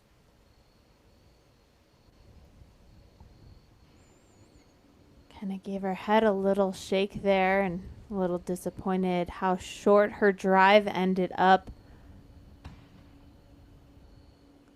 Again, it's a kind of no harm, no foul situation. Jessica just basically just needs to finish the tournament. She's not in that position to move up or move down, just as long as she can play steady and finish out this round. One of those situations where you would want to advocate for the player knowing where they are in the event, because you don't want her to press and risk further injury right now with nothing on the line. Haley King leaves that putt short as second place is on the line for her. But she's going to have to start putting some of those bigger putts down. We're used to seeing that out of Haley, and just hasn't really been the case today. In the last 6 holes, that's going to be 3 missed inside circle putts.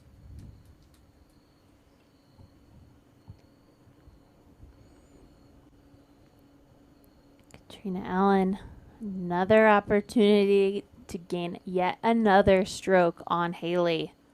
Gonna build that gap into these final holes. And the putter continues to look solid for Kat.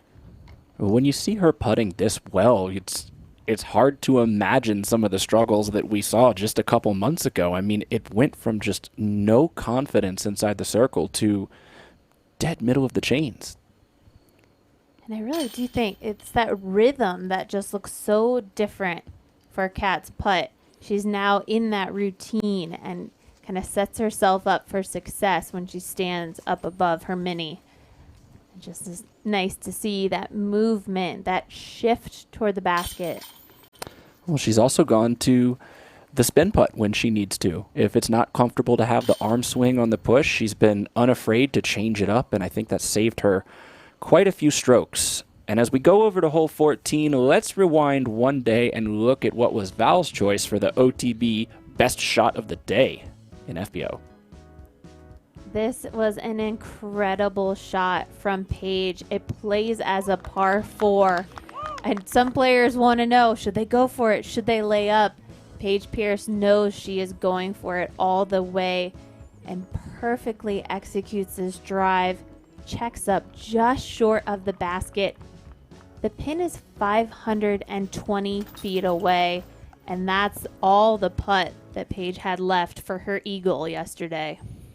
Well, up ahead to the green of 14, Missy Gannon trying to grab a birdie. That's a quality putt from Missy Gannon. She is the one that could potentially chase down Jessica Weiss. She moves to 2 under for the tournament, 5 back of Jessica. There we go. This is the round that we have been waiting for out of Missy. 5 under for today. That is great shooting.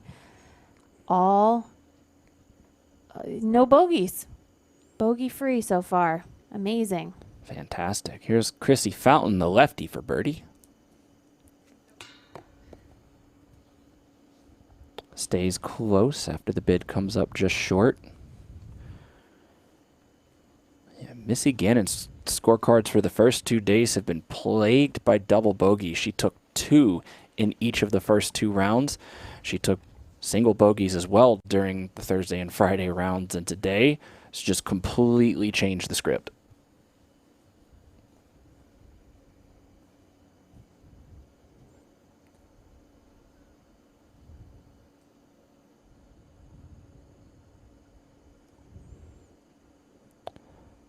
There's Emily Beach. This is to save double bogey. A good putt to put a tourniquet on this hole.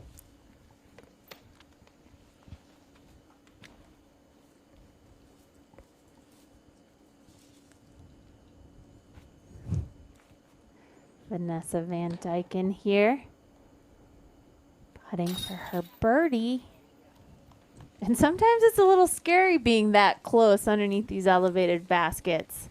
That basket better watch out. That putt was trying to knock it over. Vanessa Van Dyken back under par for the event, 1 under. 4 under on the day.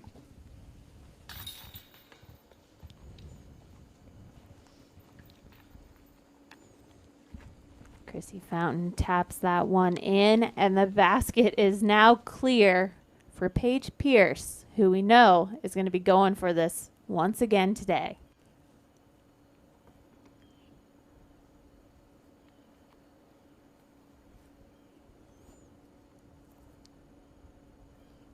Checking the wind here. Haven't really seen the wind come into play too much for the women's rounds. Expected it to pick up a little bit after watching the men this morning, but seemed to die down in the afternoon. Strange and inconsistent weather patterns today. See if she can go back to back.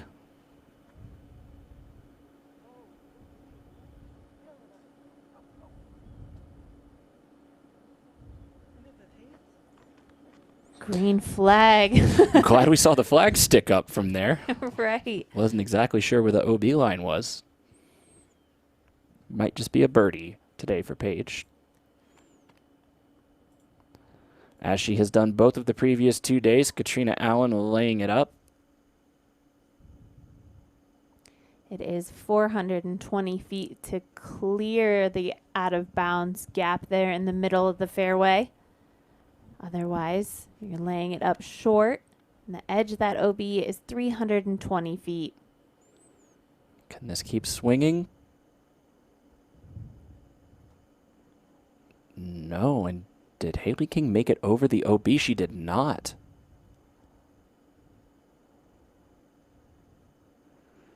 There's plenty of power. I'm surprised. Just a little bit high on the release, maybe. Yeah, I think so. Just not getting that disc to flip over enough.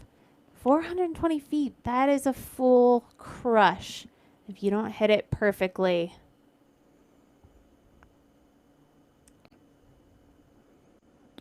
And Jessica Weiss also getting the red flag. And then a moment ago, while we were waiting,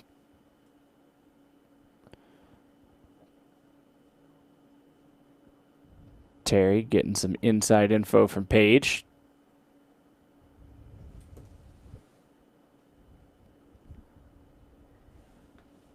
So maybe Terry made her choose a different disc today. We're going to blame Terry for not getting the eagle. I think that's what they're trying to get us to do. Terry made her change the disc, and that's why she didn't eagle. Gosh, he was doing such good work up until this point, wasn't he? We're just kidding, Terry. Paige Pierce's lead stays at 10 strokes. Katrina Allen has bested her score from last year already by 2. Haley King, she's still showing off a great skill set and a lot of fight still left in her. It's just hasn't quite been her round today. Yeah, and I don't know. I would argue with. I don't see a lot of fire like we typically see out of Haley. Today, she's just not looking comfortable. She's not looking like she's dialed in, and it was a drive like that on 14. I mean, for her, you have to put everything into that shot to make it over the out of bounds, and so she ended up short. She's going to be taking it short, and that's just going to be another stroke handed over to Katrina. Starting to get out of reach here. Katrina didn't give herself the best look at birdie with that upshot. We're going to have to get marks for Jessica and also for Haley. That's still the important thing, is Katrina doesn't have to birdie this hole because Haley was out of bounds.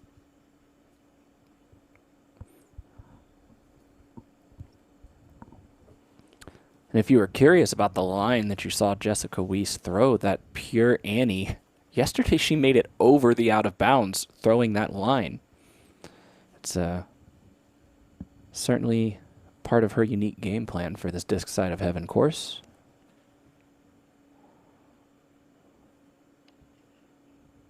Ooh, and a good kick back. Yeah, stay out of there.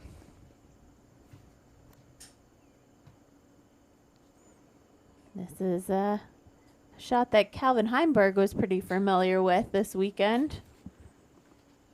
I mean, taking this lie here, you can still see you have a few of these trees in the out of bounds that you could easily hit and could kick you back to stay out of bounds. So it's crucial right here that Haley does not hit those.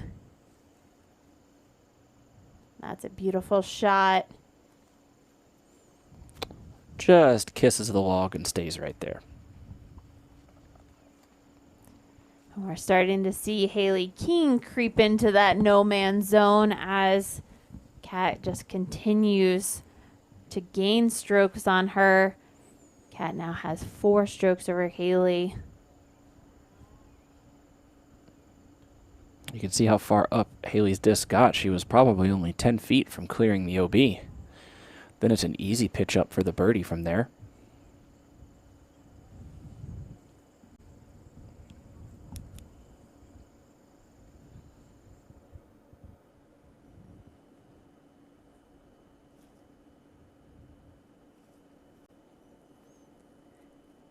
Pierce off to the right side of the fairway over here by these bales.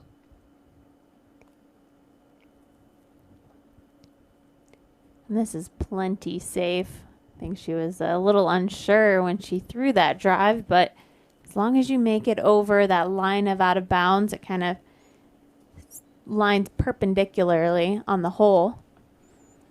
So she crossed it well in bounds, just has this little bit of an upshot here. On the par 4, she can still very easily get a birdie if she can keep this upshot close. Yeah, she's not too far outside of circle 2 even, so you can call this shot all of 460. 460-foot drive. Yeah, it's downhill, but that's an incredible drive. Incredible distance.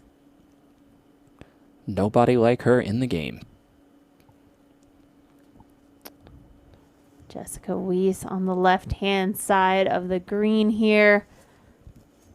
Actually choosing to go deeper into the woods with her straddle footing. So there must be a window inside of there. Yeah, I was going to say, it kind of has an inside-outside opportunity. Choosing to stay inside, almost in the chains. I can't even call that a putt. What a throw-in that would have been. I know it's inside circle 2, but still.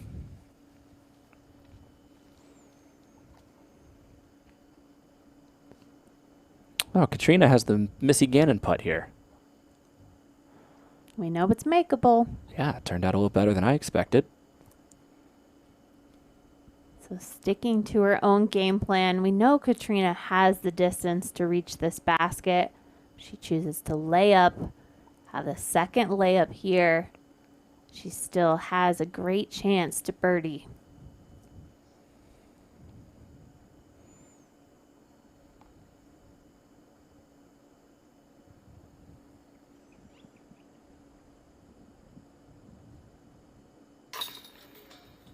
Wow.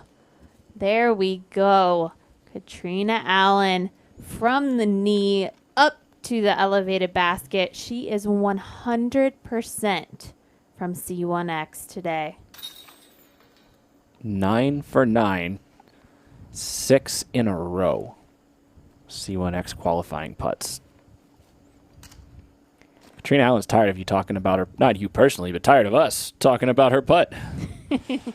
Me and you together. But Yeah. now we have something positive to talk about her putting style, and it's great to see.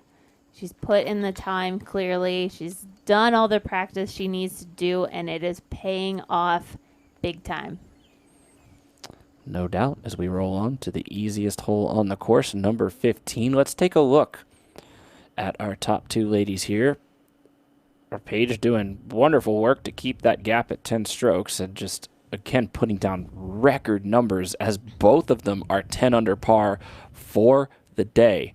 I think it's no surprise that Katrina is better on the fairways, just hitting them in stride. But look at this Circle 1X putting. Much better numbers for Katrina, good numbers for Paige Pierce.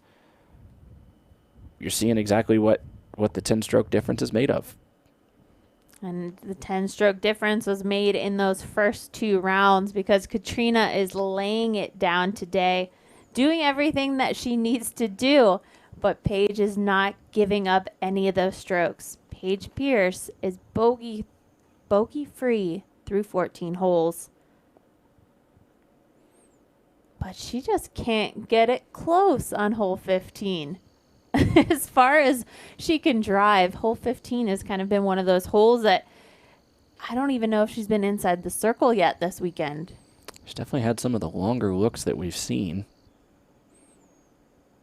Katrina put it under the basket yesterday. And the day before. She's got this hyzer on point and does just the same today. Could Kat get a stroke on Paige? Could this happen? I mean, got to take a win when you could get it, but I don't think Paige is going to let it go that easily. Going the low line here for Haley. Good skip up there, low side of the green.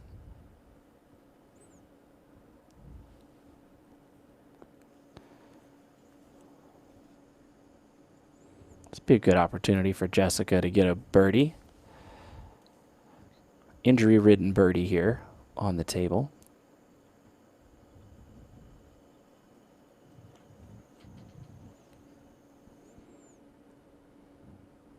Out wide. Let's see if this can fight back. Just going to have a outside the circle birdie putt. Just collects in that little trough there against the hillside, and she's going to be 38 feet looking down the hill at it. Let's take a moment to say hi to Terry Miller right there next to 15's tee. Jamie, Val, Terry Miller checking in with you on the tee of hole number 15, and unfortunately I don't have a lot to report on. I'll tell you about the mood of the group. Everybody seems to be in good spirits, but there's not a lot of talking, there's not a lot of excitement or drama. I don't know if everyone's just kind of complacent or okay with where they are and what's happening right now. Of course, Paige out to this enormous lead. Nobody sees that changing whatsoever, but everything seems to be just kind of ho-hum as we're talking. A few minutes ago, though, I did talk to Paige after she had birdied hole number 13 for the third day in a row. And I said, when are you leaving? What's your plan? Of course, everyone has their sights set on the next couple of weekends and making the 10.5-hour drive over to Rock Hill. And she said, as soon as the last putt drops, I'm out. She said that's one good thing about COVID this year. She goes, there's no award ceremonies. She's like, I heard crickets at one of the other events this year. She said the second the last putt drops, we're in the car and we're heading on to the next event. So she's looking ahead. I know Jessica Weiss, on the other hand, has other concerns, of course, with her arm. We'll see how she's going to handle that for the few days that they have off as well. And we're going to just have to take it from there one day at a time. But right now, things are pretty mellow here on the card. Back to you guys, Nate and Val. Jessica Weiss. How about injecting a little bit of excitement into her round with the Annie throw-in from Circle 2? That was beautiful and exactly what she needed to remedy her round. Oh, nice to see. Let's see if Paige can follow suit. She does. Of course she does. She might have to wait a few minutes after that last putt drops because we're going to want to talk to her for a second. Terry's going to grab her after she is handed the trophy. I don't want to say it's over, but, 10 strokes here. 4 holes. Let's just have some fun. Star frame would be a lot of fun. And that's what we're looking at right now. And it's going to be easy with Kat as a final putt. Just arm reach away. And that's 4 birdies. Continuing to make this the easiest hole of the course. On the flip side, we have hole 16. This is one of the most difficult. We're seeing it's the 4th most difficult hole on the course. Starts with what the players have in their game book. Are you going to go sidearm layup off the tee or the spike hyzer? I think we saw all 4 players throwing the sidearm. Maybe Jessica Weiss is going for the lefty layup short of the pond. If you've got a good look at going over the water, we want to see the players booming it over. Possibility for birdie, but more than likely these players are going to be happy with getting a par and moving on. Well, Vanessa Van Dyken just secured her par right there. She was out of position, chipped down to the water's edge and went straight across. Here's Missy Gannon, and again, we said she's the closest player to Jessica Weiss. With Jessica taking that birdie on 15, the gap is now 4 strokes as she throws her 4th from the drop zone.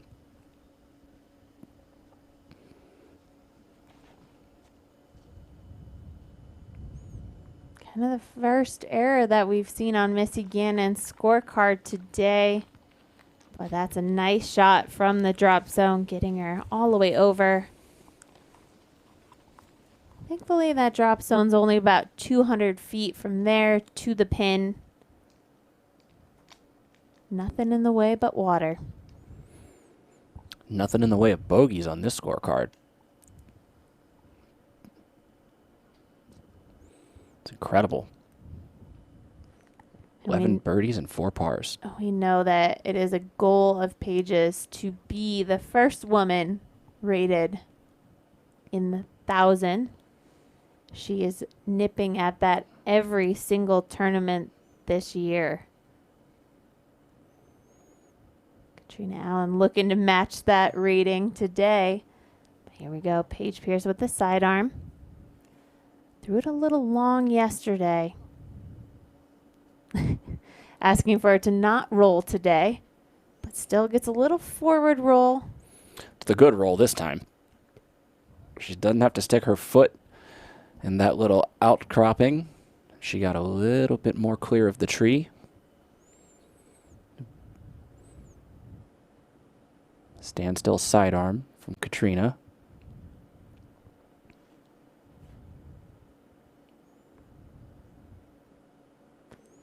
Worm burner there for Katrina. She could tell that's not going to get as much distance and not put her in a great position. So likely another layup just to the water's edge from there.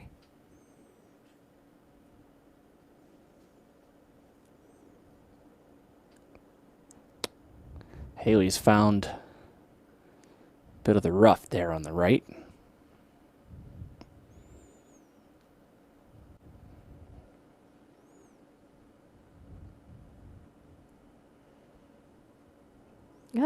What's it going to be? All right, there we go. Tossing the disc. Lefty. Left and right, going lefty. All right, relatively clean. She's got plenty of snap on the lefty release. All right. Well, Katrina's going to walk up a few feet, and we'll take this opportunity to remind you that the commemorative gear from the 2020 season is still available in the Pro Shop. dgpt.com/shop if you want to get any of these limited edition items. Because before you know it, We're going to be ahead to the 2021 season, and there's going to be some brand new gear in the shop. So get your memories while you still can over at the Pro Shop.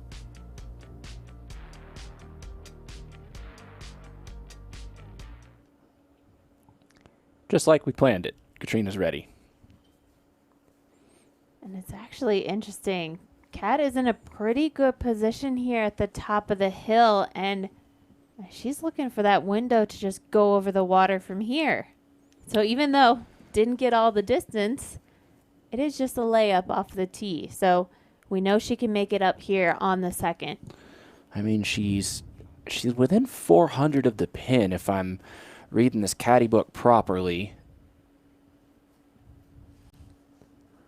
There's a tree to her left that's about 350 from the pin, and she's not quite to it. You can see the branch hanging down on the left side of frame. So let's call it 390 downhill with some obstacles in the way.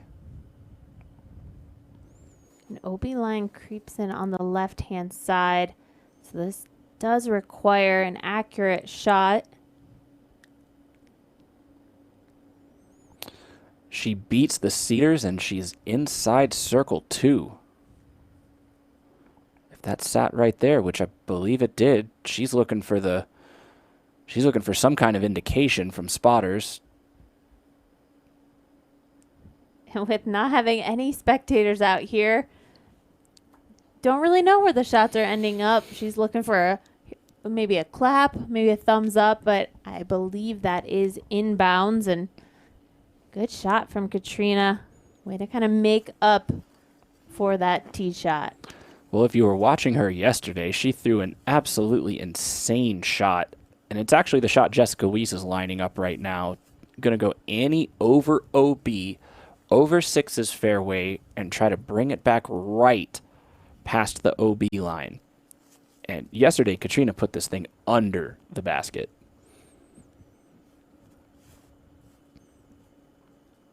Let's see what Jessica can do. About 300 feet, but you got to hit that window.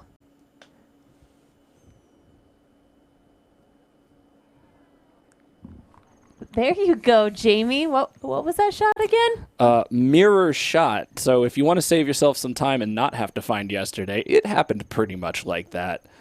Injury or not, that is an absolutely gorgeous line thrown by Weiss.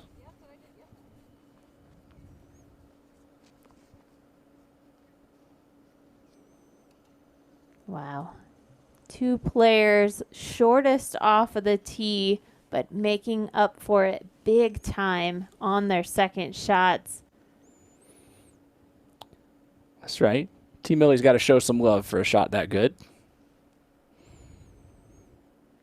Got Haley over here, far right-hand side of the fairway. Awkward stance to try to get the clearance on the forehand throw too. This would be a very technically impressive shot.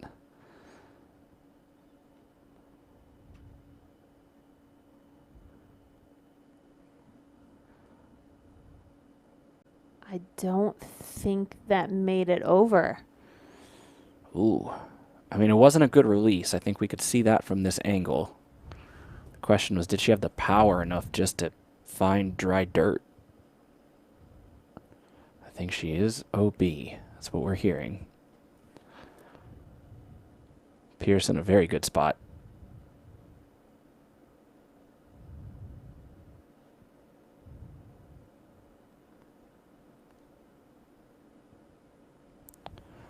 Challenging the Cedars, not hitting the gap. Should still have a long look. We're seeing Haley walk down to the water to take her lie.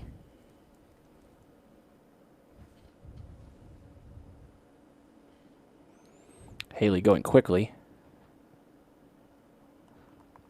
Well, sometimes you don't need to think about it. All right, one more time. Let's roll back this Zuka replay because this one is worth seeing twice. Jessica Weiss going to go over hole 6's fairway here and draw it back on the Annie. Yeah, and just to find that spot in the sky to aim for let the disc do the work, and it fades in, skips up right underneath the basket. Great shot, Jessica Weiss. We're going to do a quick commercial break while they make their way to the green. Come back and see the finale of the FPO lead card at the Jonesboro Open.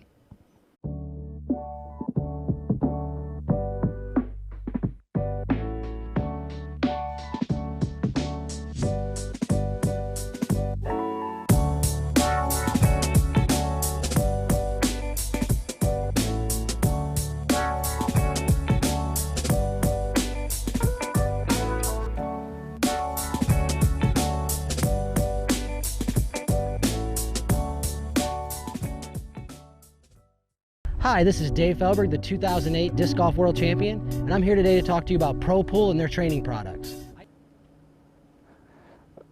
Apologies to Dave Feldberg. Katrina Allen's ready to putt.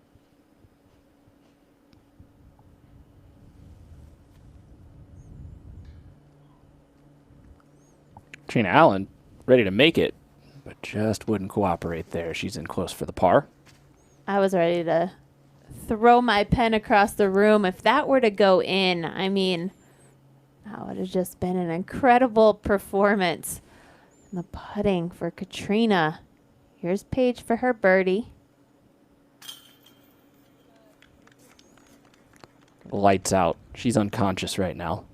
Man, just to have so much power, so much leg strength to get that putt to go up and over and uphill.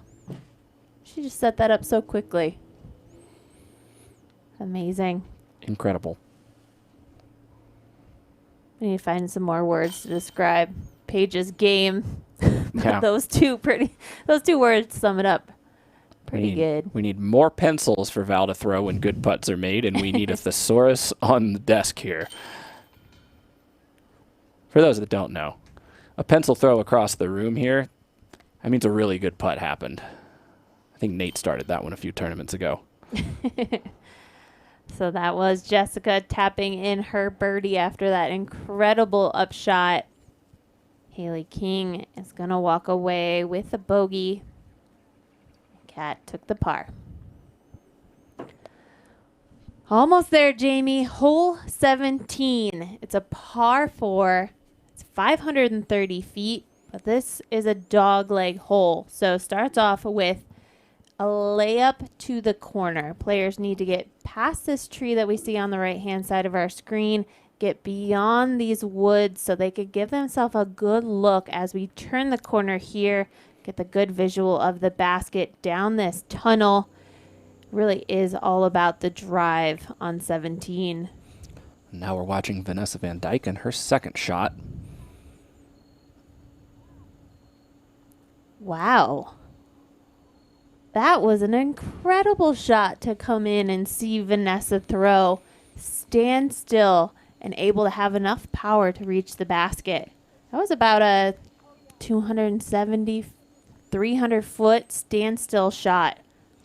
Yeah, when we checked in with Vanessa back on 11, she did take the bogey, and since then she's 2 under.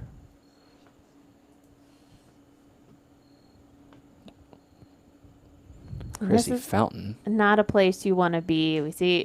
We've seen Chrissy in this position the last couple of days. You really don't have much if you're tucked far to the right. Really just have that layup there and do the rest of the work from the corner.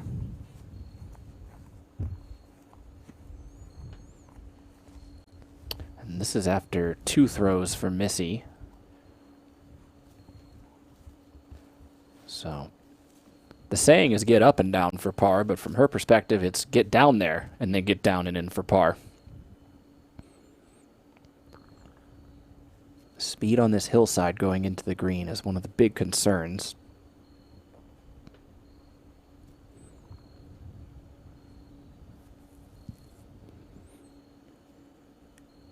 So a good time to know just how far your discs fly. So it really takes that control and knowing the speed of your disc as it works its way. Nice touch. Very good there from Gannon, who was making a charge towards Jessica Weiss, but then the double bogey on 16 bit her, and Vanessa Van Dyken actually moved one ahead. So Van Dyken and Gannon flip-flop, I should say, from the 5 and 6 spot. Chrissy Fountain currently in 7th.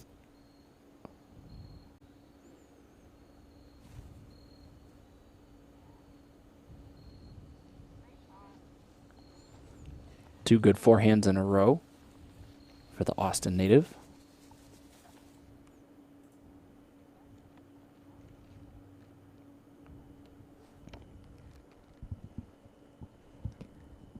Paige, 2 holes to go for yet another win and another trophy to put on the shelf in her van. She's got to be running out of space.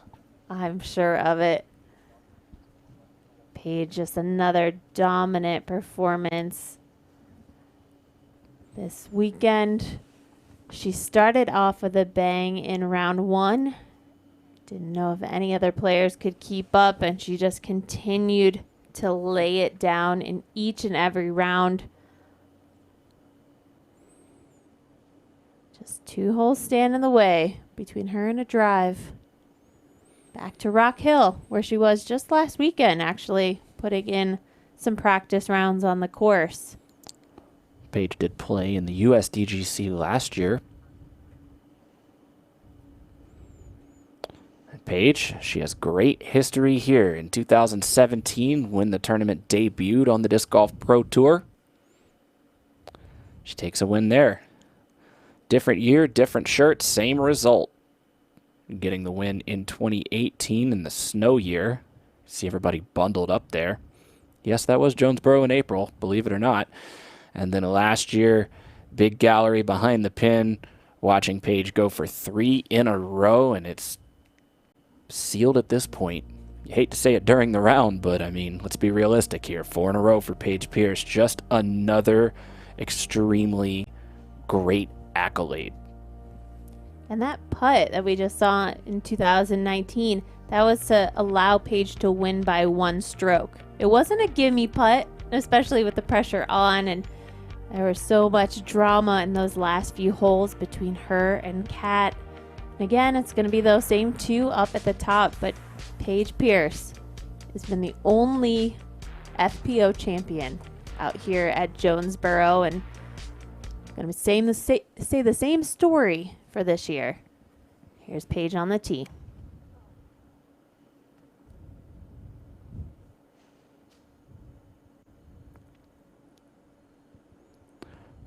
Her best drive on this hole of the weekend. She actually hasn't gotten off the tee very well here on 17. Needed a little help from the tree, but in a great position.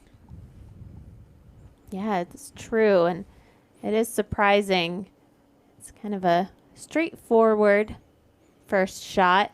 There is out of bounds on the barbed wire fence and beyond, so that backhand shot does have the possibility to find out of bounds if you don't hit the line just like you need it.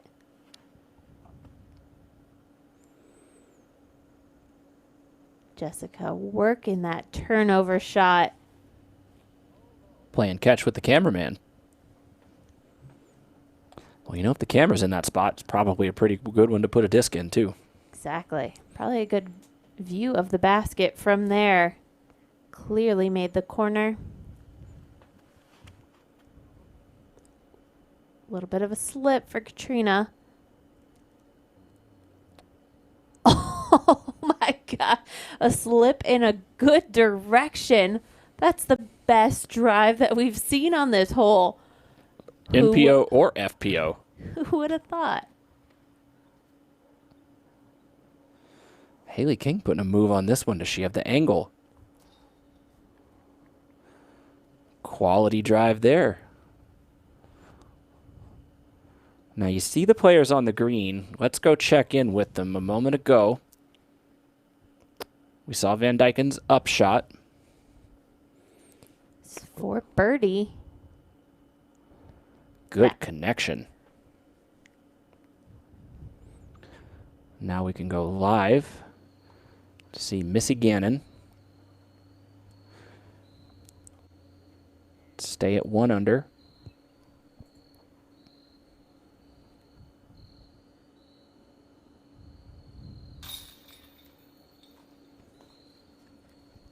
Gannon's good for par. Fountain a step closer. Also looking for par.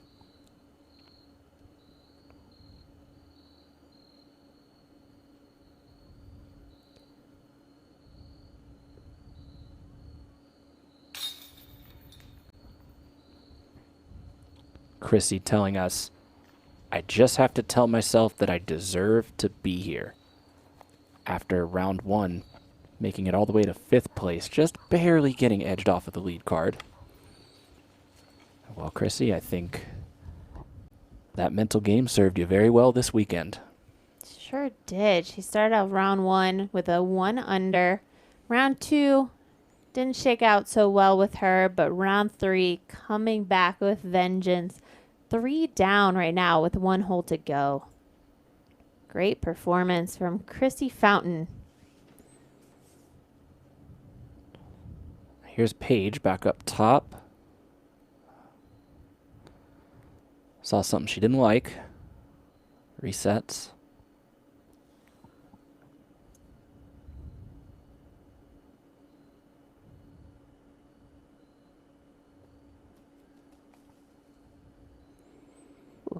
Beautiful shot from Paige, right on line.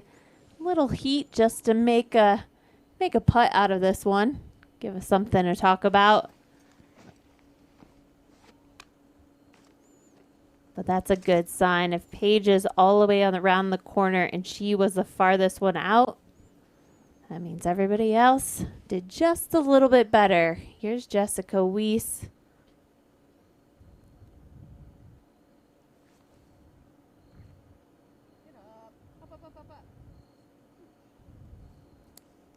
A little bit of scoot. She's at the bottom of the hill. She's going to have some work to do with her putter. Oh, there's just a little ditch that caught her. I was expecting to see it pop up a little bit and get closer. It's a better shot than the result would tell you. Now, Haley's over here on the left side. There's going to be... Well, I thought there was going to be more hyzer, but she still can run straight at it. Just a little hyzer.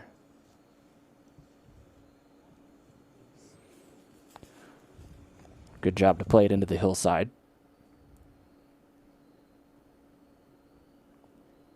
Let's see where this drive from Katrina ended up. We just saw her put down her bag in the distance there. After it seemed like a shank off to the right-hand side, found the gap through the trees. Just has an upshot from her knee. Easy peasy. Definitely not a spot you're practicing from.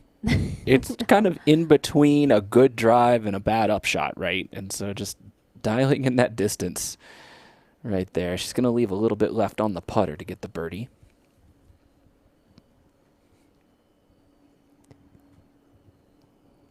Jessica's going to be first to putt down here in that ditch that you were mentioning.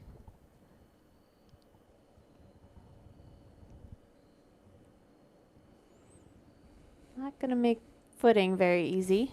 Wow, I mean, it's knee deep on her.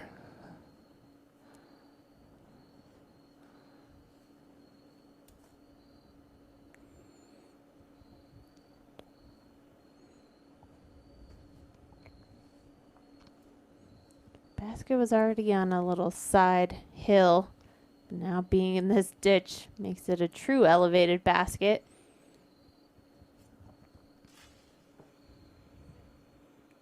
Just don't roll. All right, that'll be fine.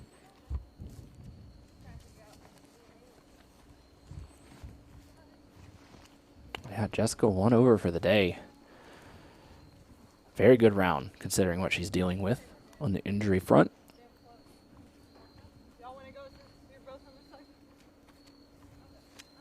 Okay.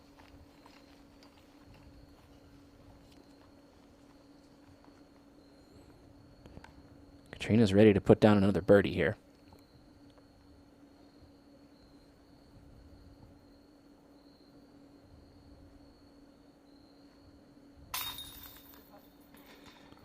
Blackjack. 21 under for Katrina Allen. Great putt again from Kat. Haley, about the same amount of distance. Feeds it in there.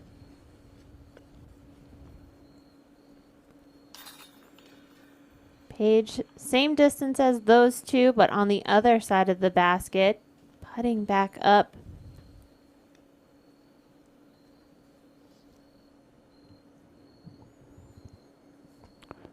For a baker's dozen.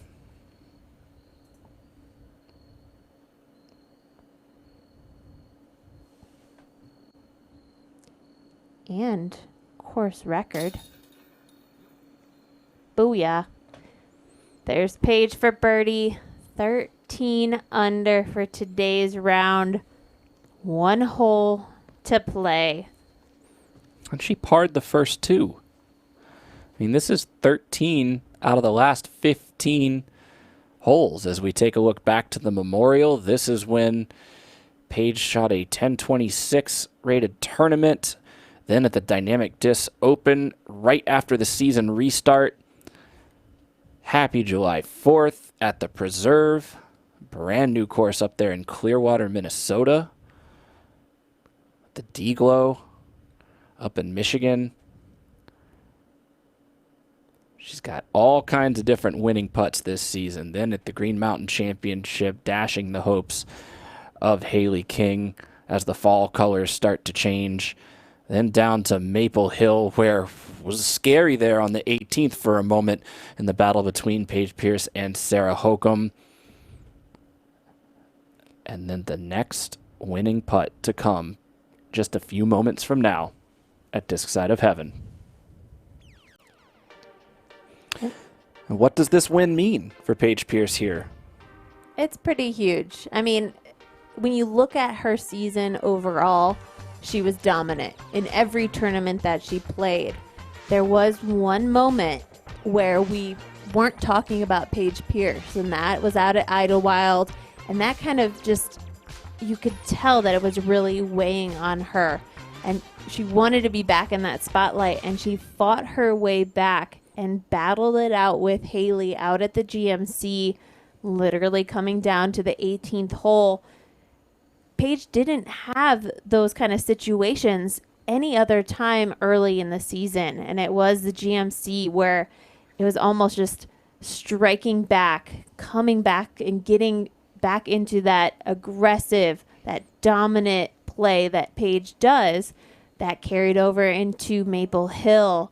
Maple Hill carries over into this incredible performance here this weekend. And we know there's a lot at stake next weekend for Women's Nationals. It will be the first major for the women this year. And I'd put all money in Nate's bank account. If the World Championships happen this year, Paige Pierce would be a 6-time women's world champion. It is hard to make any other argument. I mean, we just looked at the chorus of winning putts in all kinds of scenarios. Big wins, close battles. Paige Pierce has done it all. And, you know, Vanessa Van Dyken, who we're seeing here on the 18th, she's had a quality year as well, currently in 5th. She's birdied 3 of the last 4. Gets the skip play over to the left gap.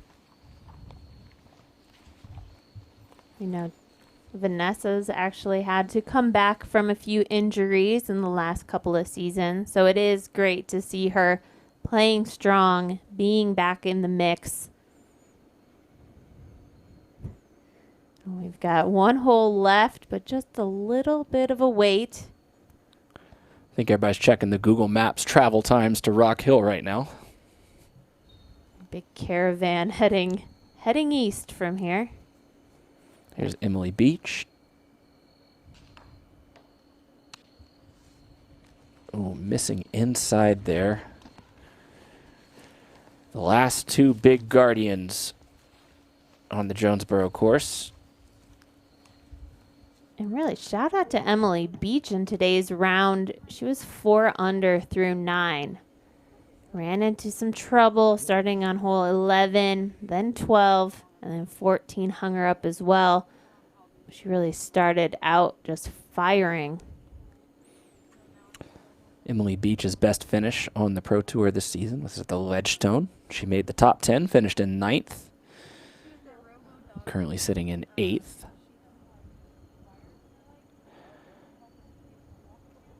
As the sun begins to set in Jonesboro.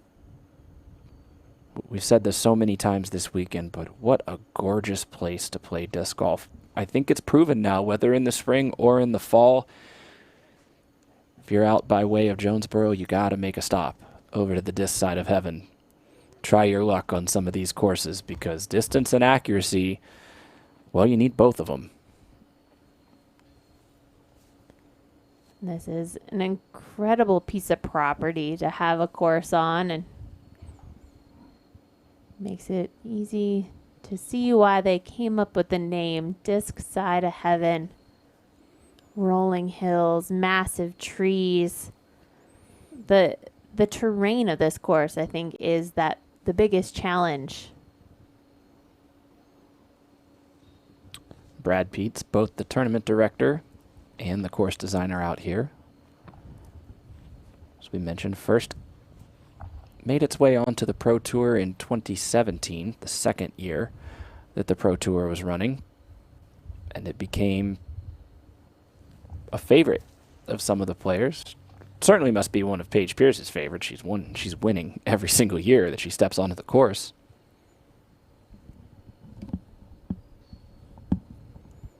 See Van Dyken. Third throw.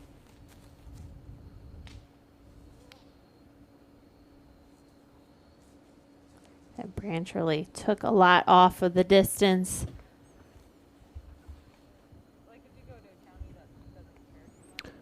All the talk has been about Paige Pierce and what she's doing, but do not sleep on Katrina Allen's round. She never took a par until the 8th hole, and she's bested what she did last year at this very event.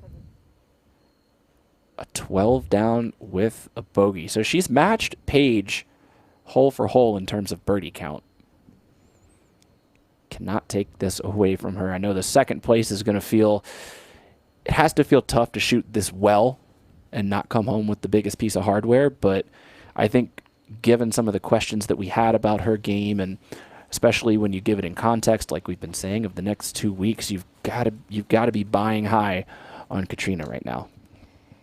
And the thing with how Paige has been playing, and it really starts from hole 1 in round 1. You have to know what you're up for. You have to know that Paige is going to be the favorite in any tournament. And for Katrina, it really came down to round 1. She ended up shooting 2 under. Picked it up in round 2 with that 7 under. But then today proved what Katrina could do. But really a 10-stroke difference from round 3 from round 1. That's pretty incredible. And that just shows what it took to win this tournament.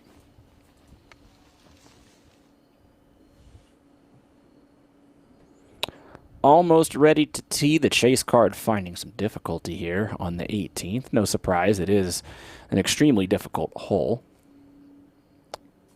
to finish. But I think it's just about time.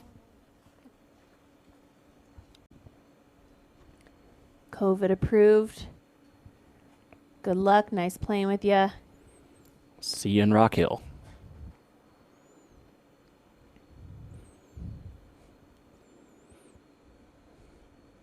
So we see the fairway just ahead. It's not a very big fairway.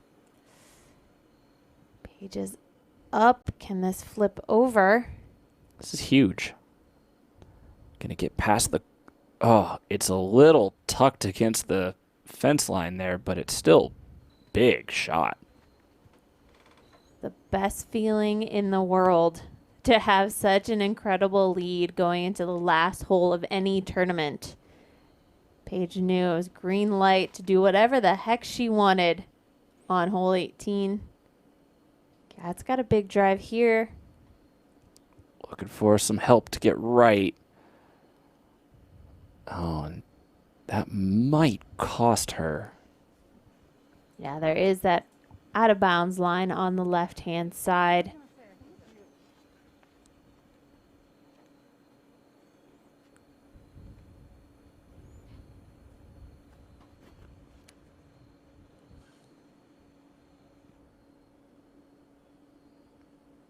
Haley King throwing and walking away. Getting a good kick down there, staying away from that OB line.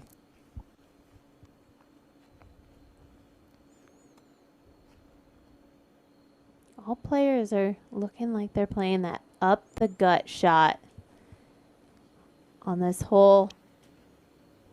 You're hoping to throw the good tee shot, and then you just have to work with wherever your disc lands, and that one's landing out of bounds for Jessica.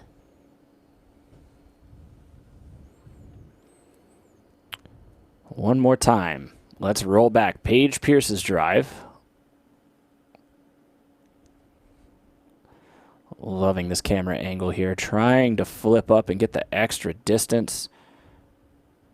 Plenty of power, just a lot of height as it fades back towards the fence, but it looks like it sits on the inside for the green flag.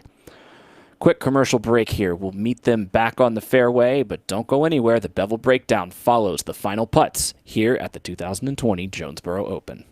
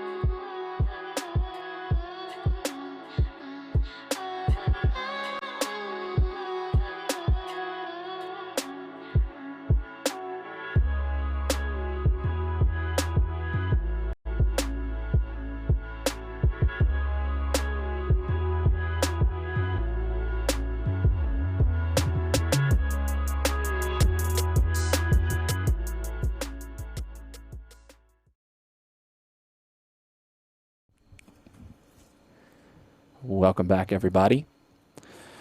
Jessica Weiss doesn't like what's in front of her here. She's just trying to decide, is it worth it to throw the forehand? What do I gain and how much is it going to hurt? You're not going to gain anything from it, and don't throw it. That would be my advice. All right, there we go. We've got a backhand shot. And just a few more shots before she can get some ice on that elbow. Good shot. Had to keep it low. You saw that she was well outside of 500 feet from the pin, but she gets a good bit of distance off of that fairway.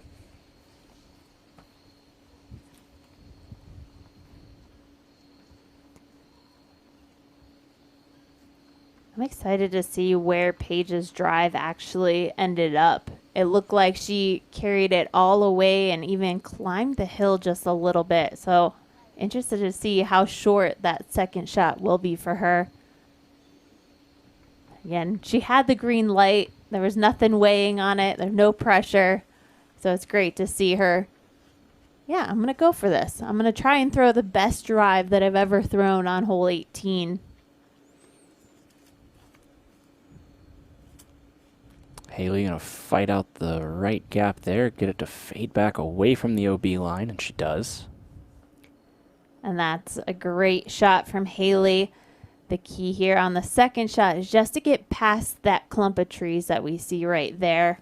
Once you're past those, it's all clear and just a little bit of a chip up to the basket. So we're going to go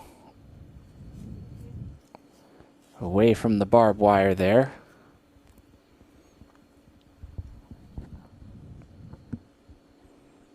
Katrina was out of bounds, so this will be her third throw, and this is tough. Not only does she take the stroke penalty, but This ceiling really prevents her from getting anything meaningful done off of this shot.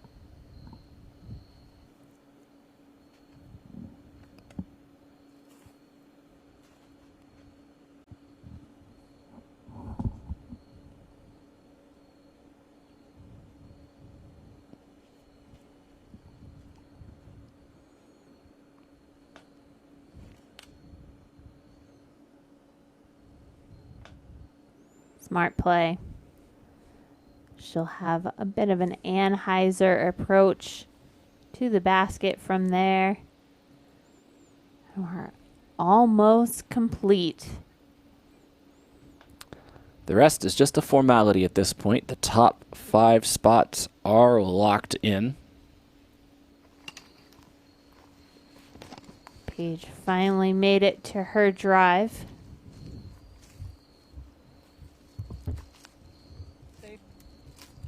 And this is a par 5. So depending on how the second shot lays out, I mean, to have Paige.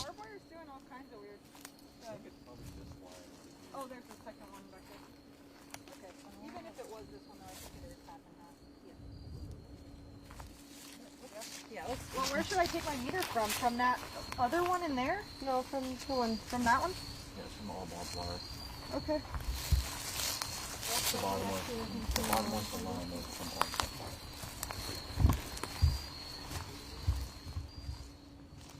Katrina was immediately satisfied that Paige was in bounds. She came over to look at it. So, as I was saying, now that she is safe, if Paige can get this up near the basket, she has the possibility to eagle this hole to finish. So not only the best round ever shot.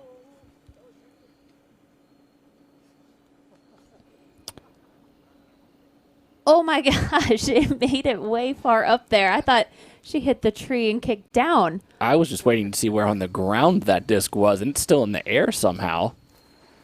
Yeah, probably not the eagle. I mean, look, Paige Pierce did get an eagle in both of the first 2 rounds, which is what I was getting ready to bring up. Could she get one every day? But I think a birdie is plenty good. Somebody send her a text and tell her to run for it. We want to see it here in the booth. What a unmatched finish that would be. Ooh, Weiss low inside. No, she beats the corner.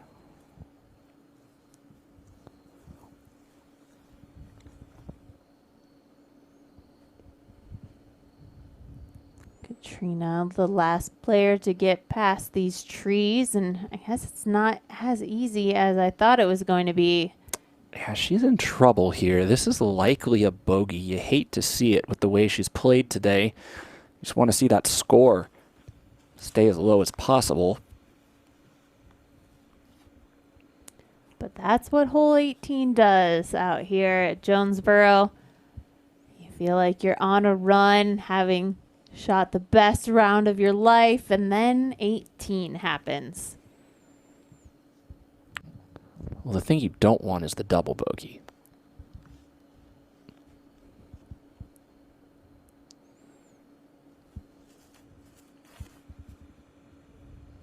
Wow. Big run up. I wasn't sure what gap she was trying to hit at first, and then right up the gut, full power shot. That would have gotten more air. I think that would have been 100 feet past the basket. That was a lot of power. Had a little more gas in the tank there to try to put one more miraculous shot down. Paige Pierce walking this one in 11 strokes. I can't count that high, Jamie. Is that math right? It is 11, and it might be 12 by the end of it. Yeah, got to get our fingers and toes out to count all that. But just the 13 and the 12 from Paige and Katrina, so impressive today. Good pitch up by Haley.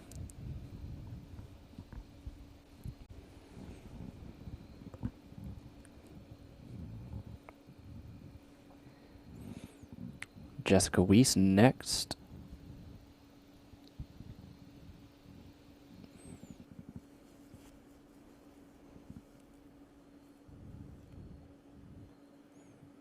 Jessica Weiss, right now 5 strokes over 5th place. Vanessa Van Dyken.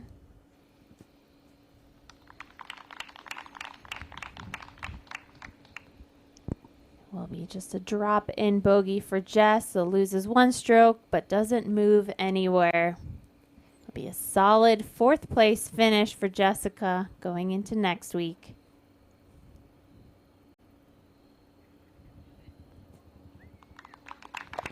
Katrina Allen also going to find a bogey on the final hole. Keep her round at 11 under par. Fantastic performance by Katrina this weekend. Paige has some unfinished business with this basket, maybe. Outside circle 2. Ooh. The why not bid for eagle. Just a birdie. Just her 14th birdie of the round. Insane. We're watching a performance that we have never seen in the sport of disc golf. Paige Pierce is taking it to another level.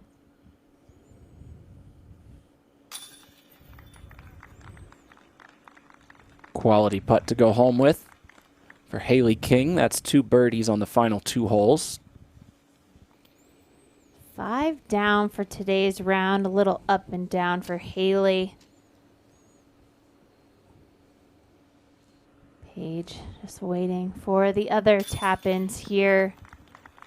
With this birdie, we'll put her at 14 under. Winning the tournament by 12 strokes. My goodness, make that 13 2-stroke swing on the final round, and Paige Pierce is your Jonesboro Open champion. Jonesboro Open, powered by Prodigy champion, Paige Pierce. All right, thank you. Good job, Thank Paige. you. All right. Thank you. Do your scores and then we'll talk. Okay, sounds good.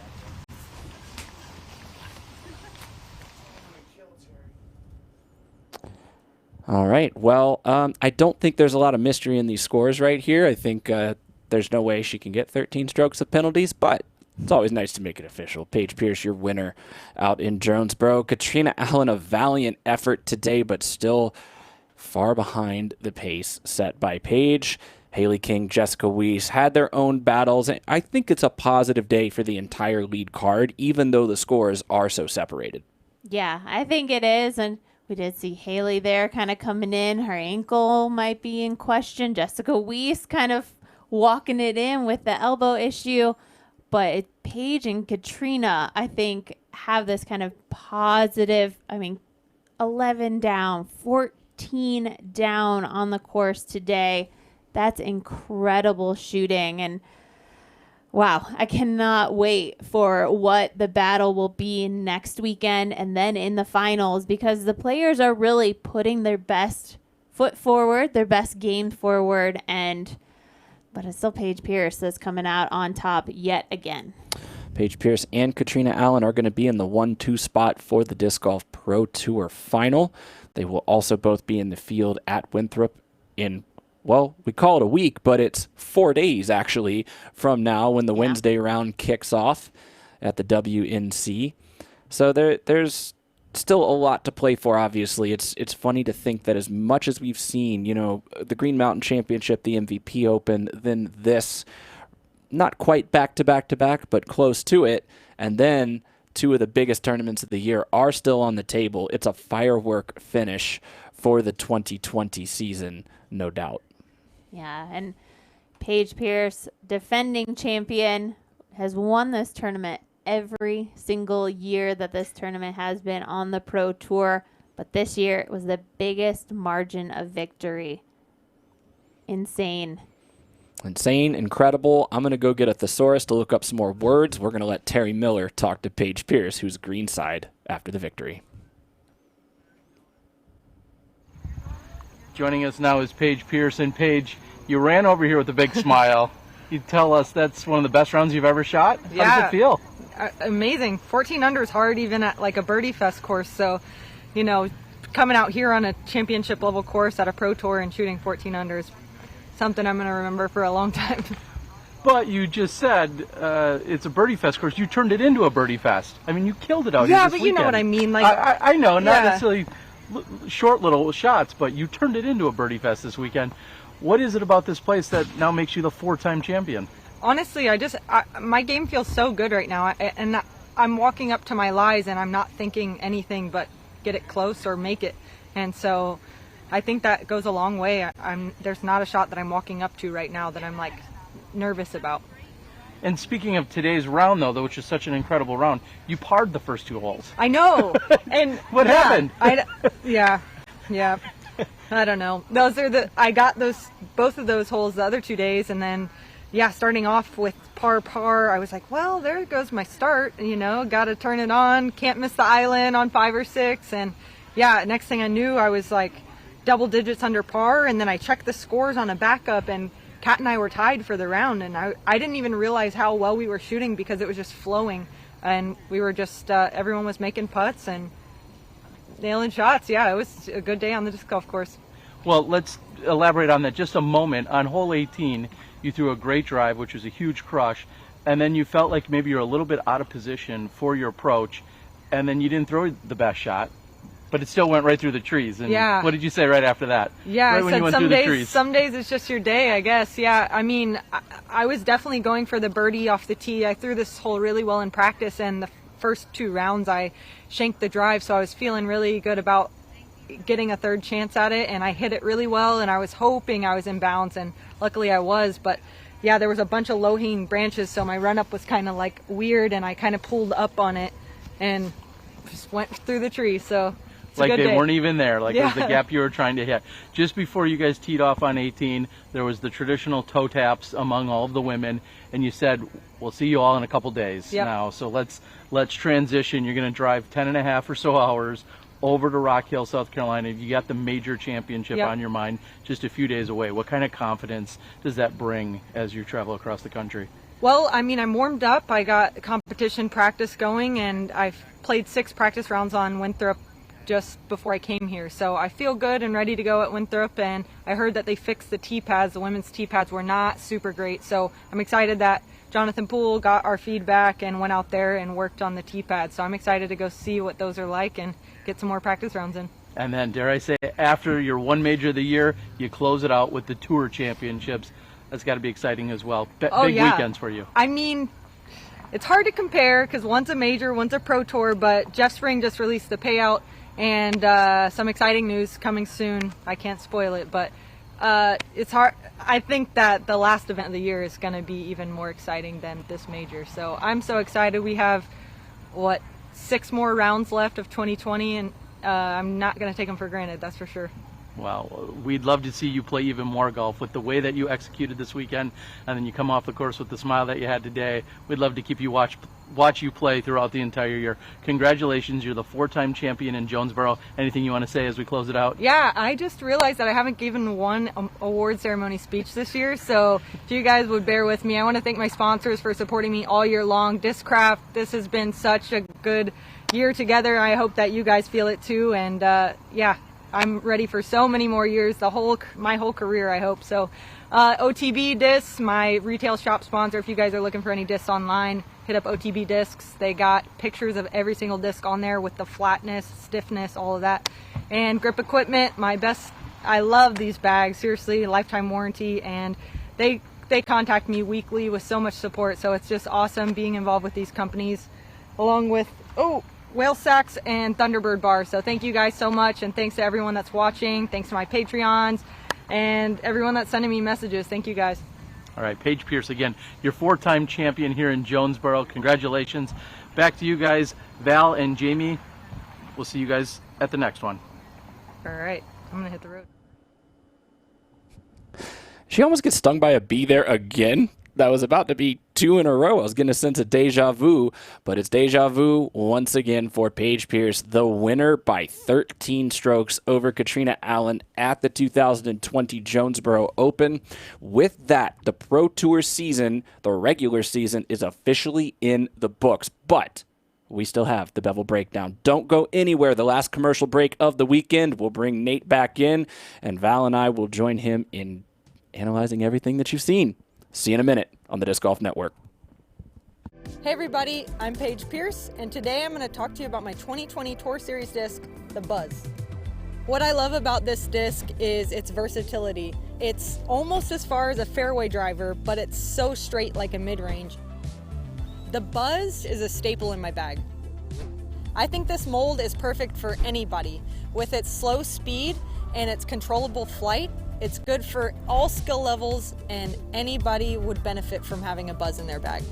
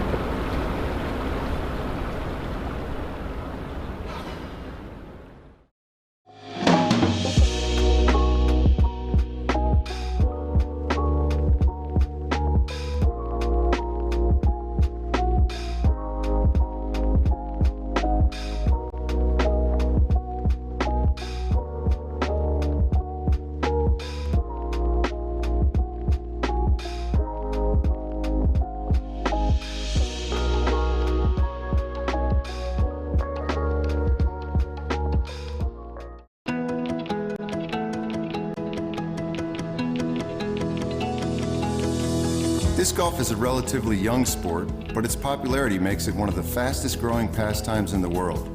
The PDGA is a not-for-profit, worldwide player organization dedicated to promoting the sport. Like a long drive off the tee, disc golf is soaring.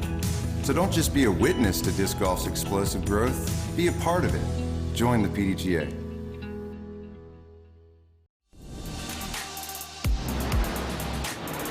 My name is Thomas Ekström. I'm the disc designer for Latitude 64. This is the Keystone. I wanted to design a disc that had minimum fade when putting. I wanted it to be slightly understable for those nose-up approach shots. I'm super proud of the Keystone. It went straight into my own bag, and you should try it as well.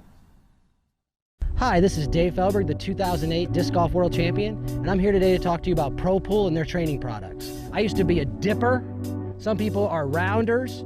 To break that habit, you need a Pro Pool. You hook it up to a wall or tree, it'll break your habit. New release, practice poles. You put them together, you stick them in the ground, there's a flag on top, you throw around them, help you accuracy, prepare for your tournament without having to go to the course. This has been Dave Felberg with Pro Pool Disc Golf. Go to ProPoolDiscGolf.com and try our products today. Some say we're hidden, unless you know where to look. Hidden? No. This is where we stand up straight and tell you who we are, and where we put others first. This is where college football and barbecue are a season in the same.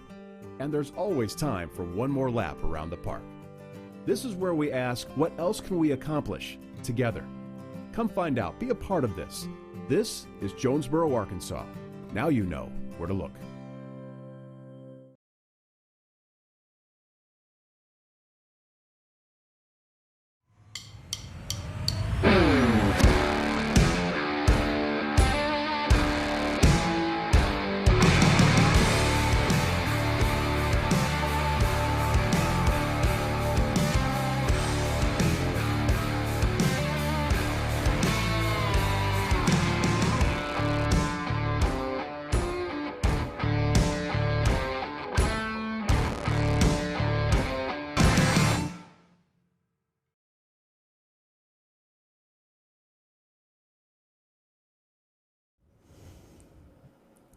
Hey, everybody.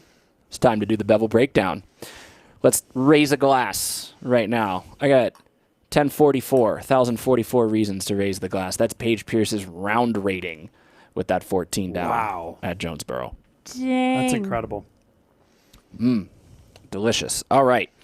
Wow. Paige Pierce wins by 13. Another double-digit victory. We've seen a lot of those over the years from this very special player. Course record, 4th highest rated round she's ever shot. What did we learn about Paige Pierce that we don't already know, if anything, after the Jonesboro Open? Well, it was in that interview when she said, you know, we have these 2 tournaments left, and I'm not going to take them for granted.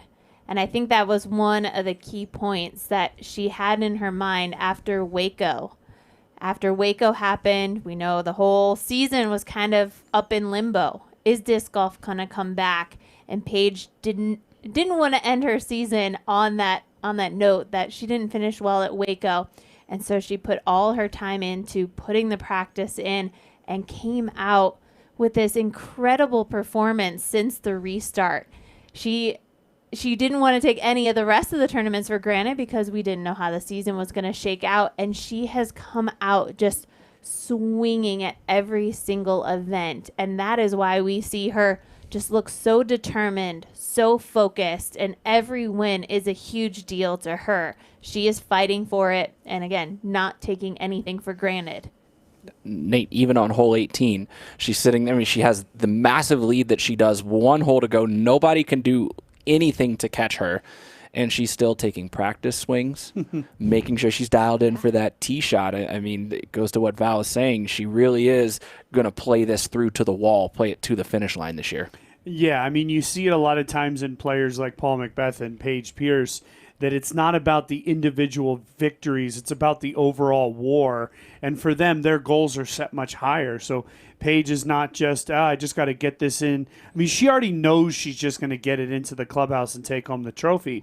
But it's about building. It's about getting better for next week and putting on a performance like this there, and then not falling short at the Tour Championship. And, you know, it's an interesting thing. I mean, it's exciting for us, but it's got to be exciting for them to have these types of goals, right? To set records. I mean, what Paige is doing is putting things in the record books that potentially could never be surpassed.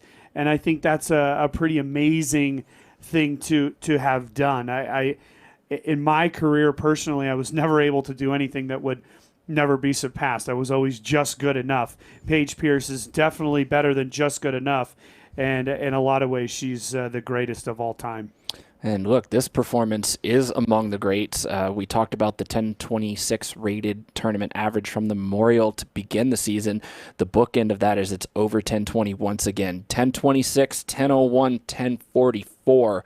That's going to be at least 1020 average rating for this event. And in the immortal words of Terry Miller, it's not a birdie or die course, but she made it look like one. And that's the craziest part of it all. Yeah, and there's no better feeling than you're just skirting your way through the course and everything's coming easy. You throw in the trees, maybe you get the kick out.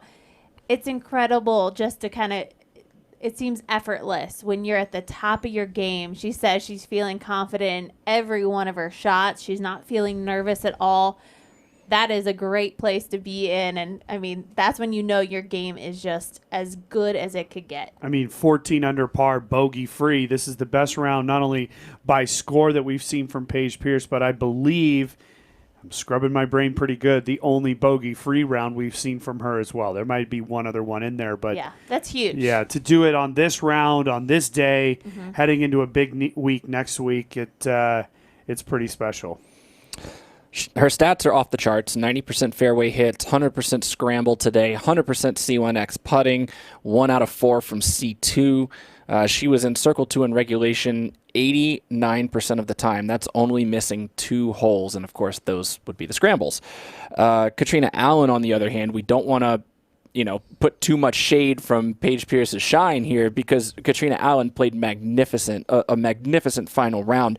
Also, 100% C1X putting on the day. And in fact, let me count this up real quick here. I believe that's 10 C1X putts. Paige had 9. So actually making one more C1X putt than even Paige did. Katrina comes in with an 11 under par round, 13 birdies herself, 2 single bogeys to give it back, and 1 for 3 from circle 2. So Katrina Allen brought the driving game we know she always brings, rain or shine, night or day, but she brought the putter on this course too, where there are some very tricky and treacherous greens that can roll away and leave you some long comebackers. Yeah, exactly. She put the pressure on herself to kind of go for those putts, and it's really great to see. And as I mentioned during the show, it was that 2 under in the first round that really set her so far back. And when you start with that much deficit going into round 2 on a 3-round tournament, you're climbing a mountain. Paige set the pace from the very start, and Kat the entire time is trying to catch up. And even today, shooting that incredible round she did, couldn't make up any ground. So for Kat going into the major next weekend, her game is looking on point. Drives are there. The upshots, of course, are there. She's an aggressive player as Paige is, for sure. And if she can get that putt in the basket, I think she's going to be contending. But it is right from the start, hole 1, you got to be fully focused and going for the win from there. Yeah, Nate, so now that we've seen Katrina, what she was able to do this weekend, how does she set up for the tangle with the Winthrop Arena? Well, I think it's actually a fairly good scenario, but besides the fact that she's not going to take home a trophy this weekend. It actually lays out to be pretty good. She played very well today, and in fact, for the most part of the day, Kat was kind of the class of the group. I mean, she started off with those 5 in a row. Yeah, she picked up a bogey, but she only had 3 pars on the entire day. You know, it's an impressive thing. There's going to be a lot of pressure on Paige Pierce come next weekend. And I'll tell you this, I mean, over the years, we've certainly come up where there was players ahead of us that almost seemed insurmountable. Ken Climo at his peak, Barry Schultz at his peak, Des Redding at her peak, Juliana Korver at her peak, and Paige Pierce is certainly at her peak right now. But what do? You just forget about all that. You got to believe in yourself. We know Kat doesn't have a problem there. She dominated at the Ledgestone, and I think the Ledgestone's not too far off from what Winthrop Gold will be for these ladies. So Kat's got to just ignore all that. But I will tell you, she can't make mistakes, especially in the early rounds, because against Paige Pierce, you don't want to be having to come back as the rounds get deeper and deeper into the tournament. But I think it's a pretty good scenario because Paige is sort of creating her own pressure here. And not that we expect her to crack, but it is a possibility that does affect her negatively. Yeah, and as I'm trying to look up really quickly here, Paige Pierce last year at the USDGC. Now, keep in mind they're going to play slightly different layouts, but this was playing the USDGC, the Open Division. She finished in 99th place, 1 ahead of Kristen Tatar. And I believe Katrina Allen, I was trying to look at fast enough, but I believe Katrina Allen's best finish actually bests Paige Pierce's best finish, if you can follow that, with her performance in the 2018 USDGC. So if you have to split hairs and you have to, get off the fence and pick one or the other, you can look to the history at this course where Katrina has done just slightly better in terms of place of finish. Well, and let's put it the way that it actually is. The course lays out better for Kat because Paige can be a little squirrely sometimes. Why is this course so good for Paige Pierce? Because there's not a lot of OB all over the place. She can be way over on this side or way over on that side. Kat keeps it in the middle a lot better. And I think when you do look at that finish at the USDGC that's higher for Kat, it's because she goes out and competes on the course and is able to play point A to point B type golf, where Paige is trying to go A to D or A to Z sometimes, and she gets herself in a little bit of trouble. So can Paige adjust her game plan, and can Kat continue to play well? Will certainly be a big question for both of them. I can't find it. Never mind. Let's keep going. I'm just, fast fingers here, trying to make it happen. But let's talk about Haley King and Jessica Weiss, because as we said right before the break, it really was a great day for the entire lead card. Haley King wasn't close like she was at the Green Mountain Championship, but she did start the day in second place, and she did a lot of good work to get there. How do you rate Haley King's performance this weekend? I think she put together great rounds, and I think she was putting really well in the first 2 rounds. Her drives are always great. She's got such great distance and whip, but it was just her demeanor. And all I'm seeing it is from her reactions on camera, and she just didn't look like she was having a good time out there. And, you know, I think as players, they're playing a lot of tournaments and everything's focused on disc golf. And as the season wears on, you know, that can weigh on these players. And Haley, you know, being so close so many times, kind of being let down at certain times, I'm feeling like that's starting to weigh on her. And we got 2 big tournaments coming up, and that's the end of the season. So I'm hoping to see Haley kind of find some new life, find some rejuvenation in these final 2 tournaments, because her skills are there. I think it's just that kind of internal monologue and maybe some more positive internal commentary for herself will get her back into the mix, because she can make it happen. There's no doubt about it. Well, let's play coach here for a second. Let's give you some Haley King stats. Since the season restart, she has not finished outside the top 5, and that's on the Elite Series and on the Silver Series. She actually has just about every place in that top 5 except for first. So is it just a case of frustration, not being able to break through and bring the hardware home? You know, how, if you were coaching a player like this, how do you tell her to set her mind for these last 2 events, which are still ultimately so important? Well, and I don't want to dive too deep into Haley, but at the end of the day, there's always 2 ways to look at everything. Is the glass half full or is the glass half empty? I think she's looking at it a little bit too half empty right now. She's a young player doing fantastic things, having incredible finishes, and had a great battle back at the GMC.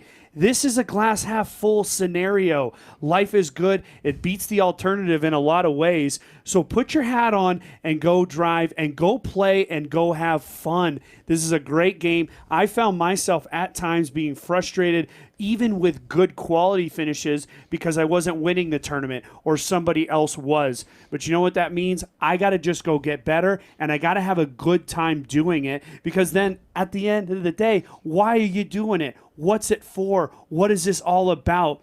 It's not about Disc Golf Pro Tour points. It's not about wins and losses. It's about playing a game you love and doing it the best you can. Forget all the expectations of everybody else. Have a glass half full of life every single day, and just go out and have a little bit of fun. Because I know us here in the booth, we believe in Haley King, and we think she can do it quite well. Half full? Yeah, a little more than half full at this point. Mine's starting to get half empty, but it's always half full. Mm-hmm. And I do mean that with the best of intentions for Haley, and really for everybody for that matter. Right. Haley King, 9th in Pro Tour standings last year, 4th this year, going to get that bye to the semifinals. Let's also talk about Jessica Weiss. The injury was apparent today. She had to switch the game plan up. She threw a bunch of lefty backhands. And some quality lefty backhands too, by the way. You know, keep working on that and put that in the quiver of arrows that you have. But had to go away from the forehand. The elbow's bothering her. She still turns in, I believe, a 2-over performance at the end of the day. Well clear of 5th place. She finishes in 4th. Yeah, and I mean, it's crazy to think about a player having to go to their opposite hand and still taking 4th place. So, Jessica, great to see you finishing the round. Great to see you choosing shots to kind of give your elbow a little bit of rest, because there are the 2 big tournaments coming up, and I hope to see her there. I hope this doesn't play out as we've seen a lot of players. Elbow injuries can be such a nagging pain, and really it is only time that heals an injury like that. But let's hope she can make it through these next 2 tournaments. And I mean, she had 2 great rounds to put her in the position she was in today. So as long as she just maintained and she did what she needed to do in this round. Maybe that lefty backhand comes handy in Rock Hill. You never know. All right, let's do the OTB shots of the day. These are the best shots that we saw, presented by OTB Discs. And we talked so much about Paige this weekend, but I gotta give 3rd round OTB shot to Katrina Allen here on hole 3. Has the perfect angle and nearly aces this. She went on that run in the beginning. 5 straight birdies to start out the round. Boy, you could see her reaction. She wanted it so bad. And over here on the men's side, we have Calvin Heimburg. At one point, Jamie, you and I were going, He doesn't even have a look. He finds a tiny gap, and he set it himself. It was a 50-50 putt. But you know what this putt meant? It meant that he slammed the door on Paul McBeth. That in combination with the second shot on 16 won this tournament for Calvin Heimburg. But that putt was one we didn't expect to go in, and it did. And all of a sudden, it had to hit Paul McBeth at that time. I'm going to have to eagle 18 to even tie. Wow. That's a glass slightly more than half full kind of putt. He called it a 50-50. That might be generous, thinking that's a 50% make chance. Seriously. But it was 100% in the basket and 100% what he needed to do to close out Paul McBeth. As you mentioned, let's talk about that. Paul McBeth starts today with a 3-stroke lead. If I told you that he was going to turn around and lose that event with the way he played the first 2 rounds, you would have thrown me out of the booth. Well, I wouldn't have done that. I don't want to hurt you. But I would say he had a great opportunity, except that the guy in second place was Calvin Heimburg. So if Paul McBeth had any issues whatsoever, and this is not a judgment on Andrew Presnell, but if we put Presnell in second place, 3 back of McBeth, we certainly don't think McBeth's going to give up that win. But this is Calvin Heimburg. He's one of the greatest players currently in our game. He's the number 2 player in the world. He just proved that today. And if McBeth was going to make any mistakes, Calvin was going to be right there to snatch it out. Well, I think a lot of fans want to put Eagle McMahon in this category. When you talk about who's number 1, I think Paul is going to get that nod, 99 times out of 100. But I think a lot of people are going to put Eagle in there because he did get the back-to-back Pro Tour victories, and he looked so strong doing it, charging from the chase card at one of them. At this point, can you say anything other than definitively Calvin Heimburg is the world number 2, if not 1B to Paul's 1A? Yeah, there was that kind of turning point. I think the peak of the season was D-Glow, Idlewild. It was like the heat of the season, and Eagle was just screaming to the top. He chose not to play an event or 2 in there, and that's what allowed Paul to strive forward. Paul was fighting back at that point, capped off a few more wins, and yeah, to see Calvin coming out, and when he is on, there's no nerves. You look at it on his face. He has got that full focus to win tournaments, hit putts, hit lines. I mean, it's scary when you're up against a player like that. I know he said, Paul McBeth, you can never count him out. He is the world's number 1, but Calvin, you're really working your way there. Certainly, when you look back at how this season unfolded, Paul McBeth won both of his Pro Tour events on courses that are played for national tours, so courses he's very familiar with. Eagle McMahon gets 2 in a row in historic fashion, and then Calvin Heimburg once again bookends a season just like he did the national tour back in 2019. Now, here's the big question. Before we get to Presnell and Yuli, let's bring the USDGC back into this conversation, because the Pro Tour points are settled. Both McBeth and Heimburg going to get buys to the semifinals. But at the USDGC, this is the next hurdle that Calvin Heimburg has to jump if he wants to be in the all-time great list alongside guys like Paul McBeth. How do you like him now? Yeah, well, we've got to consider him one of the favorites. Let's use this weekend as an example. So he comes into the round 3 behind. He has an incredible front 9. He's got a lead coming out of the front 9. It all happened starting right around hole number 12. Calvin gets the birdie on 12. McBeth takes the bad roll away. Okay, there's tick number 1. Then we come to 14. Heimburg throws a ridiculously horrible drive on number 14. What does McBeth do? Gets aggressive on the sidearm, and he ends up making bogey. So now there's no real way for him to do it there. It's a 2-stroke lead with 4 holes to play, and he steps up on number 16, out of position slightly, got a little bit of good fortune, and he parks the shot. McBeth did follow it up with a park job of his own. They take back-to-back eagles there, and then the big putt on 17. What does this all mean? This all means that Calvin Heimburg can do it. He can take advantage of positions that he needs to take advantage of, and this is what it takes at the USDGC. You can't just go out and say, I'm going to put one good round up and that's going to ride me to the finish. No. That's not how it works. You got to put one good round after one good round after one good round. And then you get to the final round and you got to take advantage when the people that you're competing against make a mistake. And Calvin did that at every single turn. It was hole number 5 where it all started. He got through, made the big putt there. And I think for me, that's when it all changed. And I think for Heimburg, he has to take this victory, 2 seasons. He got 19 and 20 bookends both seasons. But now it's time for him to find an M next to his name. I think Rock Hill plays well for him, but can he compete over 4 days? That's yet to be seen in his very young career. Val, I'll ask you one more question, then we're going to move on to some of the other players in this field. When you look at the holes that Paul had to play today, and again, he only loses by 1. He par 1 and 2, just like Paige Pierce did, actually. Maybe some holes that we expect to see. You got to get at least 1 under on that stretch. And then you have a stretch of 8, 9, and 10, all very gettable holes. Paul takes 3 pars in a row there. So what do you think, given this course, was the more kind of damning piece of evidence? Was it not getting out under par until hole 3, or was it lulling in the mid that eventually kind of did him in? I don't know. I see this wall of bogeys that happened from those top 4 the players on that lead card, all getting the bogey on hole 5. It's a shot that they should be getting, and Calvin ends up getting a 2-stroke swing in 1 hole. I think that was the biggest thing, and probably jump-started Calvin to just keep driving forward.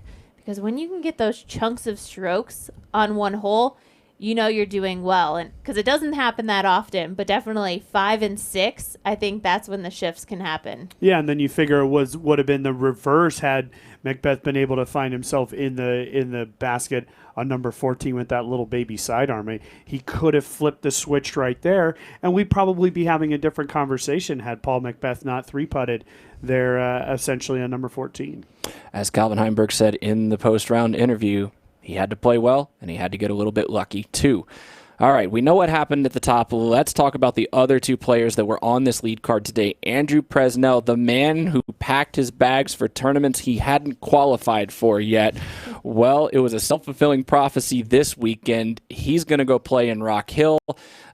Does he get into the Pro Tour final as well? Oh, yeah. That's what I want to confirm. What place is he finishing in? We're going to give you that. But talk about Andrew Presnell. I mean, we've been impressed. Nate, you said you specifically were very impressed with what he was able to do out here at the This Side of Heaven this weekend. Yeah, to me, it's not even his effort on any individual shot or any individual round. We can see he's going to be over there in 23rd. Great. That he moved from outside in. It wasn't any individual shot for Presnell. It was that self-fulfilling prophecy you just talked about. He went out and he said, okay, I have an opportunity here and I can make myself get a couple more tournaments in the books. It could have easily went the other way. He could have easily finished in 32nd place and went back to Ozark, Missouri, which isn't far away from where they are in Arkansas right now. But now he gets to go out to Charlotte. I was very impressed with Andrew Presnell. We had done a lot of prep coming into the week talking about all the different point scenarios, and Andrew was down there at the bottom trying to make his way in. And what did he do? He didn't just make his way in. He finished way up there, and he gets both USDGC and the Pro Tour finals. So, I couldn't be more happy for a guy like Andrew Presnell. He seems like a good kid, and Terry told a great story out there during the day where he was a teacher. He came out on tour, and he said it very simply, I sucked when I came out. He got his butt kicked around, and that's how it is. But now he comes back today, and I'll tell you, to me, it's the pre-shot routine. He stuck with the pre-shot routine. He believed in it. He executed well. Of course, next week's going to be a whole lot different, but at least he's got something to build on. Andrew Presnell's best finish on the Pro Tour? 9th at the D-Glow until today, where he finished in tie for 4th. Let's take it over to Paul Ulibarri.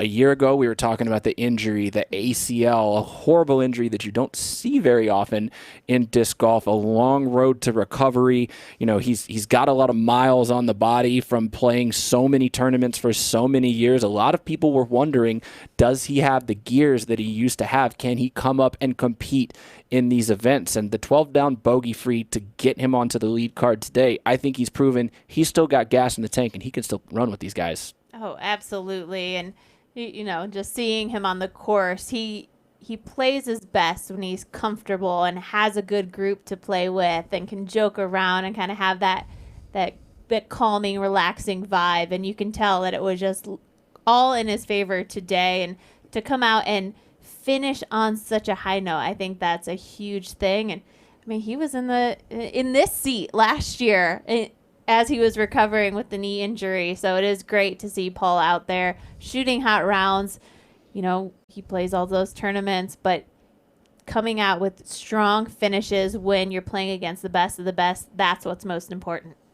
Yeah, I mean, physical or not, with Paul Ulibarri, it's all what's up here in the noggin. He just has to believe in himself. You know, he said he woke up yesterday, which was the 12 down, not feeling great. He didn't expect a good day coming, but it did. Which to me, it should prove to him that this can happen any given day. It doesn't matter. Go out, do your prep, and go play, and just kind of let it go. I mean, he did play. He had the worst round of the group today, but he battled fairly well in there, and he kind of went a little haywire there on 18, but he could because he had that 2-stroke gap to the next place. But overall, it was great to see Yuli on a feature card here towards the end of the season. We wish him the best of luck next weekend, as well as in the Pro Tour Finals. But, you know, for Yuli, it was going to be having to come back from the injury and then eventually leaving the injury behind you. I think he's darn near close to that. Last two guys we're going to talk about today, Garrett Gerthy and Chris Dickerson, both from the chase card. We highlighted it at the top of the broadcast, what danger could lurk there for these two guys. Double G has a history of playing very well out at this course, and Chris Dickerson, it's getting down to Pro Tour Championship time, which you know means he's coming alive late in the season.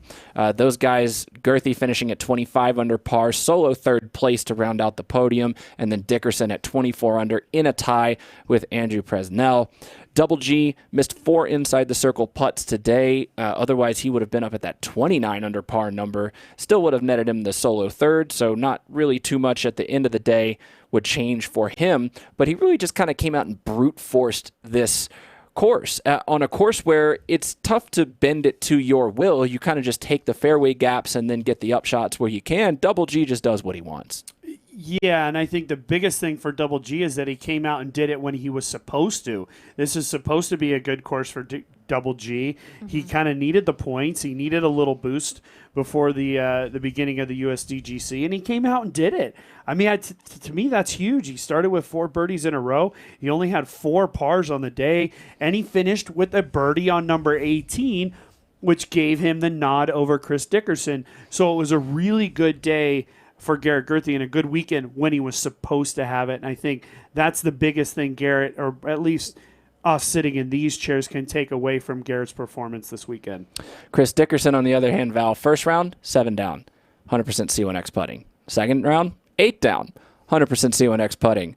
Third round, 9 down, and he missed his first C1X putt of the weekend on the 18th hole. Oh, my goodness. So, wow. A little bit of a heartbreaker while you take that drive out to Rock Hill. That's horrible heartbreaker. Missed a putt. But, yeah, you know, high expectations here. Almost a perfect putting weekend from the Robot Chicken, and just once again, he's in rare form as we near the end of the season. Yeah, and I'm thinking of these last 2 tournaments and these 2 players specifically, Garrett and Chris. I mean, for them to finish in these positions, we've got Winthrop. Of course, we know that lays out well for Garrett if he can keep it in bounds. Chris, clearly it's all about the putting for him. But then the Tour Championship is a completely different course than what we saw this weekend, what we saw at Winthrop.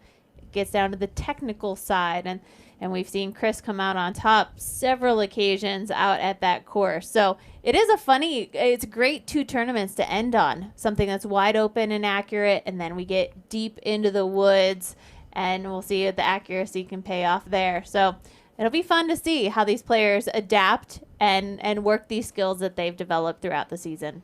You couldn't name two more different players in terms of their game plan and their style between Double G and Chris Dickerson, but they finished one stroke apart at Jonesboro. They both have great opportunities with the final two events of the season on their plate at this point. Now, disc golf fans everywhere, get ready, because like we said, we're only 4 days away from the start of the USDGC, the only major, and the Women's National Championship, the only major of the 2020 season for either the FPO or MPO division. So we are still right there in the middle of what is such an important title to win for all these players. And then, of course, they'll just go up the street 20 minutes away to the venerable Hornets Nest course to finish for the Disc Golf Pro Tour finale. By the way, you heard it from Paige Pierce. There's some info coming out about this tournament very, very soon. So stay tuned to all of our social media for the Pro Tour and the Disc Golf Network so you're not missing out on what Jeff Spring, our tour director and CEO, has been working on so diligently in the recent time. I think that's going to wrap it up for the regular season. One more cheers to 2020. It was a hard-fought battle to keep the season rolling. We want to thank everybody out there. Jeff Spring, thank you so much for all the work you're doing. The entire Disc Golf Pro Tour staff, on the course, off the course, behind the scenes. Being able to put on a full season in the year of COVID is a feather in the cap of each and every one of you, tournament directors, staff, course volunteers, and the players for taking the risks, making the sacrifices, getting out there on the road. Thank you so much. It's been so much fun to call all of these events this year. Absolutely. Sure has. But we're not done. Check out the live companion show starting on Wednesday, running through the finals, and then we'll all be back together for one more time. It's going to be a big party up at Hornets Nest. We'll see you then. For Valerie Jenkins and Nate Doss, I'm Jamie Thomas, signing off for the Disc Golf Network.